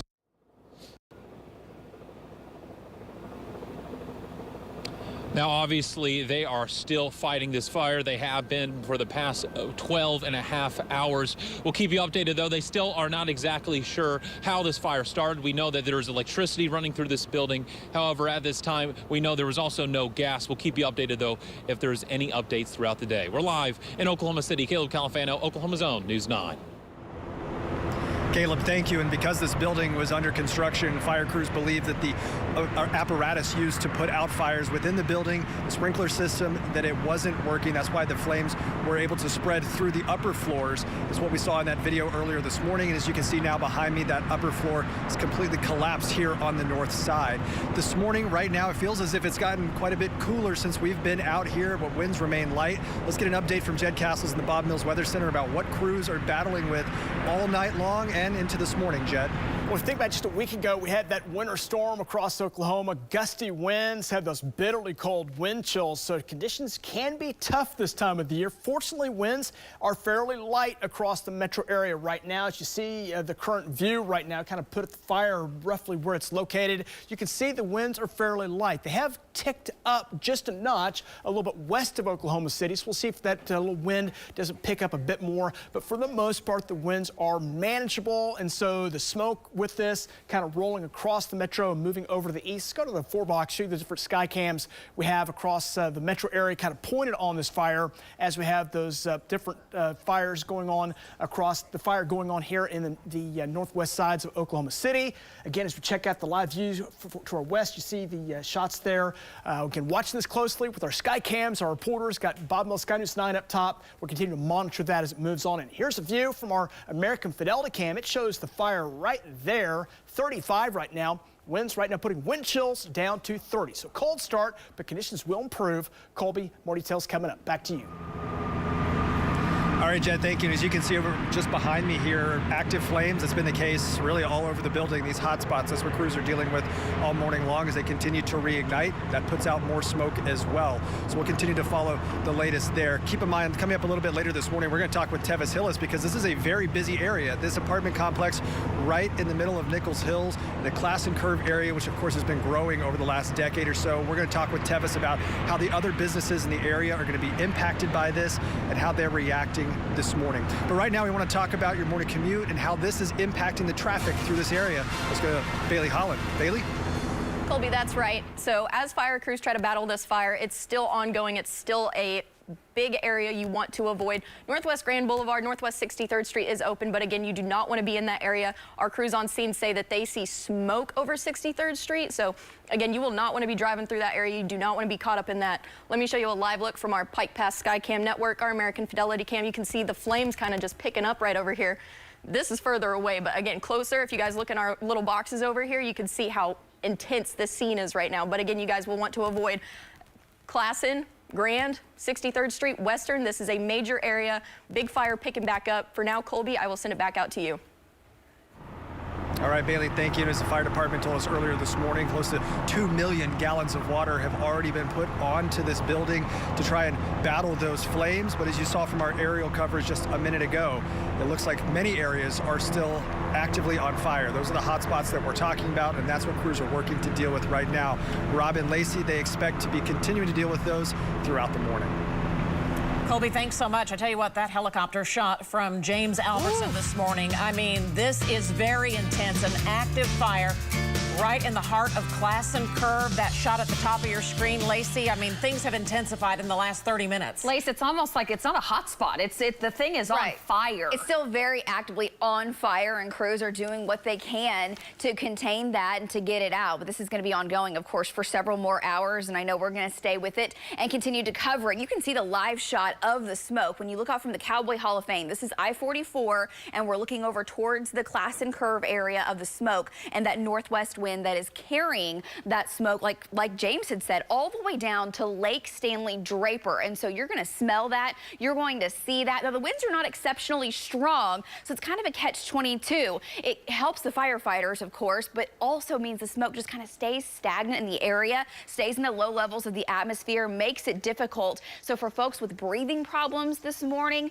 just use caution. Stay indoors if you can. Now, the temperatures out the door are in the 30s, and we've got wind chills in the 20s to start the day. This afternoon, we're headed to the upper 60s. It'll be a gorgeous afternoon. We're going to send it out to Tevis Hillis now. Tevis, I know you're following more there from the ground. Give us an update.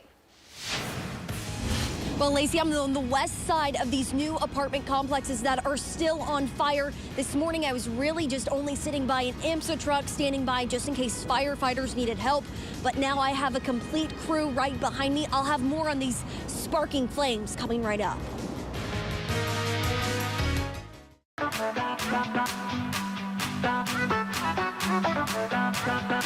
It's about IE.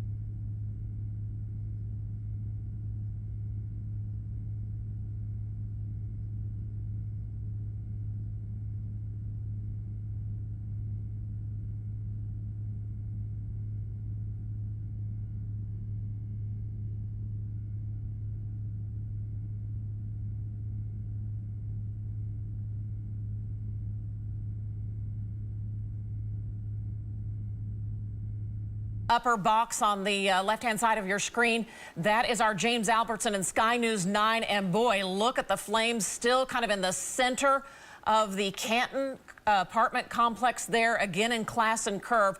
We have crews on the ground and in the air. We're going to start with Tevis Hillis. She is there on the west side of the Canton apartments. Tevis, good morning. Robin, Lacey, good morning. 12 hours have gone by and there are still flames sparking up, still causing glass to be shattered. Take a look right over my left shoulder. You can see that I started off this morning with just IMSA sitting right by me. Now we have 2 fire trucks. We have crews all fighting this fire. For just about 30 minutes ago, flames coming out of the windows. The windows were cracking and exploding. Now we have this ladder going up. They're trying to shoot the water down inside. We know it's kind of more centralized now, but we still have flames coming outside of the building. So right now it is going to be a situation that they're going to have to be working on for hours now, because it's just not they're not getting it under control. I mean, it is pretty hard to get such a large building out. So, I mean, they're still working on it. You can see that they had the ladder right above us. So it is really a changing situation. We do have people stopping right now, taking photos, but firefighters ask if you are driving around this area, please stay away, because they need to be able to get fire trucks in and out very quickly as this fire is still happening. So we will be talking more about whether or not businesses will be open. We'll also be focusing on this fire as it continues to blaze on. Robin and Lacey, back to you all. All right, Tevis Hillis there, right near the Chesapeake campus as well.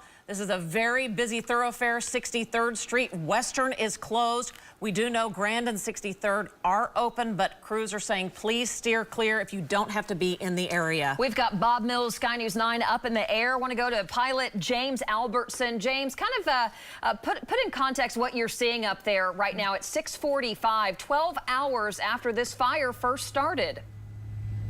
Hey, that's right, and we're seeing some of the same stuff that's happened last night.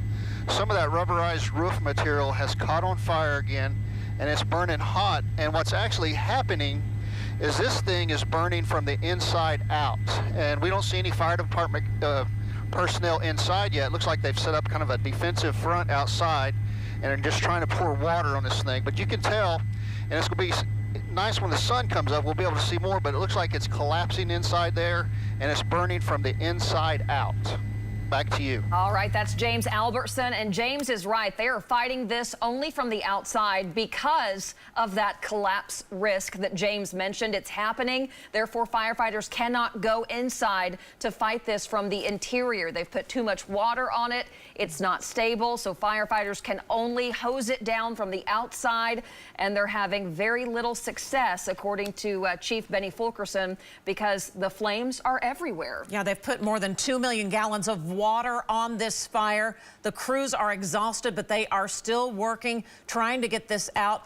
And we can tell you there are 325 units that were going to be available. This apartment complex at Classen Curve, the Canton, was expected to be open next month. They had started the construction in 2020, and you're looking live this morning right here on News 9 at 6:45 as the Canton complex continues to burn. This thing is going to be destroyed, and it's really heartbreaking to see this happening right in the heart of that Classen Curve area. That is a busy area on a good day. Add in this fire, all the personnel. It's a mess. Avoid the area if you can. Let's get over to Bailey Holland for a closer look at what is shut down and what drivers need to know. Bailey. Yeah, if you guys usually travel to work in this area, you are going to want to find another route because, again, the fire's picking up. Smoke in the area is going to impact your morning drive. Northwest Grand Boulevard, Northwest 63rd Street is open, but again, that does not mean that you guys should be traveling on this roadway. Again, smoke will be impacting your morning drive. Very dangerous, very serious situation out there. Western Avenue closed still. Again, avoid this area. I-44 Penn, maybe I-44 to Broadway Extension, whatever you guys can. Just find another route. Coming back to you, I will have more on the latest. Robin, Lacey, back to you. From the Bob Mills Weather Center, Oklahoma weather expert, Jed Castles. Jed Castles, as we come to you, the wind is a factor this morning with this fire. We do have some wind. Yes, the wind is going to be blowing that smoke across the central and east sides of the metropolitan area. And it's kind of a low fire, low smoke event. So the smoke's going to run right across just above the ground. So you're going to be smelling this, it for miles. We're going through a list of our sky cams. You see our different reporters and Bob Mills SkyNews 9 on the far left. But let's go through some of the cameras that are near this fire. This is a view from our tower cam. That at the bottom of the screen, that's Broadway Extension. So it kind of puts this into perspective. Chesapeake is right over here, so it's right near the Chesapeake area. You see the glowing flames from our tower cam shot. This is a look a little closer from our American Fidelity cam. You can see the fire still lit right there from that shot. And as we look from downtown Oklahoma City, this is from our Regency cam. You see the fire from that angle as well. There's the flames being lit right there. This is looking back, stepping back just a little bit. This is our Integris cam. You see that kind of milky, kind of wispy gray color there? That's the fire, and that's the smoke from that fire moving away from it and riding right just above the ground levels. That's going to allow the smoke to be smelt for quite some time. Here it is from our Cowboy Hall of Fame cam. That's I-44 right near Kelly. And there's where the fire is right there. And there's the smoke kind of moving away from it. See it kind of wispy, pulling away from it. So it's going to be something that we'll be seeing and smelling here for quite some time. Again, hopefully our firefighters can get that out here later today. But you can see still having issues with that here even this morning, 12 hours after it started. So an amazing fire here in Oklahoma City. Here's your temps, looking great today. Talking some 60s, some spots may nose up close to 70. There is a low to moderate to maybe even high fire threat today. Got that elevated dormant vegetation that dries out with very low humidity today. That's going to be the key on that. As our temperatures shoot upward from the 30s, 40s, 50s, some 60s. We'll nose it right up to where we were yesterday, about 65, 66, maybe 67 here in the metro today. Right now, temperatures are ranging in the 20s, the 30s. It is a cold morning starting off. We're just above freezing here in Oklahoma City. That is great news for our firefighters. Still a wind chill, though, in spots down in the 20s, and go to northwest Oklahoma, reporting about 15 currently in the Woodward area. So we're going to warm it up today, got those 60s on the way. Have a cool front coming in tonight. That'll bring some chillier air for tomorrow. We'll start tomorrow off in the 30s and low 40s, and temperatures tomorrow not as warm as today, but still a pretty decent day. Northwest winds running in about 5 to 15 miles per hour with 50s and some 60s on the way. Heading into your Friday, temperatures start to shoot back upward. We'll see some 60s on the way. Maybe some 50s north as another cold front arrives. That'll bring some colder air in here for the weekend. Maybe a chance of rain as well by Thursday morning. Right now, the best chance of that in northwest Oklahoma. There's your 9-day. Got those 60s on the way, near 60 tomorrow, closer to 70 heading into Friday. Big cold front arrives for Saturday, brings some chillier air, a lot of wind as well. Then a big storm coming in next week, a lot of wind. Right now, some rain chances ending with a little snow about next Wednesday into Thursday. Jed, thanks so much. Coming up on News 9 at 9 later this morning, our live team coverage of this 5-alarm apartment fire in Classen Curve will continue coverage from the ground and in the air. Plus, we are talking live with Oklahoma City Mayor David Holt for the first time after he won re-election. We hope you'll join us at 9 a.m. Stay with us.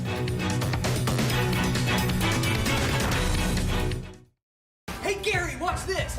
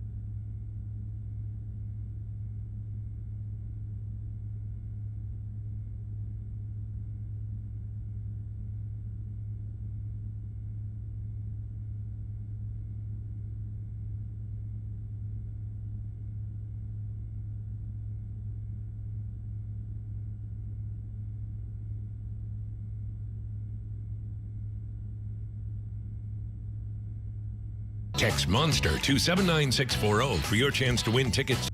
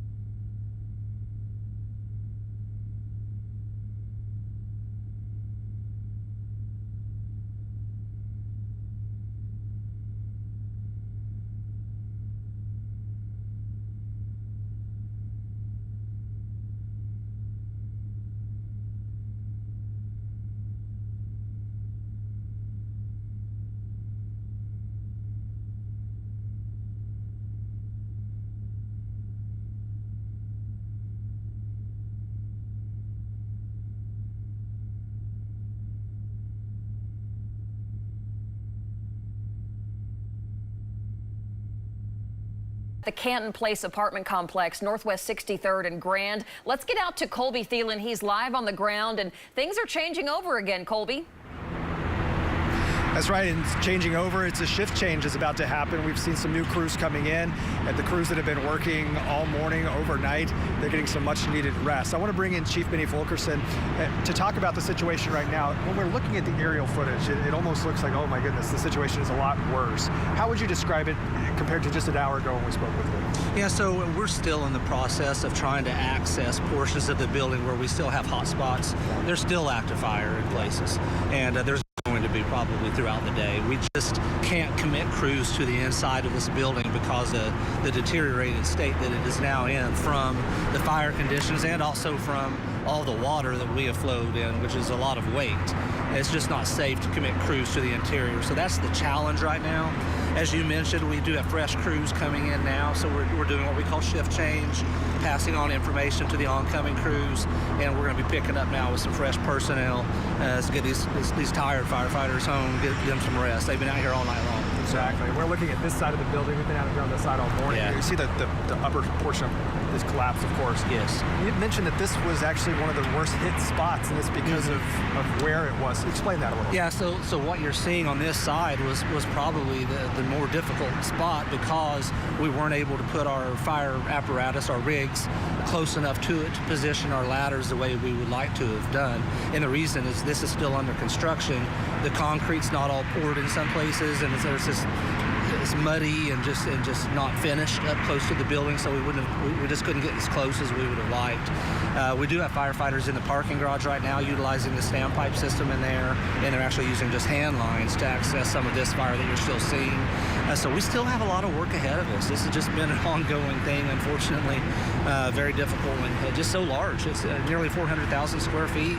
I don't know if I told you, we've dumped nearly, or at least 2 million gallons of water on this so far, and we still have 5 aerial ladders up and engines pumping to them, and still putting a lot of water on this. So we're going to be here as long as it takes. So we appreciate the support of the community. We know a lot of people are concerned about it, and just steer clear of the area. The streets immediately around this fire are shut down, and we just want to thank our law enforcement. Thanks to the Oklahoma City Police Department for being out here and giving us just room to work and do what we need to do. Yeah, we're looking at this now. It looks as if the building is likely a total loss. It's hard to say, but there's certainly a lot of damage, if not a total loss. It's hard to say at this point, but the roof and the top and the 5th floor have burned extensively. There'll be other fire damage and a lot of water and smoke damage on floors below, so there'll be a ton of damage to this building. Is there a point where you guys will say, we can't get this under control, we just have to let it burn, or are you out here until we make sure all those flames are out? We'll just have to assess those types of decisions as the day progresses. I feel like right now, the way it's looking, they're still just, I feel like we can bring it under control. It's just going to take time. There are just so many hot pockets inside, and it's a deep-seated fire. We just can't access it to be able to really make all those determinations right now. But we're going to keep hitting it. Those hot pockets you mentioned, we've been talking about those all morning. Yeah. When we use the word hot spot, it's essentially an area that's just slowly burning and it can reignite, right? That's exactly it. It's a hot spot inside the building, and all it takes for any fire, all fires start out small, right? And all it takes is one small little hot spot inside of any structure, and then it can turn into a large fire. So this is just such a large building, and we have so many of those locations that we just can't access. That's what's making it so difficult. So we're going to keep doing the best we can. Well, we certainly appreciate you and all your work and the crew's work as well. And know those guys are going home, fortunately, getting some rest. Chief Fulkerson, we really appreciate your time. And guys, I couldn't help but think about this morning over here on the northeast corner of the parking lot is where the construction headquarters is. And as crews likely come in later today, you can't help but wonder what they might be thinking as they see all the work that's gone into putting this apartment complex up is now up in flames. We'll send it back to you in the studio. Colby Thelen reporting live with Chief Benny Fulkerson. Some good information there coming from Chief Fulkerson, especially how large this complex is, 400,000 square feet. And boy, I tell you what, as we've been watching this burn all morning long in our continuous coverage, the smoke is picking up. In fact, let's go to our James Albertson. He's in Bob Mills SkyNews 9 right now. James, boy, that smoke is thick and the fire is still raging on. Hey, Robin, that's right. This thing is, it's like as we talked about earlier, it is burning from the inside out. And we noticed on that northeast corner, there's 4 levels that have collapsed there. And one thing Chief Fulkerson was talking about, these guys are trying to do a shift change here at 7 o'clock, and we've got fire engines coming from all different directions. So if you're traveling in the area, be careful, yield to those emergency vehicles and get out of their way. They're trying to get here. And if I'll get Rich to swing around, we'll show you how far that smoke has traveled, and it's just like, since the wind's not very strong, it's just settling like fog, and it may cause some visibility restrictions here later. Reporting live from Bob Mills SkyNews 9, back to you. All right, James, and boy, there it is. As you're waking up, kind of a thick haze of smoke. traveling across the metro. This starting at Northwest 63rd and Western and Grand, right in the heart of Classen Curve, as that high-rise luxury apartments caught fire last night right about this time. Yes, absolutely. It's hard to even imagine. This is Oklahoma City that you're looking at. It looks like something from New York City or something. Lacey Swope tells us in the last 5 to 10 minutes, the winds have actually calmed down even more than they were earlier. So that smoke kind of just holding tight right over the area, and that path of smoke is just incredible. Want to get out now to Caleb Califano. He is on a different side of this fire, and he has some new details for us. Caleb, the firefight continues. Yeah, Robin. Yeah, Robin and Lacey, we are on the grand side of this apartment building. I'm going to step away just to show you. They are bringing more fire crews here. You can see right here, this ladder truck that's being extended right now just came in the past 10 minutes, obviously showing that this fight is long from over.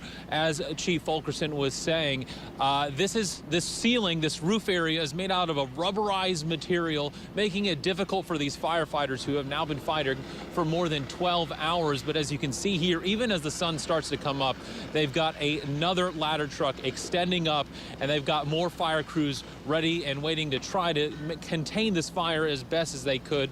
That we know that the inside it's burning from the inside out, so it's very difficult. But we have more crews coming here this morning, and it's going to be a long fight here at Classen Curve. I'm going to send it back to you. Caleb Califano there with our live report.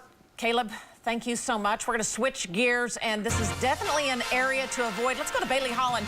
Bailey, some of the roads are open, but really not advised to be in that area. That's right. If you guys saw from James's shot, Colby's shot, Caleb's shot, there is just smoke covering cameras right now. So if you guys are going to be traveling in this area, Northwest Grand Boulevard, Northwest 63rd Street, this is where the majority of the smoke is going to be in Western. Western is actually still closed right now, but 63rd and Grand are open, but it is advised that you guys try to find another route. I would try to stick to the highways, but again, the big thing today is going to be smoke impacting your morning drive. So try to take it slow into work. Try to avoid these areas if you can. It's going to be difficult, but please try to.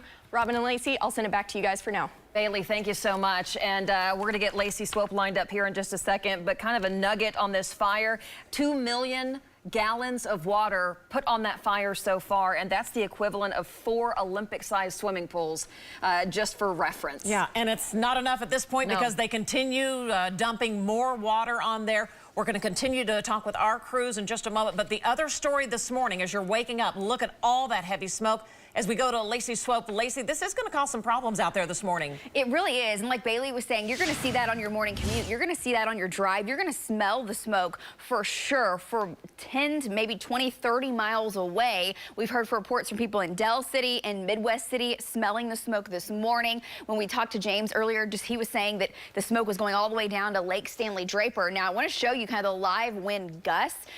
They're really calm across much of the city. The fire is right here. So our instrument at the airport reporting no wind gusts. Same thing at Midwest City. And that's allowing that smoke to just go up, stay in the low levels, and spread out, which is just making for more and more of a smoky mess across the metro. It's generally a west-northwest wind. It's just so very light. When we look on radar, we can see the smoke plume actually kind of really starting to take shape now that the smoke has started to intensify over the last hour or so right there near the Classen Curve area. And we saw it kind of completely dissipate for a while, and now that smoke plume is right back. Jed Castles was turning the cameras here. This is our Mathis Brother cam at I-40 and I-44 looking at downtown, and look at how low the smoke is there on the sky rises and the downtown buildings. So this is what you're going to see. It's kind of an eerie scene across the city. The smoke is originating, of course, from that apartment complex, and you're seeing those shots on the side of your screen. This is our American Fidelity cam zooming in for residents in this area. Very thick smoke blanketing the region. From our Cowboy Hall of Fame cam, look at the flag there at I-44, and you can see that it's just completely calm. And look at the scene there of the smoke just above the horizon, all the way back to downtown, and it extends all the way back down to the Midwest City area. So temperatures this morning are in the 20s and low 30s. We've been flirting with freezing where crews are battling that fire. And for firefighters, really, you don't want to deal with temperatures below 32. That's when you can start to have icing problems. We won't have widespread ice on the pavement. The ground temperatures are just too warm for that. I know they're monitoring their lines and things very closely. Good thing is we're flirting with freezing, maybe a degree or two above and below. We kind of pivot back and forth. No 20s. 20s would be big time issues for crews. Wind chills, though, as you're heading out this morning, are in the 20s and low 30s. And this afternoon, guys, sunny skies. Temperatures will climb into the lower, mid, even upper 60s with a west wind at about 10 to 20 miles per hour. So the wind does pick up after sunrise, and that will continue to pull that smoke plume further and further to the southeast. We'll have another update for you in just a minute. Back to you at the desk. Lacey, thank you so much. And this is a shift change for firefighters, so a lot of activity, even more so around the fire and the apartment building right now. This is in a high-end retail area, the Classen Curve area, where these apartments, the Canton At Classen Curve, are on fire. As you're waking up live with us, we continue our coverage here. Let's go to Tevis Hillis. She's live from the scene. Tevis, what are you seeing right now? Well, Robin and Lacey, the sun is finally coming up, so we're getting a better look at how badly this fire has damaged this new apartment complex. Take a look as I step out of the way. You can see that firefighters have now entered this west side near Grand and Northwest 63rd Street. Again, I'm on the west side of these apartment complexes, and you can see firefighters are now trying to fight the fire from outside. You can also see that glass has been shattered. Earlier this morning, I was talking about how I could hear the glass being blown out, and now you can just see it. You can also see that firefighters are pouring that water inside the center as flames continue. We're also seeing a different type of smoke right now. Earlier this morning, all I could see was completely black smoke. It's looking like it's clearing up to more of that white smoke right now. So it is an ever-changing situation. I do also want to pull up what these apartment complexes were going to look like if we could get video up right now. I just want to let you know that these were high-end luxury apartments. They were going from $1,100 to $4,000. We know there was about 325 units. And the big deal about these apartment complexes were they were supposed to bring business to this Classen Curve area. I was able to speak to the Flower Child general manager this morning, and he goes, that's what we were all hoping to have, was that additional businesses as people were beginning to move in. But we know the apartment complex says while people have signed their lease, they just can't move them in any longer. So we are figuring out whether or not businesses will open today or if they won't. Right now, the parking lot around this entire area, the Classen Curve Triangle, is completely shut down, so it's not like anyone can come in. We also do know Whole Foods said that they could smell the smoke inside their building, along with seeing smoke come inside their vents. So businesses are being affected this morning. We are seeing what this looks like this morning as the sun comes out. We know they've been fighting this fire for over 12 hours now, and it looks like they're going to have to continue to fight this fire as smoke and flames continue to roar on. Robin and Lacey. All right, Tevis Hillis reporting live. We'll check back in with her. She brings up a great point, though. Even if a business can open because of the parking lot being clear or whatever, do they have water? Yeah. And if you're a restaurant, you know the answer's no. So there's a Torchy's Tacos over there, a Chase Bank, a lot of businesses. Exactly. We're going to continue following the breaking news. You're with us here on News 9 this morning. Keep it here. Things can change in an instant. They're going up like bombs. Active shooter. Got about a 5-mile backup. But as your neighbors, we're here to let you know. News 9 tornado warning. Completely closed down. See the best breaking news coverage on News 9. The first African-American news anchor in Oklahoma City local TV. Well, the whole point of getting involved is to do for others. See the lasting impact Dr. Paul Lehman has made on our community. Tonight at 10 on News 9.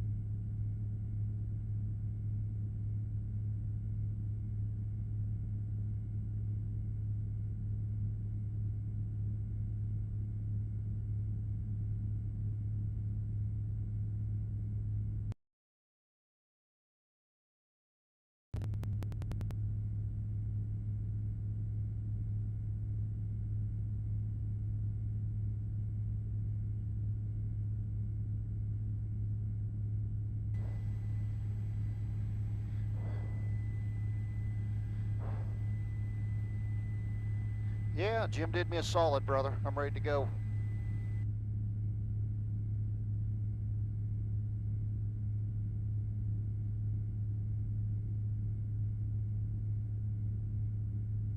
Sounds like a winner.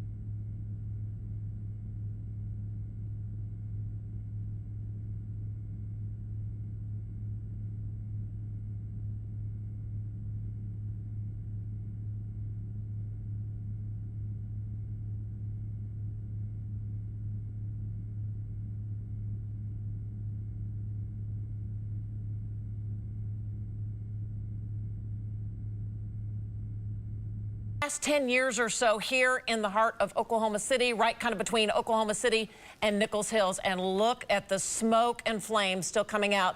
James Albertson there in Bob Mills SkyNews 9. James, this is going to be burning for some time. Hey, that's correct. You know, that roofing material was a rubberized material. It started burning, but the framing material they used in here is not the steel material, it is wood. So that wood is really burning. It's like, kind of like a tinderbox. It's going up and burning from the inside out, and they're spraying a lot of water on the inside, and the fire department's doing an excellent job out here. Back to you. James Albertson, we appreciate the live coverage there, and boy, you can see those crews working hard. This is a 5-story mid-rise building. There's about 325 units. The construction started kind of in about 2020. The leasing has been going on, and they were set to actually start bringing people in next month to move in. So the good news, no one has been occupying any of these residents there. But as you're waking up, it's just hard to believe that this really is Oklahoma City, seeing this scene play out this morning. As you step outside, you will smell the smoke. You can probably see the smoke as well. So that is the situation. Want to get to the ground now. Caleb Califano standing by live near Northwest 63rd and Grand with some new details for us. Caleb. And guys, James was talking about just the sheer amount of water that firefighters are pumping onto this building. Just take a look here. You can see this ladder truck that they have recently brought out in the past 30 minutes, and you can just see the amount of water they are pumping into this roof area. You can actually see it overflowing the side of that balcony there. That's the big problem with this fire. Chief Benny Fulkerson with the Oklahoma City Fire Department was talking about how this roof, when it first caught fire more than 12 hours ago at this point, is made out of a rubberized roofing material. He says basically once it caught fire, it was like a matchbox. And as you can see, they are still taking these ladder trucks and pumping water onto this building. They say more than 2 million gallons have already been pumped onto this building, and that number is probably going to go up. We're going to show you this other angle as we pan over to the left, and this ladder truck is doing the exact same thing. But also, as the sun comes up, we're getting a better angle just at the damage that this fire did to this top area of this building. You can see it's destroyed from the top, and we can also see a lot of damage from the bottom as well. And if you get that sky shot and look down at the inside, it's still a major problem with the fire in there. So these firefighters still have a long battle ahead of them, but right now, as you can see, they are pumping water from these ladder trucks on the top of this building. We'll keep you updated, though, if we hear any updates here near Classen Curve. We're live in Oklahoma City. Caleb Califano, Oklahoma's own News 9. Caleb, we appreciate the coverage, and boy, daybreak is revealing that damage there as you're watching this play out live here on News 9 this morning, and definitely want to avoid that area over near 63rd Street. Yeah, we've had some changes throughout the morning, and the latest right now is that Western is closed. Northwest 63rd has reopened. Grand has reopened, which is actually exactly where the fire is, but Western, the north-south road right in the middle of your screen, that's where all the fire trucks and the personnel had to park and set up command there. So it is closed down. Still a lot of fire hoses even in the way right there. And the location of this fire has made things very difficult as far as where they could park their trucks, where they could set up those ladders. Chief Benny Fulkerson with the fire command here in Oklahoma City says it's not ideal where they set things up. They would have done it differently had they been able to, with the location, the parking lots, that type of thing. And so they're doing the best they can right now. But Western this morning still closed on that triangle area of Classen Curve in Oklahoma City. And one thing just to note again, 400,000 square feet that they are dealing with these Canton apartments there at Classen Curve. So just to kind of put it in perspective, as you've seen from our aerial shots, how massive this is. It's really kind of tucked into the heart there at Classen Curve. Our Colby Thelen is there live with more of our coverage. Colby, what are you seeing? Hey guys, right now as the sun comes up, we're seeing the extent of the damage here on this side. I talked to Chief Fulkerson earlier. He said that this side here on the north side, right on Northwest 63rd, is really where they got the most damage. And the reason you can't see from the shot, but right in front of the building, this whole area is still under construction, so there wasn't a great pavement that they could set their trucks on. They had trouble getting to the right areas that they needed to be. As you can see, the ladder trucks are up right now here on this side, but they said really past there, it's mostly dirt and mud. It wasn't asphalt, there wasn't concrete, so they weren't able to access some of the areas that they needed to access, and that's why this side took a lot of the damage. The parking garage is just here on the east side. You can't see it because of the amount of smoke, but the entire side of that parking garage is blackened, where those flames were at the highest yesterday evening. Crews here on this side still working, as you can see, to douse the building, to try and keep those hot spots under control as they're popping up really all over the complex. That's the latest here on the north side of the building. We'll continue to follow as crews continue to work as well. They've been at it all night. Those crews now shifted to a new shift. So as they continue to work now, we'll keep you posted. Live in the northwest side, Colby Thelen, Oklahoma's Own News 9. Colby, thank you so much. And we are now 13 hours into this firefight. It started around 6:30 last night. And as we near the 8 o'clock hour, some businesses are making that tough decision whether to open or not in the Classen Curve area. So if you have business in that area, we've already told you about closures on the roads. Might want to check with some stores and businesses too. Let's go to our Tevis Hillis. She is there continuing our coverage right now. Tevis, I know you've kind of been talking with some of the business owners in the area of Classen Curve. Well, Robin and Lacey here at Flower Child, I was able to speak to the general manager, who tells me this apartment complex was supposed to bring a ton of business to this area in Classen Curve. That's what they were hoping for, but now that dream and that hope has kind of vanished. I want you to take a look right behind me as we see the damage. You can see on the left side, we just got this nice view of just how bad it was. You can see that there are a ton of, I believe it's wood, I believe it's paneling, all just shattered down. So it looks like just the left side has been completely torn off. Now, I also want you to see all of the windows that have been shattered. Earlier this morning around 5:40, I can hear those windows being shattered by the fire. And we saw the flames roar outside, and you can just see those windows being shattered. Now you're taking a look about how bad it happened. You're also taking a look at the roof is just completely gone. There is no roof on the west side near Northwest 63rd and Grand. It's a total loss if you just take a look at it. Now, we know firefighters are fighting outside. They would prefer to fight this fire on the inside, but it is not safe as this fire continues. They are continuing to pour water, and we're also still waiting to see if businesses will be open. So we do know Whole Foods doesn't open until 8 a.m. this morning. They did tell us last night that they saw smoke coming through their vents, along with a very bad smell of that smoke just throughout the store. We also have a ton of other stores like Anthropologie, West Elm, Roxy's Ice Cream. We also have Torchy's Tacos. Those are not supposed to open until later today, but the concern right now is whether or not if they can open, because the parking lot is completely closed down. What they need right now is for people to stay away from this area because fire trucks are coming in and out. And I have been noticing people have been wanting to see this site. They're going by slow right now. They're even sticking their arm out trying to get photos of what this place looks like. But I spoke to Chief Fulkerson, who tells me we need to make sure people are driving by as safely as possible because, well, this could cause another accident. So stay clear from this area near Northwest 63rd and Grand. Stay clear from Classen Curve. If you are making that morning drive right now, find a different route because these firefighters are fighting in a very intense fire right now. Robin and Lacey. All right, getting a message from a friend of mine that lives in Bethel Acres in the Shawnee area saying we're smelling the smoke from Oklahoma City all the way here to the Shawnee area. Oh, wow. Let's get straight over to Lacey Swope, kind of talk about how weather is impacting this fire and vice versa.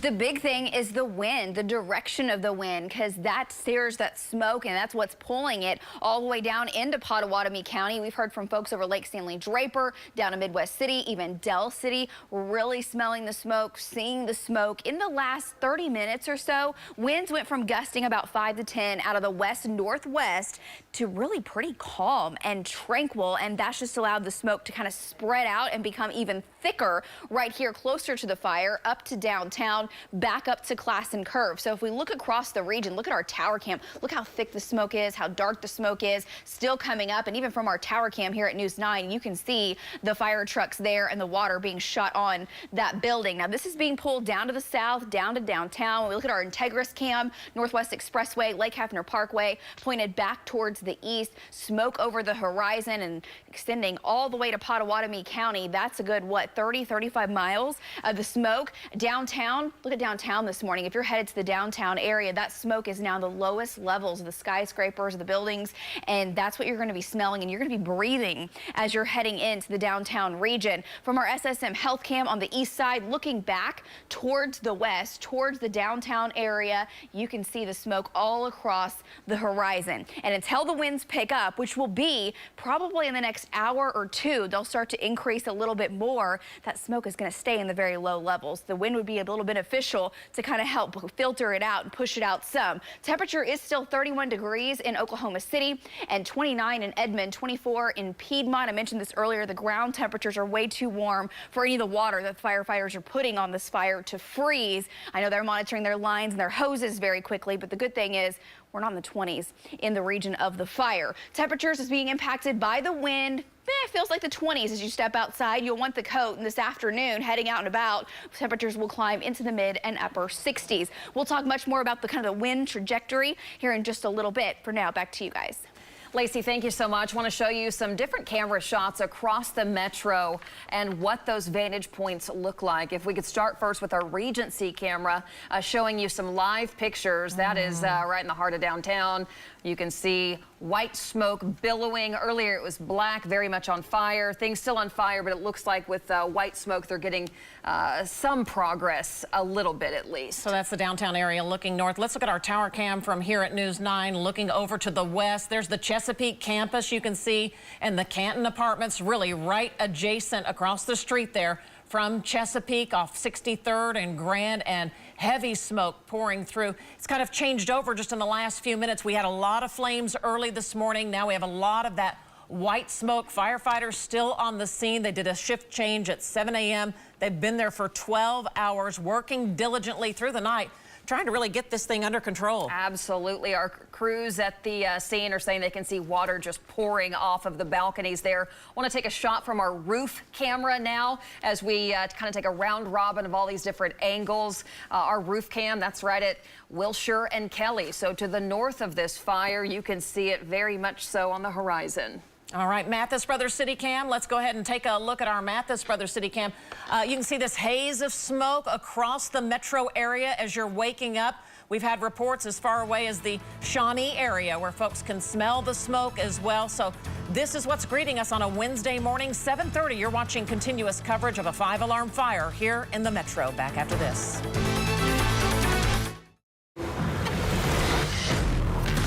It's your personal security detail.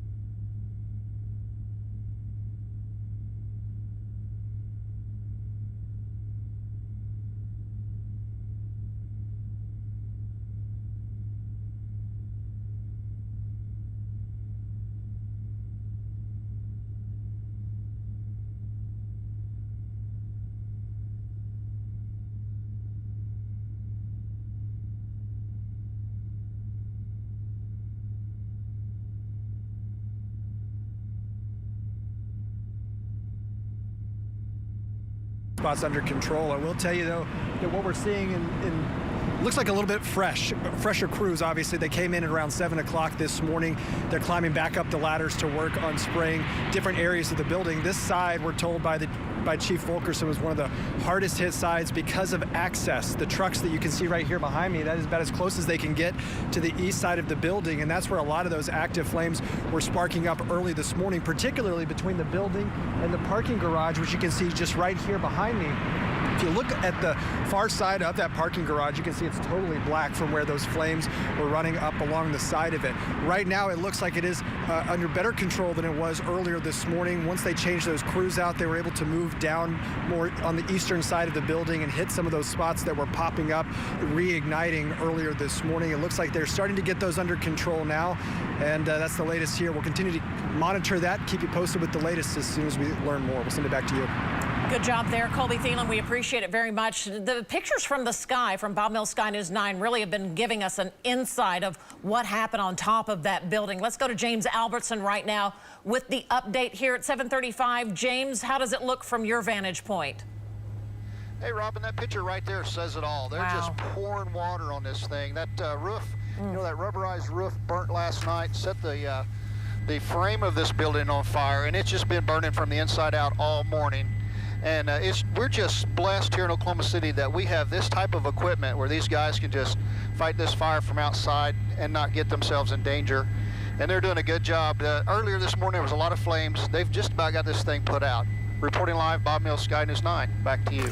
James Albertson, thank you so much. And he mentioned all the crew members out there. We have 80 plus firefighters and extra equipment. That is in reference to the 5 alarm. That's what that means here in Oklahoma City. Just extra manpower, extra equipment, all trying to fight this fire. And we're getting a better vantage point as the sun comes up. Want to let you know, if you do have business in the area, Western is closed. They've managed to open several other areas, but Western is closed. Northwest 63rd open, Grand is open, but Western will be closed for quite some time. Also, as we get close to that 8 o'clock hour, might want to check with the business, store, restaurant in that area if you have business there, because they're making a tough decision on whether or not to open. Some businesses do not have water, therefore they can't open. So make sure to call ahead if that affects you right in the Northwest 63rd and Grand area. That is our American Fidelity cam in the center of your screen. Over on the left from James's shot, though, boy, you can still see as he passes by, still some flames, very intense on the inside of that. And smoke is a big portion of this story that's playing out this morning.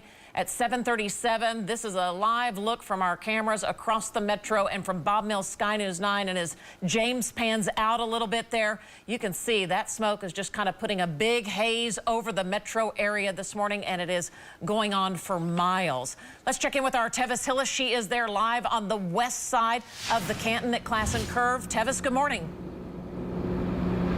Robin, Lacey, good morning. You were talking about that smoke. I live about 10 minutes away, and right when I opened the door at 4 a.m. this morning, it hit me. So when you are waking up with us this morning, that's the smell you're going to be smelling. It's pretty intense. I've even coughed a few times just because it is getting in my lungs. So these firefighters that are fighting, yes, they are trained to do this, but we've got to give props to them because this is a lot of smoke they will be inhaling. Take a look right behind me. As the sun comes up, we're able to see just how bad the damage is. Oh, I actually want to pan down if we can, Lex. You can see that it looks like a new flame has started. As you can see that there is very dark smoke.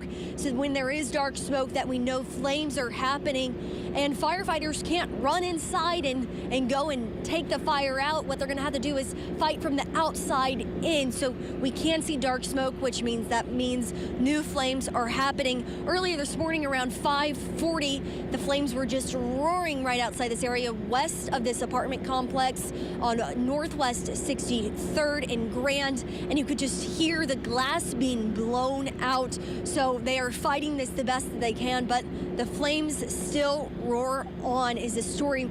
I'm also able to see that coming off balconies, you can see the water just dripping off because they're just continuing to pour water inside to hopefully stop the flames. We are getting to see that these firefighters are coming together. I believe they're about to push water right on the inside of the corner. They're discussing. We'll see what happens there. So we'll also be talking about the businesses. Right now, the parking lot is completely closed. Lacey did say it's a great idea to, if you have business around here or if you're wanting to go somewhere, make sure you call ahead, because I know right now businesses aren't able to open completely because the parking lot is being taken over by the fire department. Also, IMS is here just in case, so people are out here making sure everyone's safe. I also want to talk about, if you're driving this morning around this Classen Curve triangle, make sure your eyes are focused on the road ahead. We do have people stopping, taking photos, trying to see what's happening. And Benny Fulkerson with OKC Fire says make sure they're moving along. Please keep going, because it is a dangerous situation if we do have another wreck outside of this. So I'm going to toss it back to you all, Robin and Lacey. Tevis Hillis reporting live there, and you can see all this water being put on the flames. So far, 2 million gallons of water, and that is going up. Just to put that into perspective, that's 4 Olympic-sized swimming pools on and in this apartment complex so far. So sometimes we zoom in and you see water just rushing off the balconies of that 5-story building. We're going to switch gears, talk a little bit about the weather, how the smoke is affecting folks this morning. Lacey's here eyeing things. Lacey, our cameras really have a great view of how that smoke is playing out. All across the metro, guys, we've had reports about 35 miles away from the actual fire of folks smelling the smoke, seeing the smoke. And I tell you, we're very fortunate that the temperature stayed above freezing overnight, and that really helped the firefighters without having to be concerned about their lines freezing up, without the ice all along the pavement and the parking lot. They weren't dealing with that. Now we're flirting with freezing right now, but the sun's up and that will quickly change. Winds are generally out of the west-northwest. So what that means is the wind is coming in, hitting that fire, pulling it through downtown, Midwest City, Dell City, down across the Tinker Air Force Base, down to Lake Stanley Draper, and all the way down to the Bethel Acres and even the Shawnee area, which is about 35 miles with light winds. Winds will pick up as we go through the morning, and that'll help to kind of mix this out a little bit. Right now, look how low the smoke is and how it's just hovering in the businesses and the homes in this area. The smoke, we keep talking about changing colors, which always indicates what it's burning, and the smoke now back to very dark colors across the region. On our Integris cam, you can see the whole horizon lined with the smoke. So as folks are getting up in the Oklahoma City metro, people heading into work, you're going to notice this. You're going to see this, and that's why we're on to bring you these updates. The air quality right now is not good. Tevis was mentioning that, just kind of standing in the vicinity.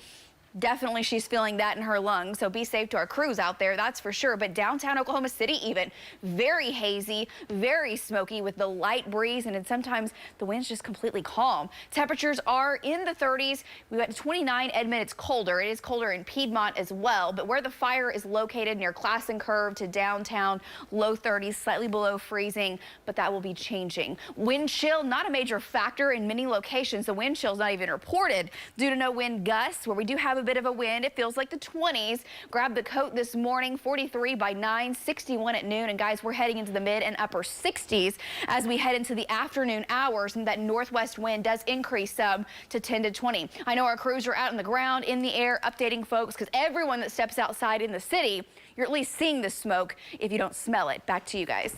Lacey, thank you so much. Want to go to our crew on the ground? Let's go to Caleb Califano. He is standing by live with some new information. Caleb?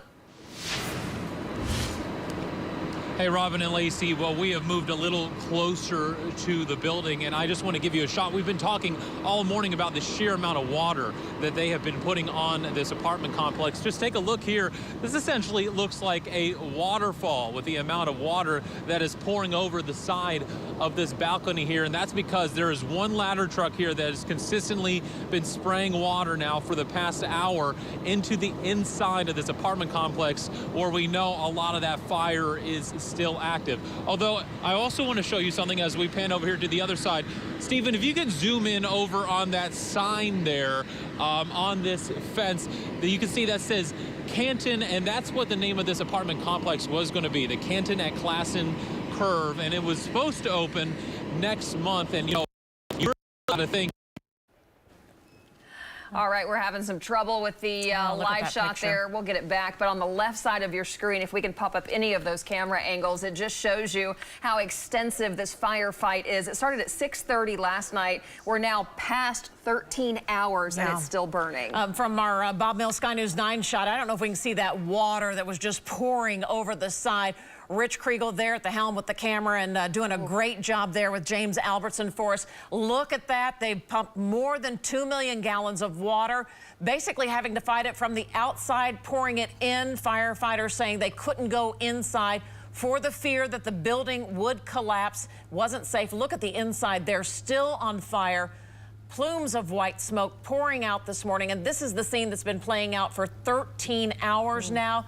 Again, the Canton Apartments at Classen Curve, right off Northwest 63rd and Western and Grand, kind of in the heart of Classen Curve. This was kind of the main staple, the last staple that was going in on that whole Classen Curve development. You're looking at what was, this had to be in the hundreds of millions of dollars, this apartment complex, 325 units. And really, it looks like the whole thing is going to be just a wash at this point because it's going to be hard to salvage anything from these pictures, Lacey. That's the bird's eye view right there. Want to get to Colby Thelen. He's live on the ground with a different vantage point for us. Colby, good morning. Hey, good morning, guys. Yeah, we're talking about how long it took to build this building, how new it is. We're seeing the stickers still on the windows here on the north side of the building. Some of those windows on the top floor, or all of them, I should say, now gone as that top floor completely collapsed. I want to mention one thing, though, that we noticed this morning early as those crews had worked overnight on the ladders. It looked like they had just run hoses up the ladder, so they weren't manned. At this point, it looks like they have some firefighters on the top of the ladders, able to get some different angles in terms of the water that they're putting onto the building, able to specifically target some of those hot spots that they're trying to keep from popping up, I should say, throughout this morning. Still a lot of smoke coming off of those. And this is the interesting thing is that Joby Pan's here to the left. Just on my right side, that's the Chesapeake Energy campus over here, and that's where a lot of that smoke is traveling in that direction. As the sun comes up, what we thought was very interesting is you can just see how thick that smoke is with the sun there behind it, and all of that right now moving east, moving downtown, going all across the metro. There is still a lot of traffic out here this morning. It's starting to pick up on Northwest 63rd. The wind is keeping it from being on the street here, so visibility is still good. But crews right now, as they're working, are still asking people if you can, try to avoid Northwest 63rd. We'll send it back to you in the studio. Colby Thelen there live right off Northwest 63rd Street, reporting live for us all morning long. And Lacey, this is kind of a look at what it was supposed to be. This was supposed to open next month. You're looking at renderings and what it would have looked like. They had a couple of views for us here. A luxury apartment complex, 325 units. 5-story building, and those units went from anywhere from $1,100 up to $4,000, depending on the size of the room. And it was nestled right between Nichols Hills and Oklahoma City. And it's really kind of a resort style and amenity. They touted a fitness center, private amenity courtyards, a pool, a co-working lounge, a dog run, a package facility, bicycle storage. And so this was really kind of just nestled in the heart of Classen Curve, the Class A community, they said, in Oklahoma City. Walkability to the grocery store, more than 15 restaurants, and multiple fitness concepts in that area. Really kind of a luxury living right in the heart of Northwest Oklahoma City. We are reaching out to the developer of this project right now, the construction company that's actually got an office right there at the scene, even the real estate company, just to kind of get their perspective on this happening right before they were supposed to start bringing people in. That's probably the silver lining, though. No one had moved into these luxury apartments yet. They were still in the leasing phase and about to launch the big grand opening. All right, so we're going to go to Tevis Hillis. She is on the west side of the apartment complex there, kind of right by Classen Curve, all those restaurants and businesses there. Have you been able to talk with any of the business owners over at Classen Curve, Tevis? Well, the business owners here at Classen Curve, they tell me that they were so excited to have these apartments come here because this was going to grow the area even more. They were going to have great business with over 325 apartment complexes inside this new apartment complex. The range from how much these apartment complexes cost was $1,100 to $4,000. They were luxury apartments. They had a ton of amenities, and now it looks like a complete loss. As the sun breaks, let's take a look right behind me just to see how bad it is. You can see firefighters are figuring out how to fight this right now. And just last 15 minutes, I said that we did start seeing dark smoke come out again, and firefighters look like they knocked down the fence to get closer, but they can't get too close because you never know what's going to happen on the inside of the building. They say it's not safe, so they're having a conversation right now what to do next. You can see they're trying to get water right now inside those windows. Some of these windows have been broken. That one looks broken right there. Also there, I was able to see a few flames in while I was sitting, but now I can't see them, so they are doing as much as they can to figure out how to put this fire out. It's also been interesting to see how much pressure is in this water. You can see just parts of the building fall off when the water hits the building, so it's been pretty impressive efforts by OKC Fire. We know there's been over 80 men and women helping, trying to put this fire out. We have guys overhead. We have guys right at the bottom of this new apartment complex trying to figure it out. Again, let's talk about those businesses. They said that they really wanted this to be a place where people could come and grow this area, this Classen Curve area. There's a ton of places. There's Whole Foods, there's Torchy's, there's Flower Child. There's just about everything you would need, ice cream, grocery store. Well, right now, they don't know if they can open these businesses because the parking lot's completely shut down because fire trucks are going inside and outside trying to get water to this apartment complex. So it's really an ever-changing situation whether or not these businesses will be open. We do know that these businesses inside have had a deep smell of smoke, and we know smoke is being pushed out throughout Oklahoma City. It's smelling like that throughout the metro, throughout Oklahoma City. So be wary of that when you are waking up, you are smelling that smoke. So this is a changing situation. Right now we're seeing good signs of white smoke instead of that dark black smoke that we did see earlier this morning. But you never know when one of those ambers could light back up, one of those fires could start back up. So we're just here fighting the fire. The firefighters have been out on scene for over 13 hours. It's been a long time. We know crews did change out at 7 a.m., so we have new crews out right now. Robin and Lacey. Tevis Hillis reporting live, and many of you asking the question, how did this start? What happened? The cause is still under investigation, obviously, but it did start in the top portion of that project, the roof area, the 5th story area, and burned in and down, which is why when you look from the bird's eye view right there from Bob Mills SkyNews 9, everything's inside and it looks a tad better on the outside, but that's where the fire has been focused. We are in hour 13 of what happened. Let's kind of look back at the last few hours. Here's part of our coverage when the fire started. At least 80 firefighters trying to put out this blaze. This is the Canton apartments, brand new apartments that were still under construction. Nobody living there. This is at Northwest 63rd and Grand. And that is almost the entire roof there that is got flames coming out of it, and most of it has collapsed. We were about 100 yards away when we could feel the heat from that fire. It was so intense. Firefighters just trying to get some of these flames out. We have a lot of fire still on our hands, and we're working as hard as we can to contain it. And now we are in hour 13, nearing the 14th hour of this fire. And as we saw those pictures from last night, we even saw a large portion of that fire. It almost resembled the pictures from when the fire started this morning. Now we're seeing a lot of this white smoke, but there is still fire burning on the inside of the Canton apartments there at Classen Curve. And from this video and a live shot right here, this is from Bob Mills SkyNews 9. James Albertson doing a great job for us this morning. And James, your impressions of you've been up in the air for a couple of hours now. What are you thinking watching this play out right now? Hey, you know, we had quite a bit of flames like a couple hours ago. They have really knocked it down. And what's really helped is they've got a truck now in the southeast corner. That's where a lot of those flames were, and they've been pouring water on it. And then on the inside, as you can see, there's still a lot of material that's still on fire, and they're having a hard time reaching out with their water, but they're getting a good portion of this thing knocked out. Reporting live, Bob Mills SkyNews 9, back to you.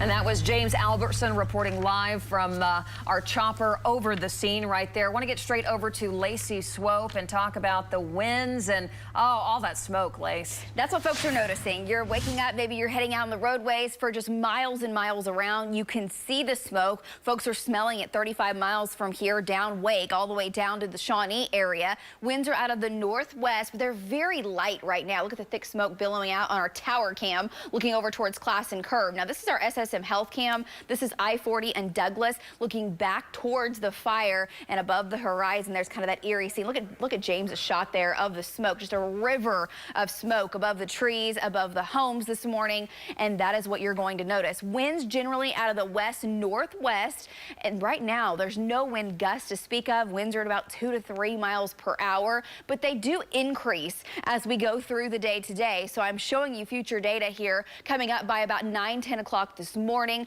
Winds starting to increase, some 10 to 15 mile an hour gusts, which will take that smoke further downstream. As we go into the afternoon hours, that's what will continue. And this thing, of course, will be smoldering now through the rest of the day today. For the next couple of days, likely. Temperatures right now are in the 20s and low 30s. So for firefighters, man, got very lucky that overnight, through the entire overnight hours, we were above freezing, which definitely they did not need to deal with the icing up of their lines or the parking lots becoming icy. That's not been an issue. It's 33 in Yukon, 35 in Jones, 29 in Edmond, and this afternoon we are headed into the 60s with sunny skies. We'll have another weather update for you. Back to you at the desk. Lacey, thank you. And right now, Western is actually closed in that Classen Curve area, the triangular area where all of this is happening. Grand on the left side and Northwest 63rd on the north side are actually open. Western is what's shut down for now. We are now nearing 14 hours of this big apartment fire. A lot of smoke in the area. More coverage right after this. Stay with us. Oh, hi, Gary. I made a Gary robot. Can't tell everybody about the great deals here at Ferguson? No. Right now, get a 2022 GMC Terrain for only $29,900. We are professional grade. What can it do? Ding! Bagel? There's a few things we live by in Oklahoma: honesty, integrity, and hard work. At Triton Foundation Repair, if you don't need foundation repair work, we will be the company that tells you, because when you do need it, we want to be the company that doesn't. Honesty, integrity, and hard work. Triton Foundation Repair.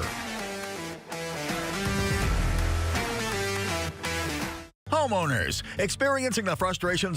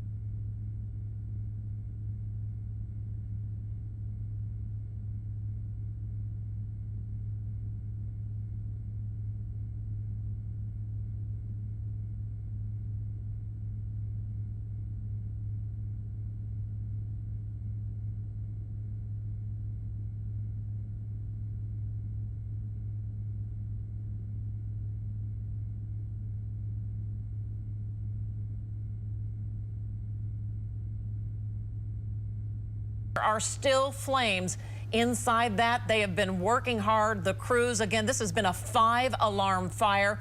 More than 80 crews responded to this when the call came out more than 13 hours ago. And boy, they're still trying to just get the inside put out with the flames out. And it's really been a challenge for firefighters because of the fear that the building would collapse on firefighters. So they're really having to pour the water in. This is the Canton at Classen Curve apartments, 325 units, located really kind of between Oklahoma City and Nichols Hills, right in the heart of Classen Curve. A lot of traffic is in that area off of Northwest 63rd, which is open. There is Grand right there, you can see, and really, if you don't have to get on those streets, just don't. Grand, Western is closed, Northwest 63rd, just take an alternate route, maybe go over to May or Penn. Broadway extension could help as well. You're seeing some of the traffic in that shot right there. I want to show you some other camera angles throughout the metro. First off, that's our American Fidelity camera on the Pike Pass Skycam network. That is Broadway extension right at Britain. You can absolutely see it as you drive south towards the heart of Oklahoma City. Let's take a look at our Regency cam, and that's from the downtown area looking back to the north. That actually looks like that might be our tower cam right there, but really it is Regency. Thank you, Jed, for the clarification. Boy, the black smoke still can be seen. The Regency cam in the downtown area, almost by the Oklahoma City National Memorial, looking back to that smoke from the north that is just pouring out of the Canton at Classen Curve apartments. And live look now at our tower camera. We are stationed at Wilshire and Kelly. And that is the big plume of smoke that you can see. It's been big, thick white smoke, dark black smoke, and it's just never let up since the flames first started at 6:30 last night. And we are continuing the coverage. Great job by the firefighters. There you see them dousing the Canton at Classen Curve, trying to get this fire out. They've been doing a good job, and this has been nonstop for 13 hours, and a lot of crews responding, and they've poured, what, 2 million gallons of water on there? 2 million gallons of water so far. That's 4 Olympic-sized swimming pools. Some of our tight shots on the damage shows water just pouring out of the balcony areas. So much on there already. Again, this is a 400,000 square foot building. It is burning from the inside out. Firefighters cannot get inside. It's too dangerous. Collapse risk. There's too much water, so they can only fight it from outside, and they've been stationed up. We should appreciate all of those firefighters and everything they're doing. I want to go now live to Caleb Califano. He is live on the ground with some new details as he gathers those. Caleb, good morning. Robin and Lacey, good morning. Well, I'm just going to step out of the way and just show you as the sun comes up, fire crews are still here going on 13 plus hours. One thing I want to talk about is what you guys mentioned just a few minutes ago. This was going to be the Canton at Classen Curve.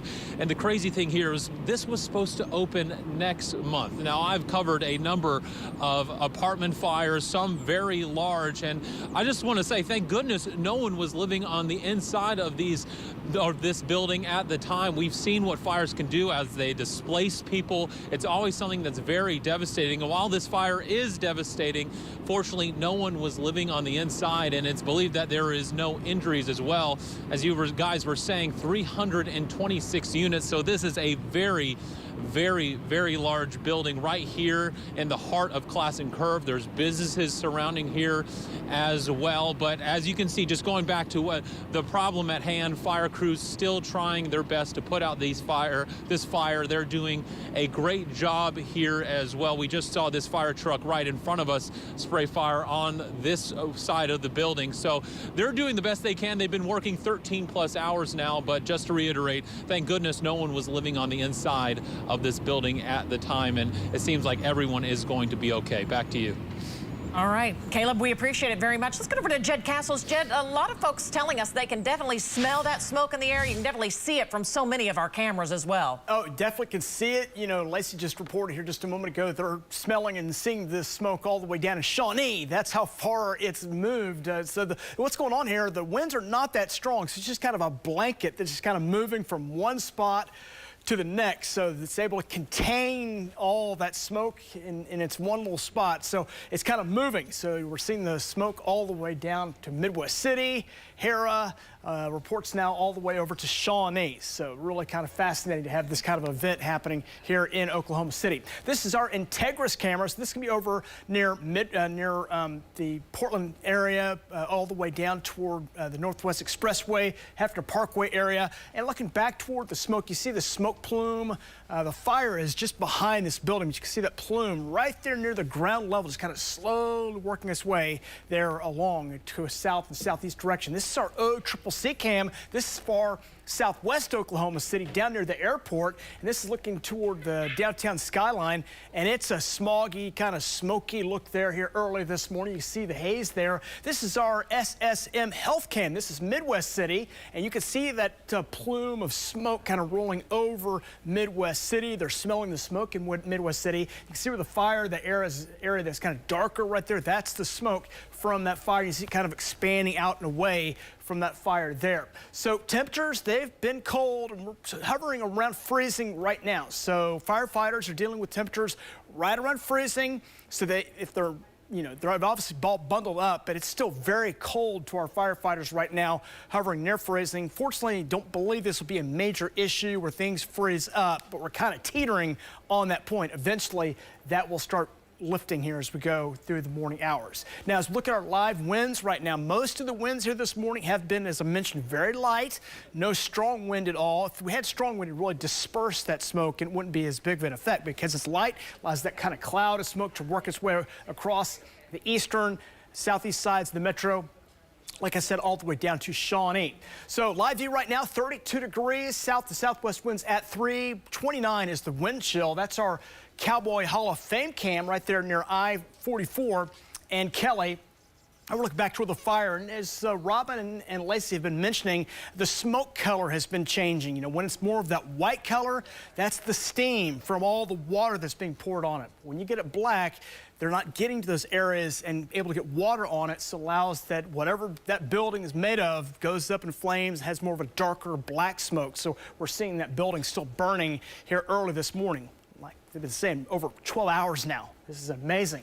Let's look at the future fire and smoke. Now, we don't have a specific plume with this fire right here, but you can see the other fires around the state as I put this into motion. Watch the other fires that are around. You see kind of motion on that smoke. It's kind of a southwest direction, kind of motioning back toward the south. So that's kind of going to be the direction any smoke is going to move here as we go through the day today. So if you have respiratory problems, just stay climate controlled, stay into your house and get that air conditioner or either heater going, so you can keep the air going inside your house, keep that pollutant air out if you do have those respiratory, pulmonary type issues right there around where the fire is located.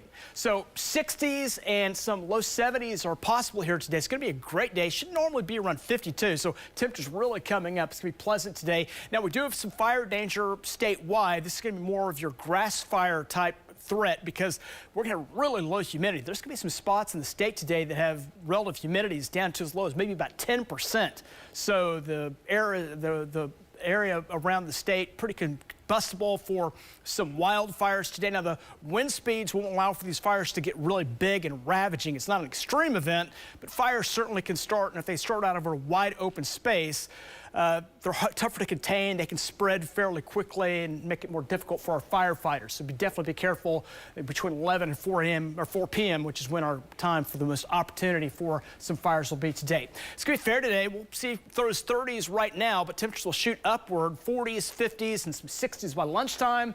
We'll get up into the mid-60s here coming up for today. So fair skies. Should be a great afternoon today. If you liked yesterday, I think you'll like today as well. So it looks pretty good. Tevis is out there this morning. Tevis, what do you got for us?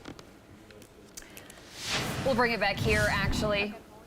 Tevis, are you there? Tevis, if you can hear us, go ahead. All right, we're looking live. We're going to get Tevis lined out for us in just a moment, but here's a live look right now from one of our vantage points of the crews on the ground. 80-plus firefighters still working this fire, and you can see the smoke just billowing right there. I want to go now to Colby Thelen. He's live nearby. Colby, what's the latest? Good morning. As you can see back behind us, fire crews continuing to work on the north side of this apartment complex. But really within the last 20 minutes, the latest development is the traffic that is picked up here on Northwest 63rd Street. Of course, this was closed for much of the night, overnight, as they ran lines across Northwest 63rd. They had to open it back up. We talked with police early this morning. They said they know how busy this area is, how many people commute through this area. They knew they were going to have to open up a couple of these roadways.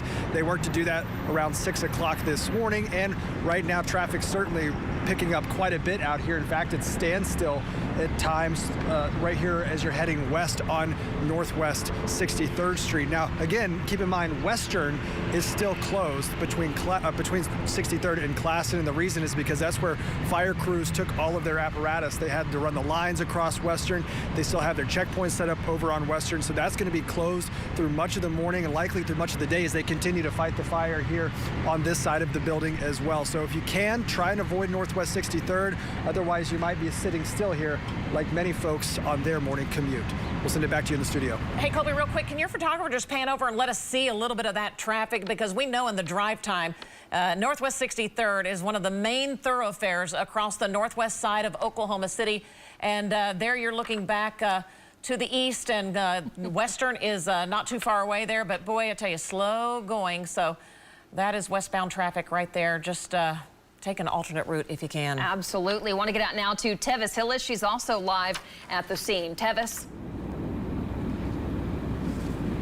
Well, Robin and Lacey, we've been talking about how this traffic is a heavy traffic place. Excuse me, I can't speak all of a sudden. How this place is really heavy with traffic. And right now, the area where I'm at is right in the Classen Curve triangle. It's really a stop and go. People are wanting to see what's happening to these large apartment complexes that were supposed to open in just less than a few months. Take a look right behind me as there is still a ton of smoke happening right behind us right now. You can see the smoke is different from this morning. It's not as black. It's very light smoke, but from overhead, there's still supposedly flames, but what I can see right now is just that white smoke. We can see firefighters are pouring as much water as they can inside to calm down what is happening. You know, it is a changing situation. I have been able to speak to firefighters on scene. They say they can't go inside the building. They can only stay outside because they never know what's going to come down. Now, we know inside these apartment complexes, they were luxury apartment complexes. They were going from $1,100 to $4,000. And on the inside, they were pretty nice. There's photos on their website of just how nice they were. They had granite countertops. They had different types of seating arrangements for people who wanted to work on their computer. It was a very nice apartment complexes, and you can also see the windows on the outside are completely blown out, but you can see some of them are still there, and they have their brand new signs that they just were put in. Now, we know this has been being built since 2020. It's been 2 years, and we've been all expecting this place to continue to grow, especially businesses here at Classen Curve. There's Anthropology, there's Whole Foods, there's Flower Child. They all tell me that they were so excited to have these apartment complexes open because that meant more business for these businesses around Classen Curve, but this is going to look like a complete loss. We're still figuring out how much more needs to go in to make sure this fire is completely shut out. Just at 5 a.m. this morning, we saw flames coming out of the window. So, I mean, you never know when this is going to spark back up, but these guys are doing a great job. All OKC firefighters have been out here. We know there's been about over 80 men and women helping, so it's been a great thing to see. The Oklahoma Standard, everyone's joining together, but what they are asking you to do right now is steer clear of Northwest 63rd and Grand, steer clear of this triangle area, because yes, it is a sight to see, but they really don't want to have another issue on their hands. Robin and Lacey, I'm gonna toss it back to you all. Tevis Hillis, we appreciate it. Let's go over to Caleb Califano. He's on the other side of the Canton. And Caleb, what's the point from your vantage? Hey guys, good morning. Well, they are continuing to use these ladder trucks we've been talking about all morning as best as they can. We've got this one that's been spraying, excuse me. One thing they are doing is telling people on Grant right now, excuse me, to keep on moving. That's what you may have heard from that police officer right there. People are slowing down at this time and trying to just watch what's going on here with this fire. But to continue on to say, with these ladder trucks, you can see this ladder ladder truck has been here now for the past couple hours, spraying water down onto this roof area, and they are now extending this ladder truck here, just trying to get a better angle to also continue spraying water down. As Chief Alkerson said now, more than an hour and a half ago, they pumped more than 2 million gallons on this fire for the past 12 plus hours. I'm sure that number has only gone up. But just to reiterate, they're still working out here hard 13 plus hours after this initial fire started.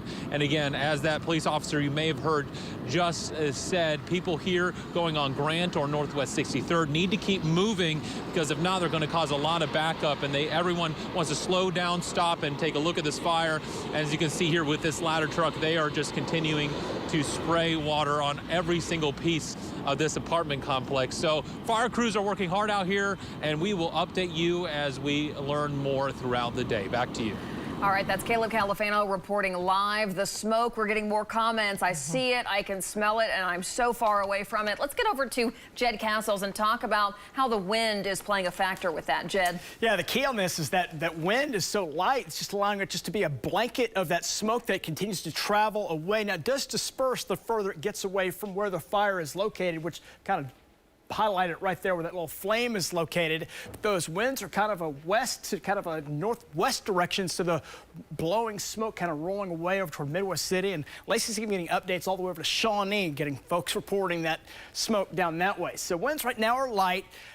There's a good side of that where the firefighters don't have to worry about really intense winds creating those flames and really creating a massive fire. Even at this point, it's more of a controlled fire they're trying to work on here this morning. So some positives, some negatives. We'll continue to monitor it here this morning. You can see the live shot there of what's going on right now on the northwest sides of Oklahoma City. This is a look from the east sides of Oklahoma City. This is going to be over near the Cowboy Hall of Fame area along I-44, right there near Kelly. And as you look back over toward where the fire is over in the Nichols Hills, Chesapeake area, right there to the Classen Curve, that's where you're seeing it right now. All that smoke continues, and this just has not changed at all since we started this morning at 4 o'clock. They're doing their best to contain it, but they're not able to get it out, so it's going to be quite a while before that's going to happen. So watching it here this morning as that smoke continues to billow.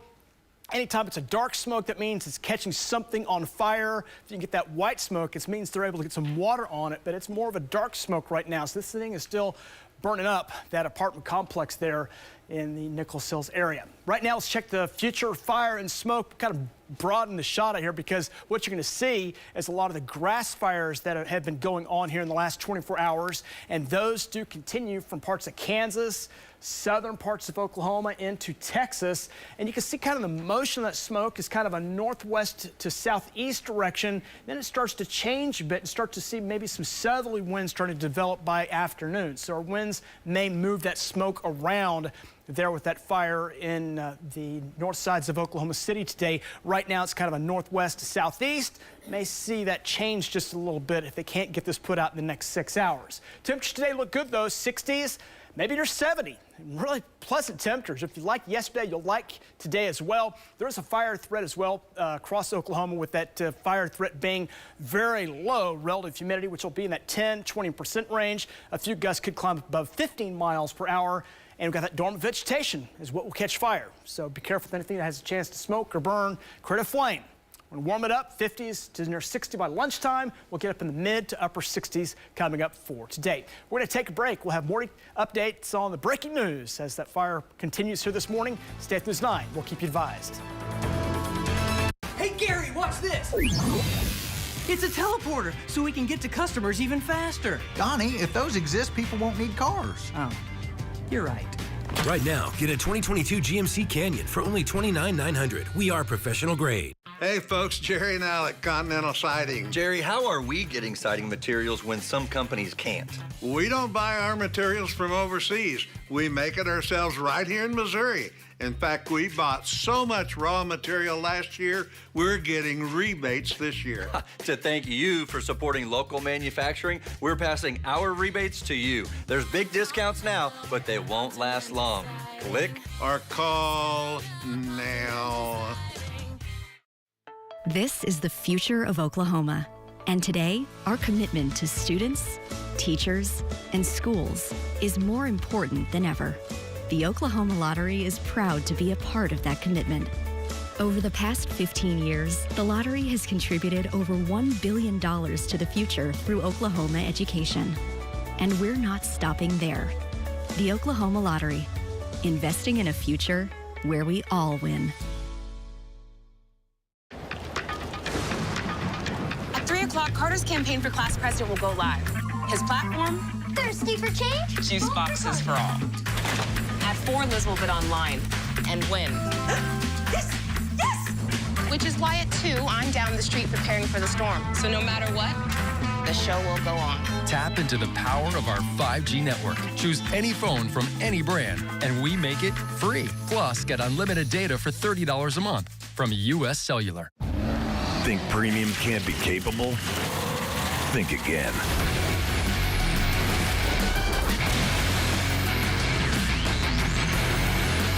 Introducing the first ever AT4 lineup. Premium and capable. That's professional grade from GMC. Step up to GMC with 0% financing on these GMC models. We are professional grade GMC. Even if you don't like me, if you don't like Rob, if you don't like us, like hire a lawyer. Do some research, see who you like, who you're comfortable with. For me, the primary goal is to relieve you of the stress of dealing with this situation. This is just something you're not equipped to deal with. You don't deal with it every day. We do. So relieve yourself of the stress of having to deal with it. It's such a hassle.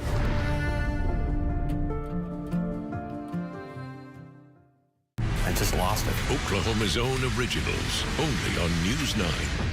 Gary, I got a great idea.